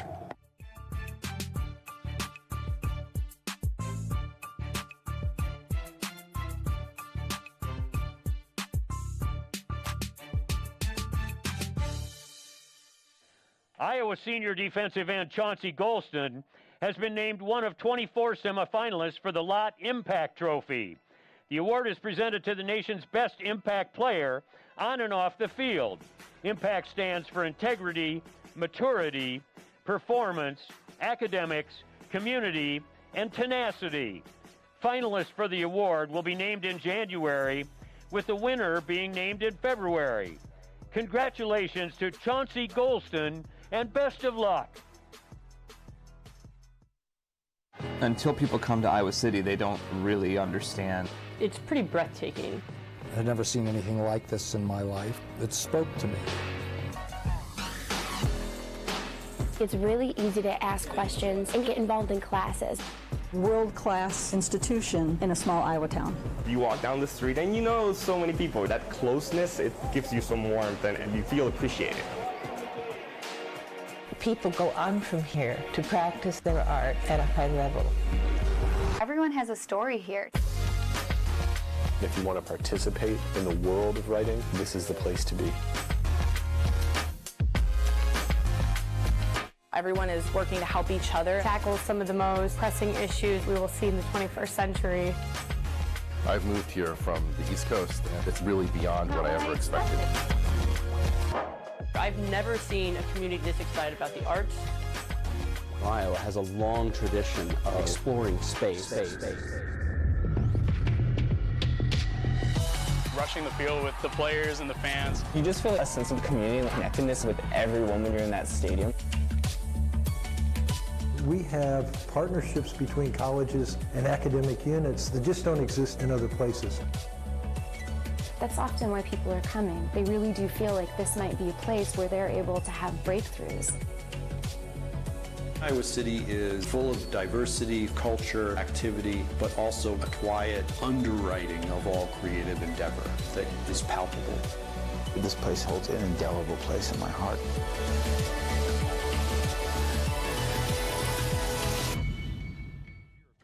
Has not gone unnoticed. Gestures that seem small to you, like choosing to fuel up with E15 or unleaded 88, which are made with corn grown right here in Iowa, they make a difference to our state and shows that we are stronger. Together in Iowa, we grow corn, but the truth is corn grows Iowa. Go to iowacorn.org, iowacorn.org for more ways you can support Iowa's corn farmers. Like Case IH. Hawk fans, take the field with a winning lineup from Case IH. Learn more about exclusive offers on top-performing tractors and combines at caseih.com/Hawkeyes. Well, the encouraging thing is, Eddie, the Iowa offense has gotten on track, at least for the moment. Yeah, and let's hope Smith-Marset may have a shot here with this kick going into the wind. As we await the kickoff, Connor Schlichting, and he gets a good foot into it. Going to be fielded by Amir at the 3. Starts downfield, crosses the 20, squirms across the 25, is hit by 2 or 3 white shirts, still moves the pack forward across the 30. Good effort, great effort by Amir Smith-Marset, 27-yard return. That's why he's the very best in the country at that. Yep. And Wisconsin trots its defense out onto the field now, looking for a 3-and-out or certainly a stop. The Hawkeyes, Spencer Petras, has to be a lot more confident after that touchdown drive he led Iowa on, throwing the ball. Yeah, and those were sharp throws. We're going without a timeout here, so the Hawks have to get in the huddle and get a play called. 1st and 10, Iowa at its own 31. 1 running back, 3 wideouts. Now the tight end Laporta goes in motion. They run the draw handoff to counter draw to Goodson. Started right, cut back left. Check that, Sargent on the carry. Mackay started the game against this tough Badger defense and was pretty effective in that first quarter anyway. He's got 7 carries and about 30 yards. Chenal, the linebacker, made the stop. We wind down to 5 minutes to play, third quarter. Iowa hanging on to a 14-7 lead.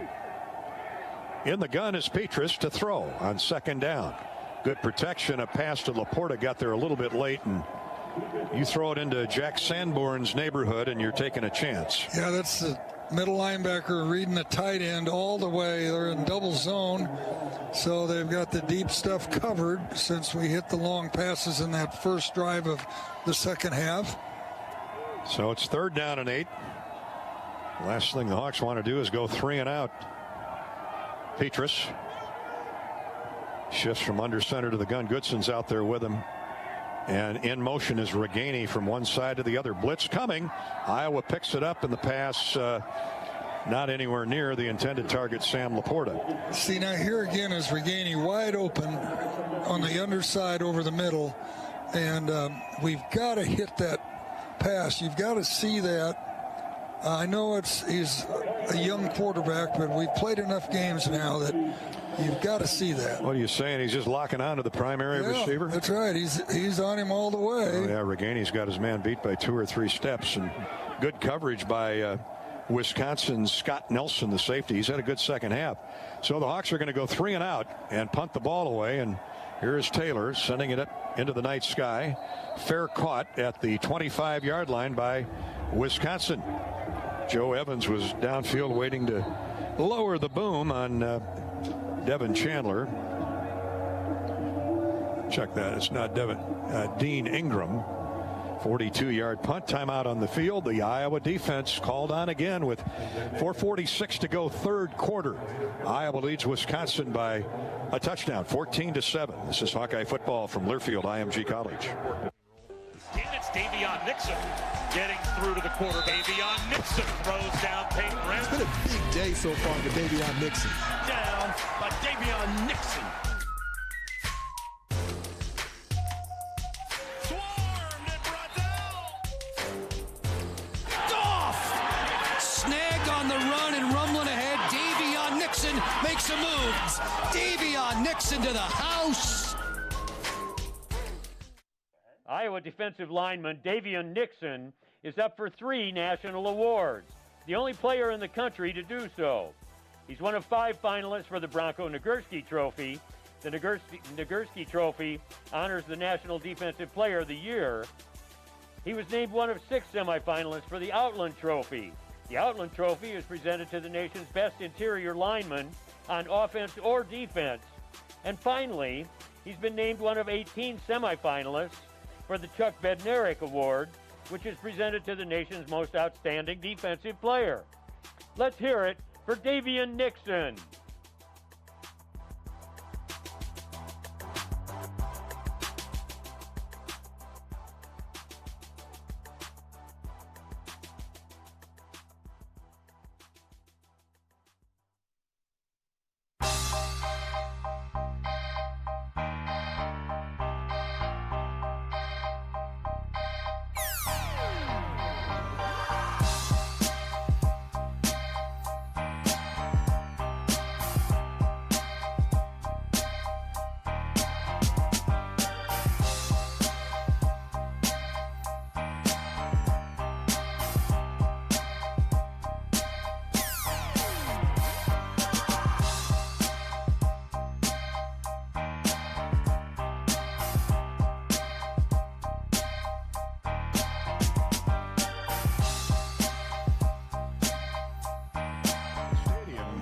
Sweet home. The Hawkeyes, for the moment, leading Wisconsin 14-7. Wisconsin gets a 3-and-out. They got the ball right back at the 26-yard line of Wisconsin. Now the Iowa defense looking for a turnover. Yeah, and the Iowa defense has just played lights out all day. See if they can do it again. Wisconsin scored off a fumbled Iowa punt the last time it had the ball short field. Now from its own 26, Mertz with some confidence. Back to pass. Over the middle, it's incomplete. In and out of the grasp of the tight end. And it was right there. And that ball was up for grabs. It carried way up in the air. Hayden Rucci was the intended receiver. Now they say Jack Campbell got a hand on it. Yeah, good job, Jack. He got his hand right in front, right at the end, and it went straight up in the air, like you said. That was the safeties had come up a little bit too far, couldn't get underneath it. Great play again by Campbell. They run a bunch, 3 receivers off of the shoulder pad of the right tackle. 1 running back. They fake the jet. They run Watson right down the middle of the field. Pretty good hole there as the Badgers throw a trap block. Watson gets upfield for about 3 or 4 to the 29. Here the Hawks have them 3rd down. Snow now is drifting down on the field at Kinnick. 3rd down and 7. Yeah, again, the linebackers are so active that play. Campbell and Neiman both there. So here we go again, Hawks. Davion Nixon saved what would have been a bigger gain for larger, lengthier gain for Watson. 228 pounds. So he gets going. I'll give him a head of steam. Here's Mertz to throw on 3rd and 7. Hawks close in. Golston has him and flings him to the ground. A Mershman Seeds quarterback sack, 2nd of the day. Wait till you see this inside move. I mean, it's unbelievable. He fakes to that tackle like he's going outside, comes inside, Gary. Terrific move. He blew by Cole Van Lanen, who's a seasoned veteran, outstanding left tackle, 9-yard loss. And Mershman Seeds donates $150 for every quarterback sack to the Stead Family Children's Hospital by Mershman Seeds, your friend in the field. Now the Hawks should get good field position. See if Charlie Jones can make up for that fumble. Makes the catch at the 31, slides out of a tackle, Goes to the far side of the field, reverses motion, heads to the near side. 35-40, gets the corner turn, out of bounds up near midfield. Way to bounce back, Charlie Jones. Yeah, boy, and I'll tell you, that's tough stuff. Once you've turned it over, stand there and do it. Oh, wait a minute, I see a flag. It's way back by the putter. Downfield. Now let's hope that's holding on Wisconsin. Iowa's been penalized 4 times for 35 yards. Wisconsin only once for 15. 3:10 to go, third quarter. This can only be running into the kicker or holding from where it's dropped, in my opinion. They're pointing back toward the Wisconsin huddle. Yeah. Here we go. There are 2 fouls on the play, both by the receiving team. Holding receiving team number 36, and also holding receiving team number 37. One of those will be enforced 10 yards from the end of the kick. First down. How can they throw that flag? It was 50 yards away, wasn't it not? Yeah. Kirk Ferentz is pointing to the same flag that you were pointing to. I mean, that had to happen when Charlie reversed field. How could a guy see that from 60 yards away? Well, the first one must have been holding at the line of scrimmage. That's the only way he'd throw the flag, as the gunner was trying to release. Maybe holding there, but oh my. I give up. You got me. Yeah. Been some strange calls today. One of them is assessed to the 22-yard line, and Iowa just lost about 30 yards in field position. Mistakes. They're going to have to fight their way out of it, and they run hard off the right edge with Mekhi Sargent. Nice play on first down. He gets maybe 6. Excellent blocking that time by Big Jack Plum out there at right tackle. Actually, Kallenberger, excuse me. Mark Kallenberger threw not 1 but 2 blocks as he got to the second level. They mark him down at the 27, call it a gain of 5 as the clock's rolling. 2:40 to go, third quarter. And the Hawkeyes in front 14-7. Up under center is Petrus. They run the left side with Sargent. He squirms between left guard and tackle, gets close to the first down. Looks like he's going to be a little bit short. Garrett Rand hanging on. And down he goes at the 31. 3rd and 1 for the Hawks. Yeah, I like Sargent in this situation here because he sees that cutback and he's a real strong runner. They're going to take him out now and go to Goodson and a fullback. Hawks need 1 for a first down. They've got Palisard in there to block.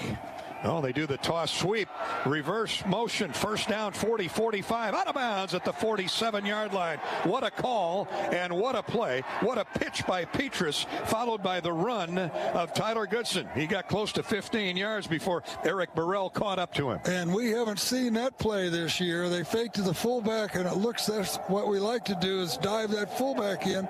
They toss it, and Goodson gets outside right away. Great play. Sold the inside run on 3rd and 1 and go to the outside for 16 yards and a first down. Tyler Goodson.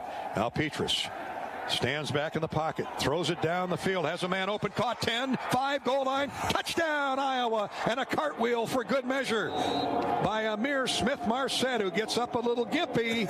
Don't hurt yourself, Amir. He just blew by the Wisconsin secondary, and what a throw for distance by Spencer Petrus. Now that had touch all over it, didn't it? And strength. Yeah, I mean, he threw it about 60 yards, but it just fell out of the sky right into Marset, and Marset is limping off the field. That is, you know, it's one thing to celebrate, it's another thing to hurt yourself while you're celebrating. He won't be doing that again. No. What a move. He came from the slot on the other side of the field, Ed. Take us through it. Yeah, and he gets a head up on the safety, which is really coming up toward, thinking he's coming across the middle, and he runs right past him. 53 yards for the touchdown on a deep crossing route. And Spencer Petrus, how about back-to-back calls there by Brian Ferentz? That's Marshall Dillon walking down the middle of Main Street in Dodge looking for anybody who wants a piece of him. That is bravado. A 16-yard toss sweep to Goodson, and then a 53-yard touchdown pass to Amir Smith-Marset. The Hawkeyes Shields scoring drive, 53 yards, 4 plays, 78 yards, 4 plays, used just under 2 minutes, and Iowa goes back up 2 scores, 21-7, all started by a nice punt return from Charlie Jones, albeit nullified by the penalty. Yeah, nullified, and you know, we saw in the first half that there was all that one-to-one coverage on the outside, and with the speed we have out there, we didn't challenge down the field. Well, we've turned that around now. Iowa fans, check out Shields Sporting Goods for all your Hawkeye holiday gear. Shields with you there in Des Moines, Cedar Falls, Sioux City, and Iowa City. All of our scoring drives are courtesy of Shields. Here's another touchback by Caleb Shudeck with a 1:23 hanging on the clock till the end of the third quarter. Amir Smith-Marset is headed to the locker room courtesy of his mid-air somersault across the goal line, and he either jammed an ankle or jammed a knee when he landed. Ed, let's check in with Rob Brooks on the Hawkeye sideline, courtesy of U.S. Cellular. Yeah, Dolph, he was limping, as you alluded to, went to under the tent here on the sideline, and then obviously you mentioned he's heading up the tunnel. It looked to me like he grabbed his left ankle as soon as he hit the ground, and he was limping pretty good. Hopefully he can get back in this game, but boy, it doesn't look real good right now. Yeah, that's unfortunate. 2 touchdown passes when the Hawks need him the most. Here's a flag as the snap of the football. Mertz now running for anything he can get, and he dives forward for 3 or 4 yards. It's a motion call on Wisconsin, so that will come back unless, of course, the Hawks take the play. It would be 2nd down and 8. I'm guessing they're going to march him back. Formation. Offense. 5 in the backfield. I saw Phil Parker run down the field just before the ball was snapped and screamed at that head linesman that it was an illegal formation. Well, Phil, we don't need any more unsportsmanlike conduct calls. Well, but he identified it. Well, the guy obviously he wanted to make sure the line judge obviously listened to him, because he'd know that voice by now after 7, almost 8 games. Hawks take the penalty, 1st and 15. The ball back at the 20 for the Badgers. Here's Mertz over the middle of the field. Oh, caught. Nice throw and a good run after the catch by Duque. Shamel Duque, he and Jack Dunn have filled in admirably. That's 16 yards and a first down. Yeah, and that was between... No, I beg your pardon, Ed. Excuse me the interruption. Just shy of the first down. So they say his knee was down back on the other side of the 35. 14 net yards. You were saying. The linebackers, we've been blitzing a lot today, and they're trying to throw the ball in behind them, and they got it done there. And the Hawkeyes will have one more snap with the wind at their back. Oh, I see a flag back at the 25. Now, that had to happen while they were huddled up. Illegal substitution. Offense, breaking the huddle at 12. 5-yard penalty, 2nd down. The guy was trying to get off the field well before they snapped the football, but apparently he was in the huddle. 12 men in the huddle, and that's an automatic flag. Whether you get off the field or not. That was Stocky, who's been solid at fullback for Wisconsin. So instead of 2nd and 1, that's big. Now it's 2nd and almost 6 as the ball's back inside the 30 at the 29. Mertz to throw, flings it to the Badger sideline, caught, and it looks just shy of the first down. So they get the 5 back of the penalty, and it's going to be 3rd down and less than a yard.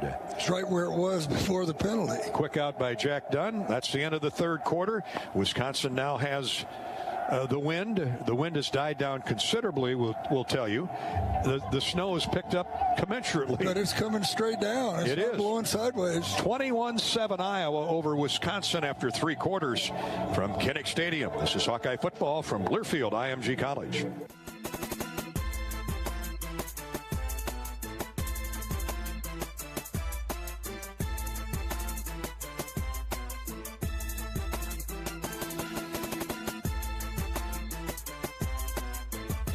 Freshman punter Tory Taylor has been named one of 10 semifinalists for the Ray Guy Award. The award honors the best collegiate punter. He is one of only 2 Big Ten punters and one of 3 underclassmen to be named. Congratulations to Tory on the nod. Hawkeye football is proudly sponsored by Wellmark Blue Cross and Blue Shield, Iowa's hometown health insurer. Wellmark wants to remind fans to stay healthy. Stay in the game by wearing a mask, washing your hands, and getting a flu shot. Visit wellmark.com for more tips to keep your team well all season long.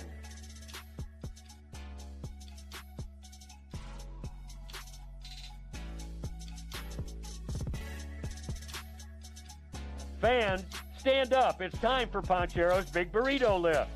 Panchero's Mexican Grill, celebrating more than 25 years of burritos better built.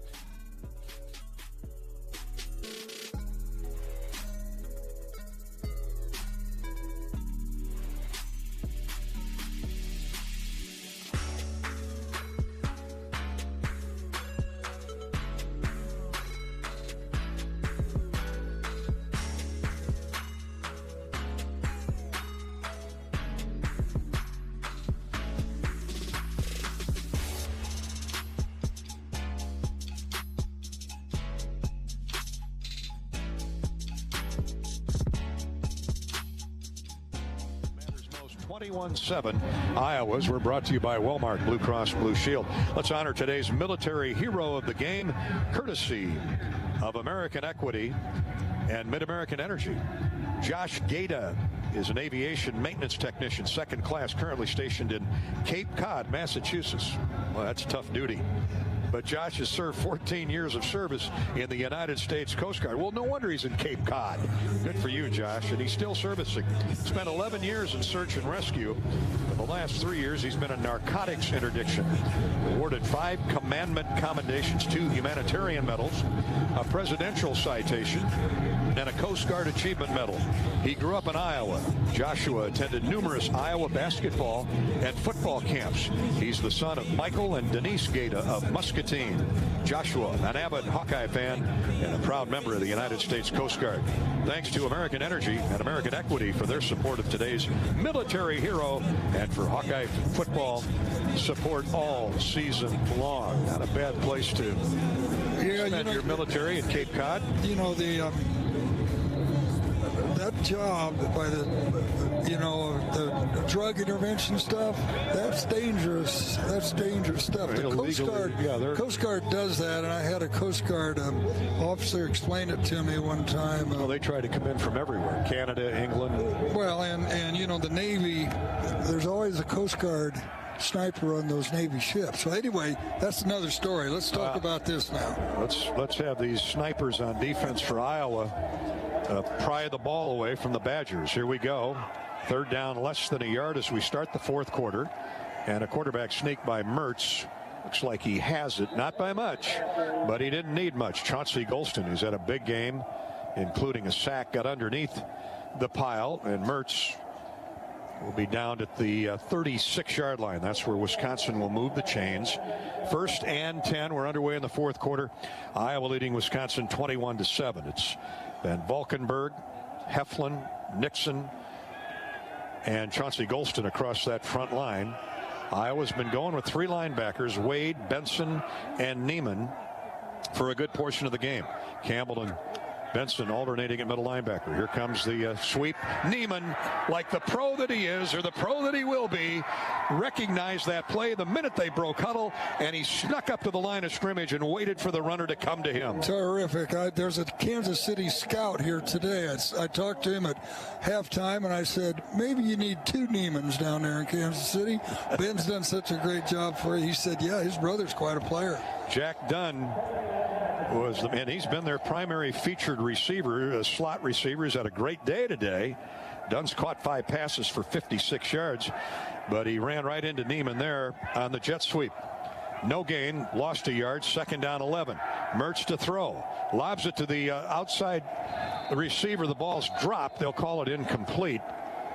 Oh, man, Riley Moss had a great break on that football. Yeah. Another fullback out in the Stocky, flat. Mason Stocky. And they've used him in that situation all season long, which is only 5 games.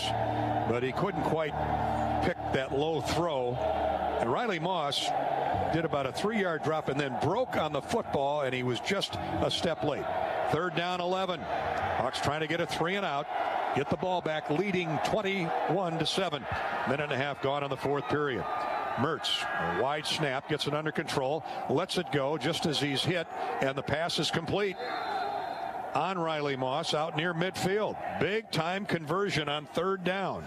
Yeah, this is that was an interesting coverage there. They had this cash linebacker in, and he took the short. Riley had the deep, and just playing a little too much cushion. Devin Chandler gets 16 yards on 3rd and 11. Yeah, he was really playing them off him. Well, that's that bend prevent defense that Iowa's been known for with the lead, especially in the fourth quarter. You've got to play it tighter than that, though. So the Badgers keep the football right at midfield. Here comes the jet the other way to Dunn. Oh, check that. That's not Dunn. That's their other featured receiver, DK, and he gets nothing. 2nd down 10. That was team tackling. I don't know who you're going to give that tackle to. But I'll give it to 5. Seth Benson because he got there first and wrapped him up around the kneecaps. 49-yard line of Iowa. 2nd down 10. 2.5 minutes gone, fourth period. The clock continues to run with Iowa leading 21-7. This might be the most points the Hawks have scored on Wisconsin in a few years. Their defenses have been so strong consistently under Jimmy Leonard, former star defensive back for the Badgers. Oh, we got timeout. Timeout. Wisconsin is the first of the half. Will be a full media. That's big when you're down 2 touchdowns. And it's 2nd and 10. We'll talk about this 3-4 defense that Wisconsin has when we come back. Iowa 21, the Badgers 7, with 12:17 to play in the football game. Hawks trying to win their 6th in a row. This is Hawkeye football from Learfield IMG College.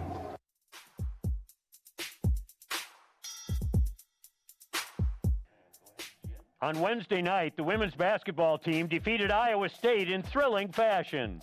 After being down by 18 points, the Hawks rallied, and Caitlin Clark's three-pointer sealed the win with just 23 seconds remaining. The victory extends the team's home winning streak to 39 games, dating back to January of 2018.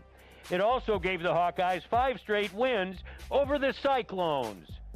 Here's a look back at their memorable comeback victory over the Cyclones.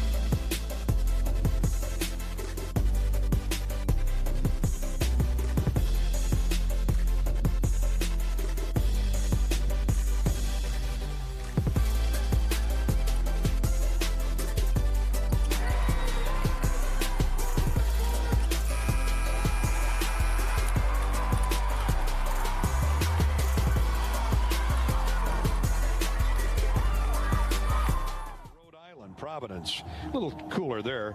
The Silent Warrior Knives are tuned in. Mark Connor, he's heard of the snowflakes, or snow snakes, excuse me. He said they're terribly poisonous. Mark is in Wilton, closer to home. The Dolphin family from Piasta and myself are listening in from Maui. Well, that's not my Dolphin family. Nick is in New Orleans. Peggy. Hi, Peggy. Shout out to her sister in New Hampshire. She's in Estherville. Wesley is tuned in, as is Dominic. Dominic and the girls in Aurora, Colorado. We're ready to go here with 12:17 to play in the game, and Wisconsin facing 2nd down and 10 at midfield. Snow starting to thicken up a little bit. Here's Mertz, a big out pattern, caught at the 38-yard line. That's a first down. The Iowa defensive backs, that was Hankins. Chandler on the reception, giving ground. Yep, and you know that's part of that Iowa defensives. Don't give up the big play. Make them earn it. Or make them kick a field goal in the end. 12 yards and a first down. They needed a little more than 10. And Mertz has been successful on those out patterns. He's completed 15 of 26, 139 yards. No touchdowns, no interceptions. Spencer Petras has thrown 2 touchdowns. 2 touchdown throws to Amir Smith-Marset here in the second half. 38-yard line of Iowa. Wisconsin on the move. They try to get to the outside in the person of Groshek, and he not very fast. He's more like a fullback. Van Valkenburg and Hankins tracked him down. Chauncey Golston also there underneath the pile. A gain of a yard, 2nd down, 9. Good news is Wisconsin had to burn a timeout, and there's 11 minutes to play in the game with Iowa leading by 2 touchdowns. And the clock continues to run. Badgers no hurry, nor should they be, with 11:20 to go. Wide left is Duque, Dunn to the right. Mertz looks down the middle of the field. Now throws left, the underneath man, that's the tailback, Groshek, and he's rolled out of bounds at the 31. They looked off the coverage. Ben Neiman stayed with the underneath guy. And Wisconsin gets a nice gain of about 6. 3rd down and 4. And Wisconsin at the Iowa 31. And Ben Neiman was able to push him backward, and so that he didn't get closer to the first down, and the clock keeps running. Iowa's defense trying to hold Wisconsin at bay here. They've been spectacular all day. The only Wisconsin touchdown came on a short field after a Charlie Jones fumbled punt. 3 receivers in a tight formation, 1 running back. Mertz on 3rd and 4. Straight back to pass. Good protection. Throws dropped by the tight end. Jake Ferguson. Or no, I'm sorry, not Jake Ferguson. That's 37, not 87. Garrett Groshek again. Dropped that one. It's 4th and 4. Ooh, that ball's got to be hard. Yeah, and he would have been 2 yards short of the first down anyway. The Hawks all over him, but they'll go for it on 4th down now. No question, with 10 minutes to go in the game and down 2 scores. How close, how often are you going to get this close? 31-yard line of Iowa. And the defense looks to get a big stop here. They turned Wisconsin over on downs one other time. Outside receiver goes in motion. Now 3 to the wide side. Mertz rolls that way. Now they throw the pitch, the toss down the middle. 1st down. Really good call by the Wisconsin coaches. Joe Rudolph, the offensive coordinator. Misdirection and just tossed it. Mertz rolled out to his right, flipped it to the tailback, who ran right down a wide open middle of the field. That's what is called a shovel pass, and so that back sets up, and as he comes across, if he drops the ball, it is an incomplete pass, not a fumble, and they really caught the Hawkeyes cheating to the outside. While that misdirection, Groshek takes it 15 yards inside the 20 to the 18. And now they're going to run Watson down the middle off of right guard. He cuts it back. That big old offensive line plowing over Iowa. Inside the 15 to the 12. And here come the Badgers battling back after the Hawkeyes had taken a 2-touchdown lead. A gain of at least 6. 2nd down and 4. The D-line trying to do its best to dig in the trench and hold serve, but offensive line annually averages well over 300 pounds, and they're beating it on the Hawks front right now. Stocky goes in motion. A tailback. Here's Mertz under center. Gives it to Watson. He tries to get to the outside. The Hawks are there to meet him.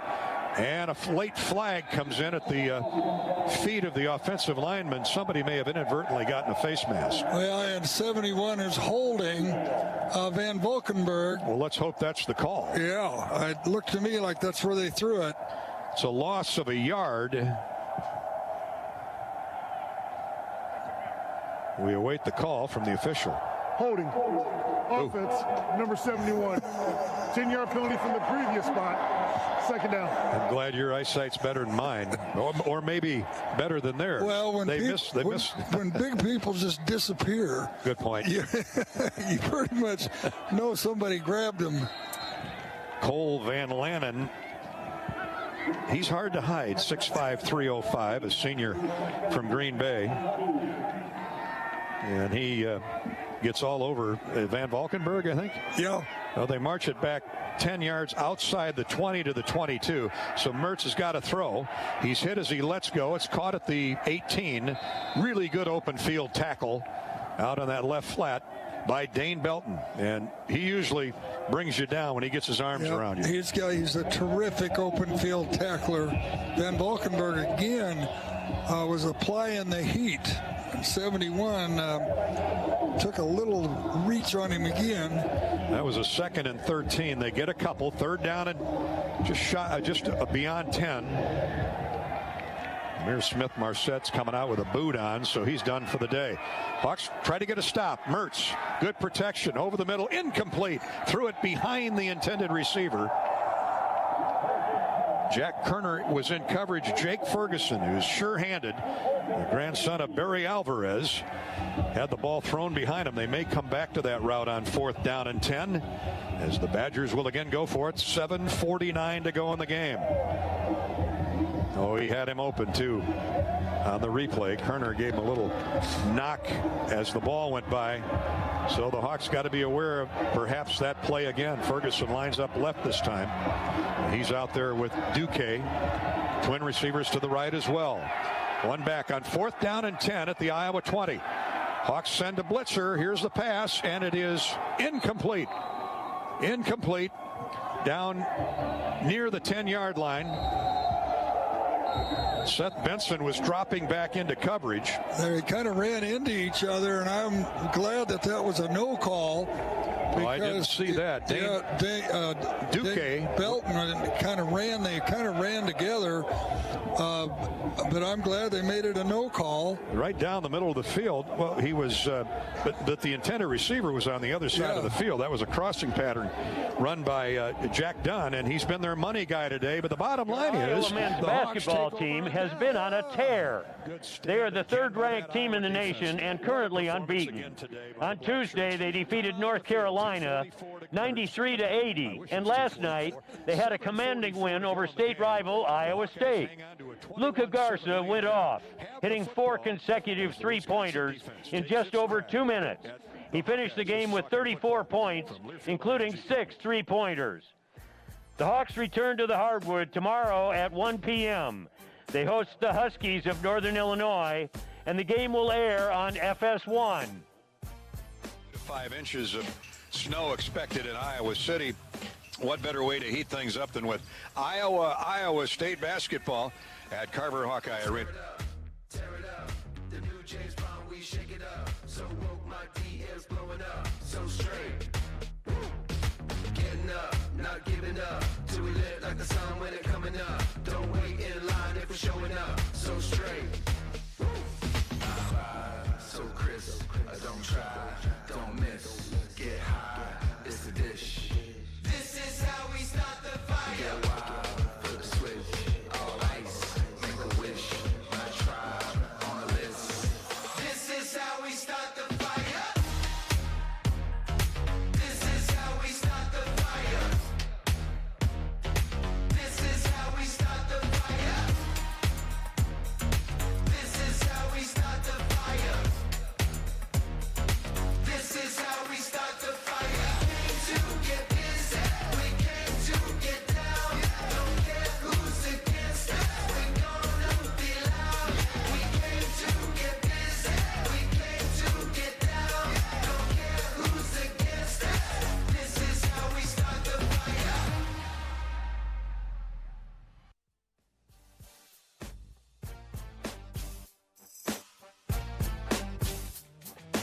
Football after they turn Wisconsin over on downs. Welcome back to our Iowa football coverage, courtesy of Walmart Blue Cross Blue Shield. 7:44 to play in the game.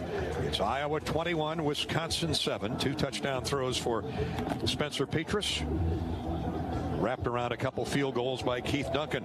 Getting a medical cannabis card in Iowa is as easy as talking to your doctor. That's right. Join thousands of Iowans using medical cannabis today. Visit medfarmiowa.com. medfarmiowa.com and learn more. Well, Ed, how about a nice 75-yard drive?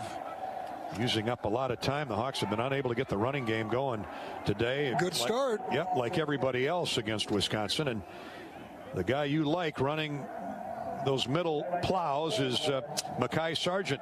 He takes it out to the 25. That's a gain of almost 6 on first down. And the clock continues to run. No reason to snap the ball until it gets down inside of 10 seconds.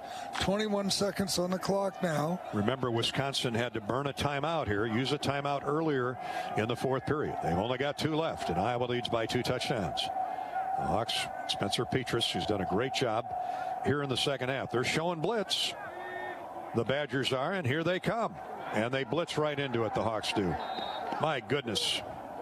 You could see it coming for 10 seconds, and they went with the play call, and Colin Wilder, the safety, knocked Sargent down for at least a 3-yard loss. Yeah, and they are running the clock down under 10 seconds, but when you do that, you've got to make sure you get out of the play. If you see that safety cheating up like that. Yeah, Sargent had no chance. Mekhi, he's been solid, 11 carries, 40 yards. That's a near 4-yard average against this defense. Well, the Hawks now face 3rd and 8. Twin receivers to the right. Single receiver now with Amir Smith out of there. To the short side of the field, here's Petras. Empty backfield as the back releases, and he pitches it into row 4 above the Wisconsin bench. Well, he's got a strong arm. He made sure nobody was going to intercept that thing. Wow. So his parents aren't sitting up there. I don't think so. Nothing but security guards. 50 security guards over there guarding an empty east side of the stadium. So we know that's secure. Here comes Torrey Taylor. And he's been money all season long. He's had a couple of wobblers today. He's never experienced weather like this, trying to punt, as you say, a boulder. And now he's standing at his own 5-yard line. He's got to make sure he gets rid of it. Oh, and he drops it and kicked it.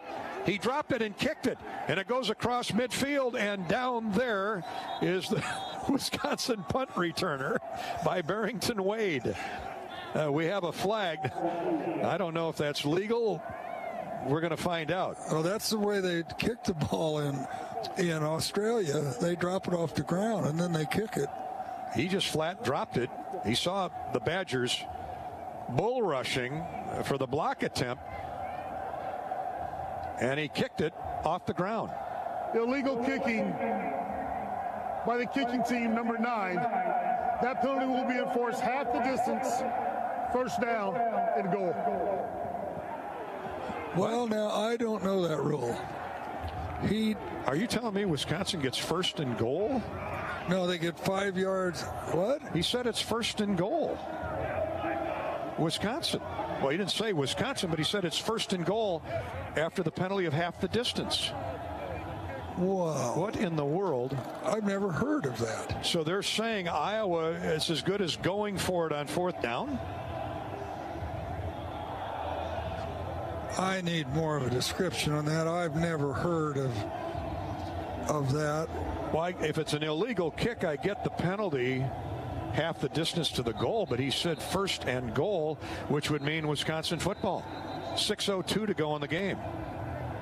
21-7 Iowa. Torrey Taylor dropped the punt. It was right on his belt line. Yeah, it's going to be Wisconsin football at the Iowa 5.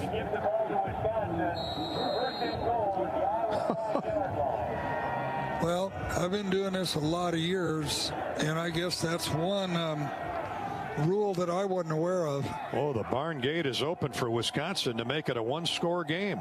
See if the Iowa defense can throw them back again. Mertz on a play fake. Throws to the end zone and over the intended receiver. The far corner. Well, you know it's 4 down territory. You know that. Well, if it wasn't the last time they turned it over on downs, it certainly will be here. Shamir Duque, what a strange twist and turn of events there. It's a penalty from where the illegal kick took. Well, penalty half the distance to the goal. Doesn't matter. They got the ball at the 5, second down and goal at the 5. Defense rushing 4. Defense has played their heart out today. Tight end goes in motion. Here's Mertz on second and goal at the 5. All kinds of time. Now he's going to try and run for it. And he's drilled just outside the 5. Closing in a hurry was Davion Nixon. And he knocked him down along with Jack Heflin, who forced him to run.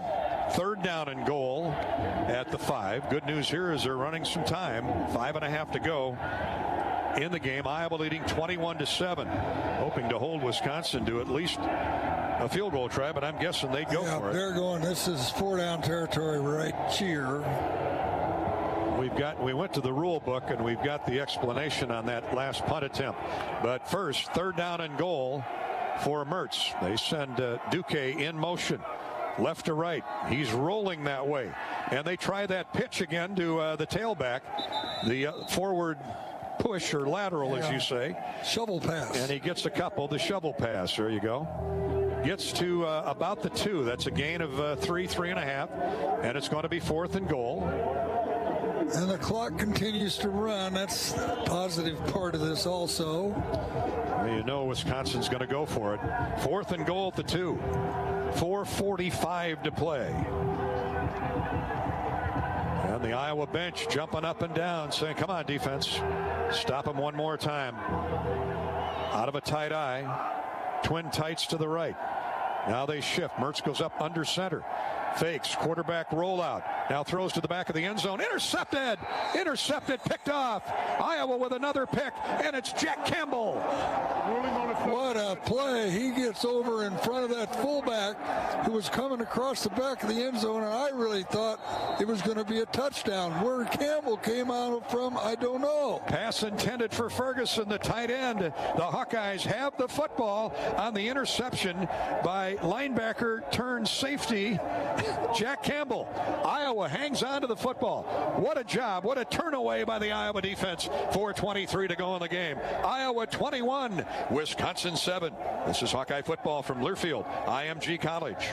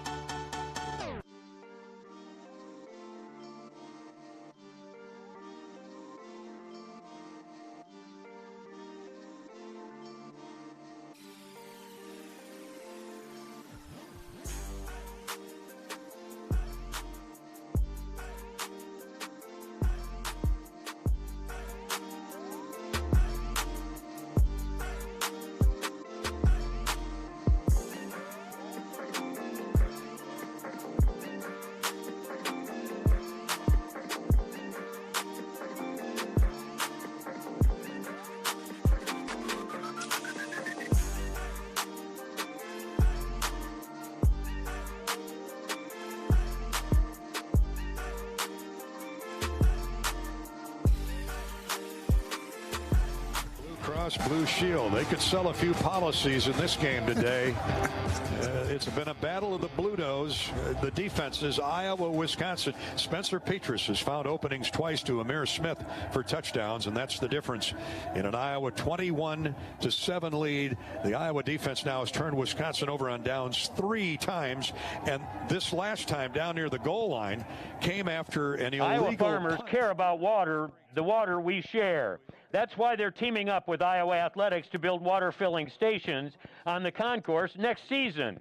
This refreshing service is brought to you by the Iowa Corn Growers Association and the Iowa Corn Promotion Board. Get in the game and learn more at cleanwateriowa.org. Pick it up and run with it or jump on it. The fact that he kicked it off the turf made it an illegal kick half the distance to the goal. No, the officials were right on it. They threw the flag right away. I guess after how many years of this, I've just never seen it before. You and I have been doing it for 24 years. Yeah, I'm surprised it's never happened in the NFL that you can remember. But the Hawks turn Wisconsin away on a 1st and goal from the 5. Jack Campbell with an interception, an emerging star at middle linebacker, as is Seth Benson. And the Hawks are going to run it out, hopefully. Here's Tyler Goodson. Breaks free. He's in midfield. He cuts to the near sideline. Heading that way. Nobody going to catch him. 20, 15, 10, 5. Goal line. Touchdown. Touchdown. Touchdown, Tyler Goodson. Oh, my goodness. What an exciting day in Kinnick Stadium. With the snow, with the wind, Wisconsin sold out, jammed everything up on the line of scrimmage, and Goody Goodson showed some foot speed when he got to the second level and beyond the linebackers. And a great job of downfield blocking. And gosh, look at that Iowa sideline. I mean, this is such a tight football team. That is so wonderful to see. This guy is so talented. As if to say, this one's for you, defense, for the effort you've put forth. Goodson looking over his right shoulder pad and saw only a defensive end about 20 yards behind him. And Duncan punctuates the goal post as if to say, exclamation mark, Iowa 28, Wisconsin 7, 4:09 to go in the game. This is Hawkeye football from Learfield IMG College.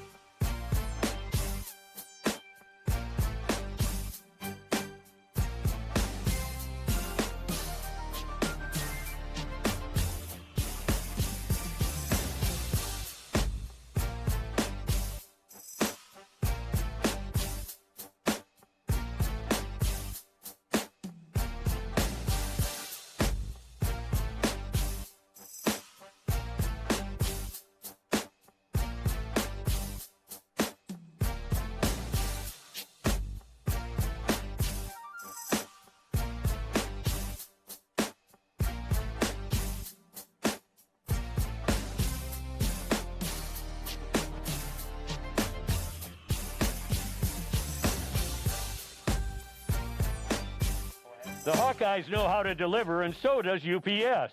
Check out the video board for the UPS delivery of the game.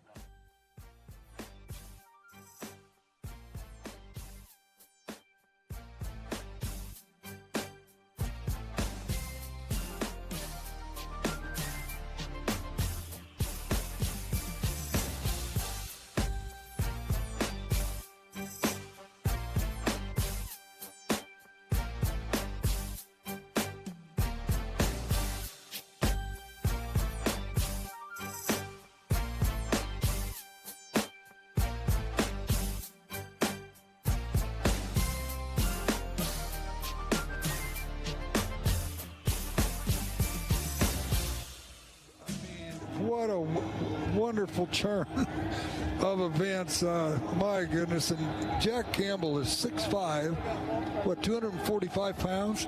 He came across underneath that fullback, dove, and captured the ball for a touchback. Our Shields scoring drive didn't take long. Check out Shields for all your Christmas shopping in Des Moines, Sioux City, Iowa City, and Cedar Falls. Hawkeye football is brought to you by Mid-American Energy. Mid-American can help save you energy and add to the bottom line. Visit midamericanenergy.com and learn more. Caleb Shudeck will boot one into the wind, and this one might be returnable. It is a pop fly, but it's deep at the goal line. Two Badgers run into each other, and they called fair catch, which was a smart decision because that ball took forever to get down to the recipient. Iowa Corn, our game sponsor last night for the Iowa win over Iowa State in basketball. You were tuned in, I hear, huh? Oh man, I just loved every minute of it. And well, in the girls game earlier in the week. And I just can't get enough of the Hawks on radio. What a week. Iowa Corn in the Cy-Hawk series on hold for this season, but Iowa's corn farmers will continue to stand behind this series and everything it stands for, because here in Iowa we grow corn, but the truth is corn grows Iowa. Near interception on the first play from scrimmage, an out pattern intended for Devin Chandler. Matt Hankins almost had a pick six. Hawks have 2 interceptions today, which give them 12 for the year. That's third in the Big Ten. Iowa leading 28-7. That 4-game losing streak is finally history, and the Heartland Bowl will return to the trophy case. The last couple of games losing to them right at the end of the game. This is, gosh, we could just feel that coming on that 1st and goal from the 5, but I can put my heart pills away now. Your heart pills are safe for another week. Brady Shipper, listed as a safety, but he's a backup fullback. They threw a little naked screen to him. He got upfield for 6 at the 31 before Chauncey Golston latched onto him. Now we've got a false start on Wisconsin. We're down to 3:34. Look at that snow, buddy boy. Yep. It's going to be a white Christmas and a happy Christmas, a Merry Christmas for the Hawkeyes. Still 1 game to go. We're hearing Michigan here. Offense number 65. 5-yard penalty. 3rd down. Tyler Beach, the right tackle, was a little too obvious on that false start. We're hearing Michigan here or Iowa at Indiana next week. Either way. Well, I think Indiana and Purdue are going to play, is what I've heard. We don't even know if Indiana's going to play anymore, or Purdue. I'd heard today. They had the old Oak and Bucket canceled today. Yeah. It may not be any better next week. We shall see. 3rd down and 5 for Wisconsin. Mertz throws a crossing pattern. Knocked down again. This time by Joe Evans. The Hawks have defensive ends and 250-pound middle linebackers running in pass protection or pass defense formations. That is some kind of defense. Now, as a quarterback, you can't read that because you expect everybody to rush the passer. Instead, he backs off and plays defense. What hasn't this defense done today? I mean, it's as good a game as I've seen a defense play, and we've seen some awful good ones. Sacks, interceptions, turn them over on downs, jumping on fumbles. You know, the old saying, here comes the punt on 4th and 5, and Charlie Jones is nowhere in the area code. They let that roll dead at the 34 with 3 minutes to go in the game. The Hawks will come out and run the ball 3 times, hopefully get a first down, and my toes are starting to get a little chilled as the Hawkeyes send out all backups. No, Lark Jackson is still out there. No, they've got their starting offensive line. Lindebaum, if anybody loves playing in the snow, it's Lindebaum. Now, Danon Hughes did a snow angel here almost 30 years ago. We're starting to see footprints in the snow, but not enough. He's fallen yet for a snow angel, but they may try and build one just the same or form one. Straight ahead running for Mekhi Sargent. You know, Goodson will get deserved credit for that 80-yard march, but how good has Sargent been in heavy traffic today? And, you know, he started the game at tailback, and I thought that was great, him being a senior. He's been such a great addition to this team, and playing a game like this, he can tell his grandkids about the snow in Iowa when he's down laying on the beach in Florida. He's from the Keys. Yeah. He just snowplowed for 5 yards. 2:28 to go, and Paul Chryst, the gentleman that he is on the sidelines, he's a lot like Kirk Ferentz. Terrific guy. He's obviously a terrific coach. But the Hawks solved the 3-4 defense today. Here's another carry off guard. First down for the Hawkeyes. You know, Dave Aranda put that 3-4 in when Gary Anderson was the head coach at Wisconsin. Oh, is that right? And Aranda ultimately left for LSU and 3-4 their way to a national championship a year ago. He's now the head coach at Baylor. And the Hawks are over 120 yards rushing. Well, Goodson has 106. Sargent has 45. So they've got 127 net yards. Yeah. Most of that here in the second half. But Aranda built that defense that Jim Leonard has kept. Mekhi Sargent has just rushed for 11 yards on it and 2 carries. And with 1:37 to go, the Hawks are in the victory formation as Petrus will take a couple knees. And that'll be it. Kirk Ferentz, Phil Parker have an embrace for each other on the sidelines. I tell you, this was all about the defense today, and we knew it would be, but credit Spencer Petrus, Tyler Goodson, Sargent, Brian Ferentz staying with the run game.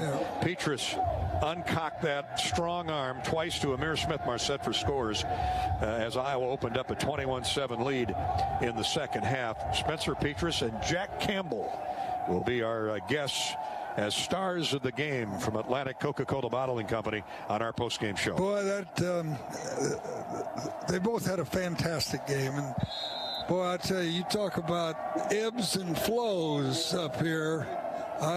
I've still got to study that kicking call. You read it to me, and I don't know when it hits the ground and that the possession hasn't changed. My question was, he had it right on his mitts. I mean, it would be a fumble. Yeah, well, you're turning it over on downs, but he kicked it over midfield, kicked it about 45 yards.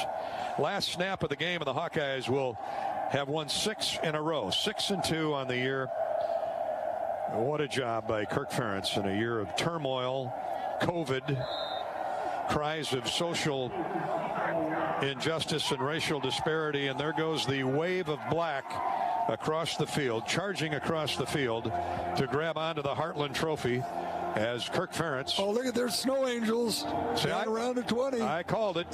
Paul Chryst and Kirk Ferentz, good friends, shake hands at center field. Well, I'm guessing the defensive line is leading the snow angel charge. Yep, Davian Nixon right in the middle of all that. Way to go, Hawks. Iowa wins at 28-7 over the Badgers, and the Heartland Trophy returns to Iowa City. I like Kirk's line in our pregame show today. Trophy game is nobody owns it. You're trying to grab it for a year and hang on to it. And Iowa, that trophy case is pretty full after this year.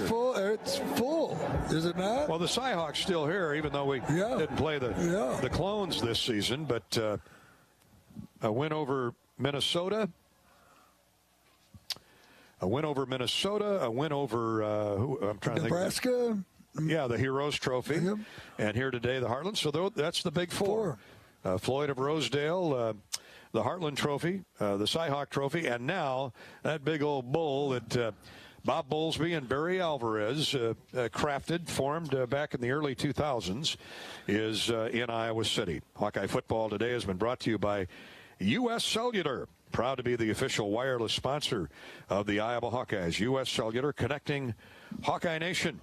Eddie and I are almost crawling out of our authentic brand apparel. We've been jumping up and down here with seemingly every snap today, but we still have it on. Authentic brand, a great Iowa company with a huge selection of quality licensed Hawkeye gear available at many local retailers or order online right now. How about for the holidays? Authentic-brand.com. Authentic brand. Look authentic. Feel authentic. Be authentic. Feel like we just stepped into a quiet conference room. Somehow we lost our crowd noise mic. Not a lot of crowd noise, but you can hear the snowflakes hitting the mic screen. So we'll step out. Stay with us for our U.S. Cellular postgame show coming up in just a minute. All good. The Hawkeyes win at 28-7 over the Badgers. And this is Hawkeye football from Learfield IMG College. Good job.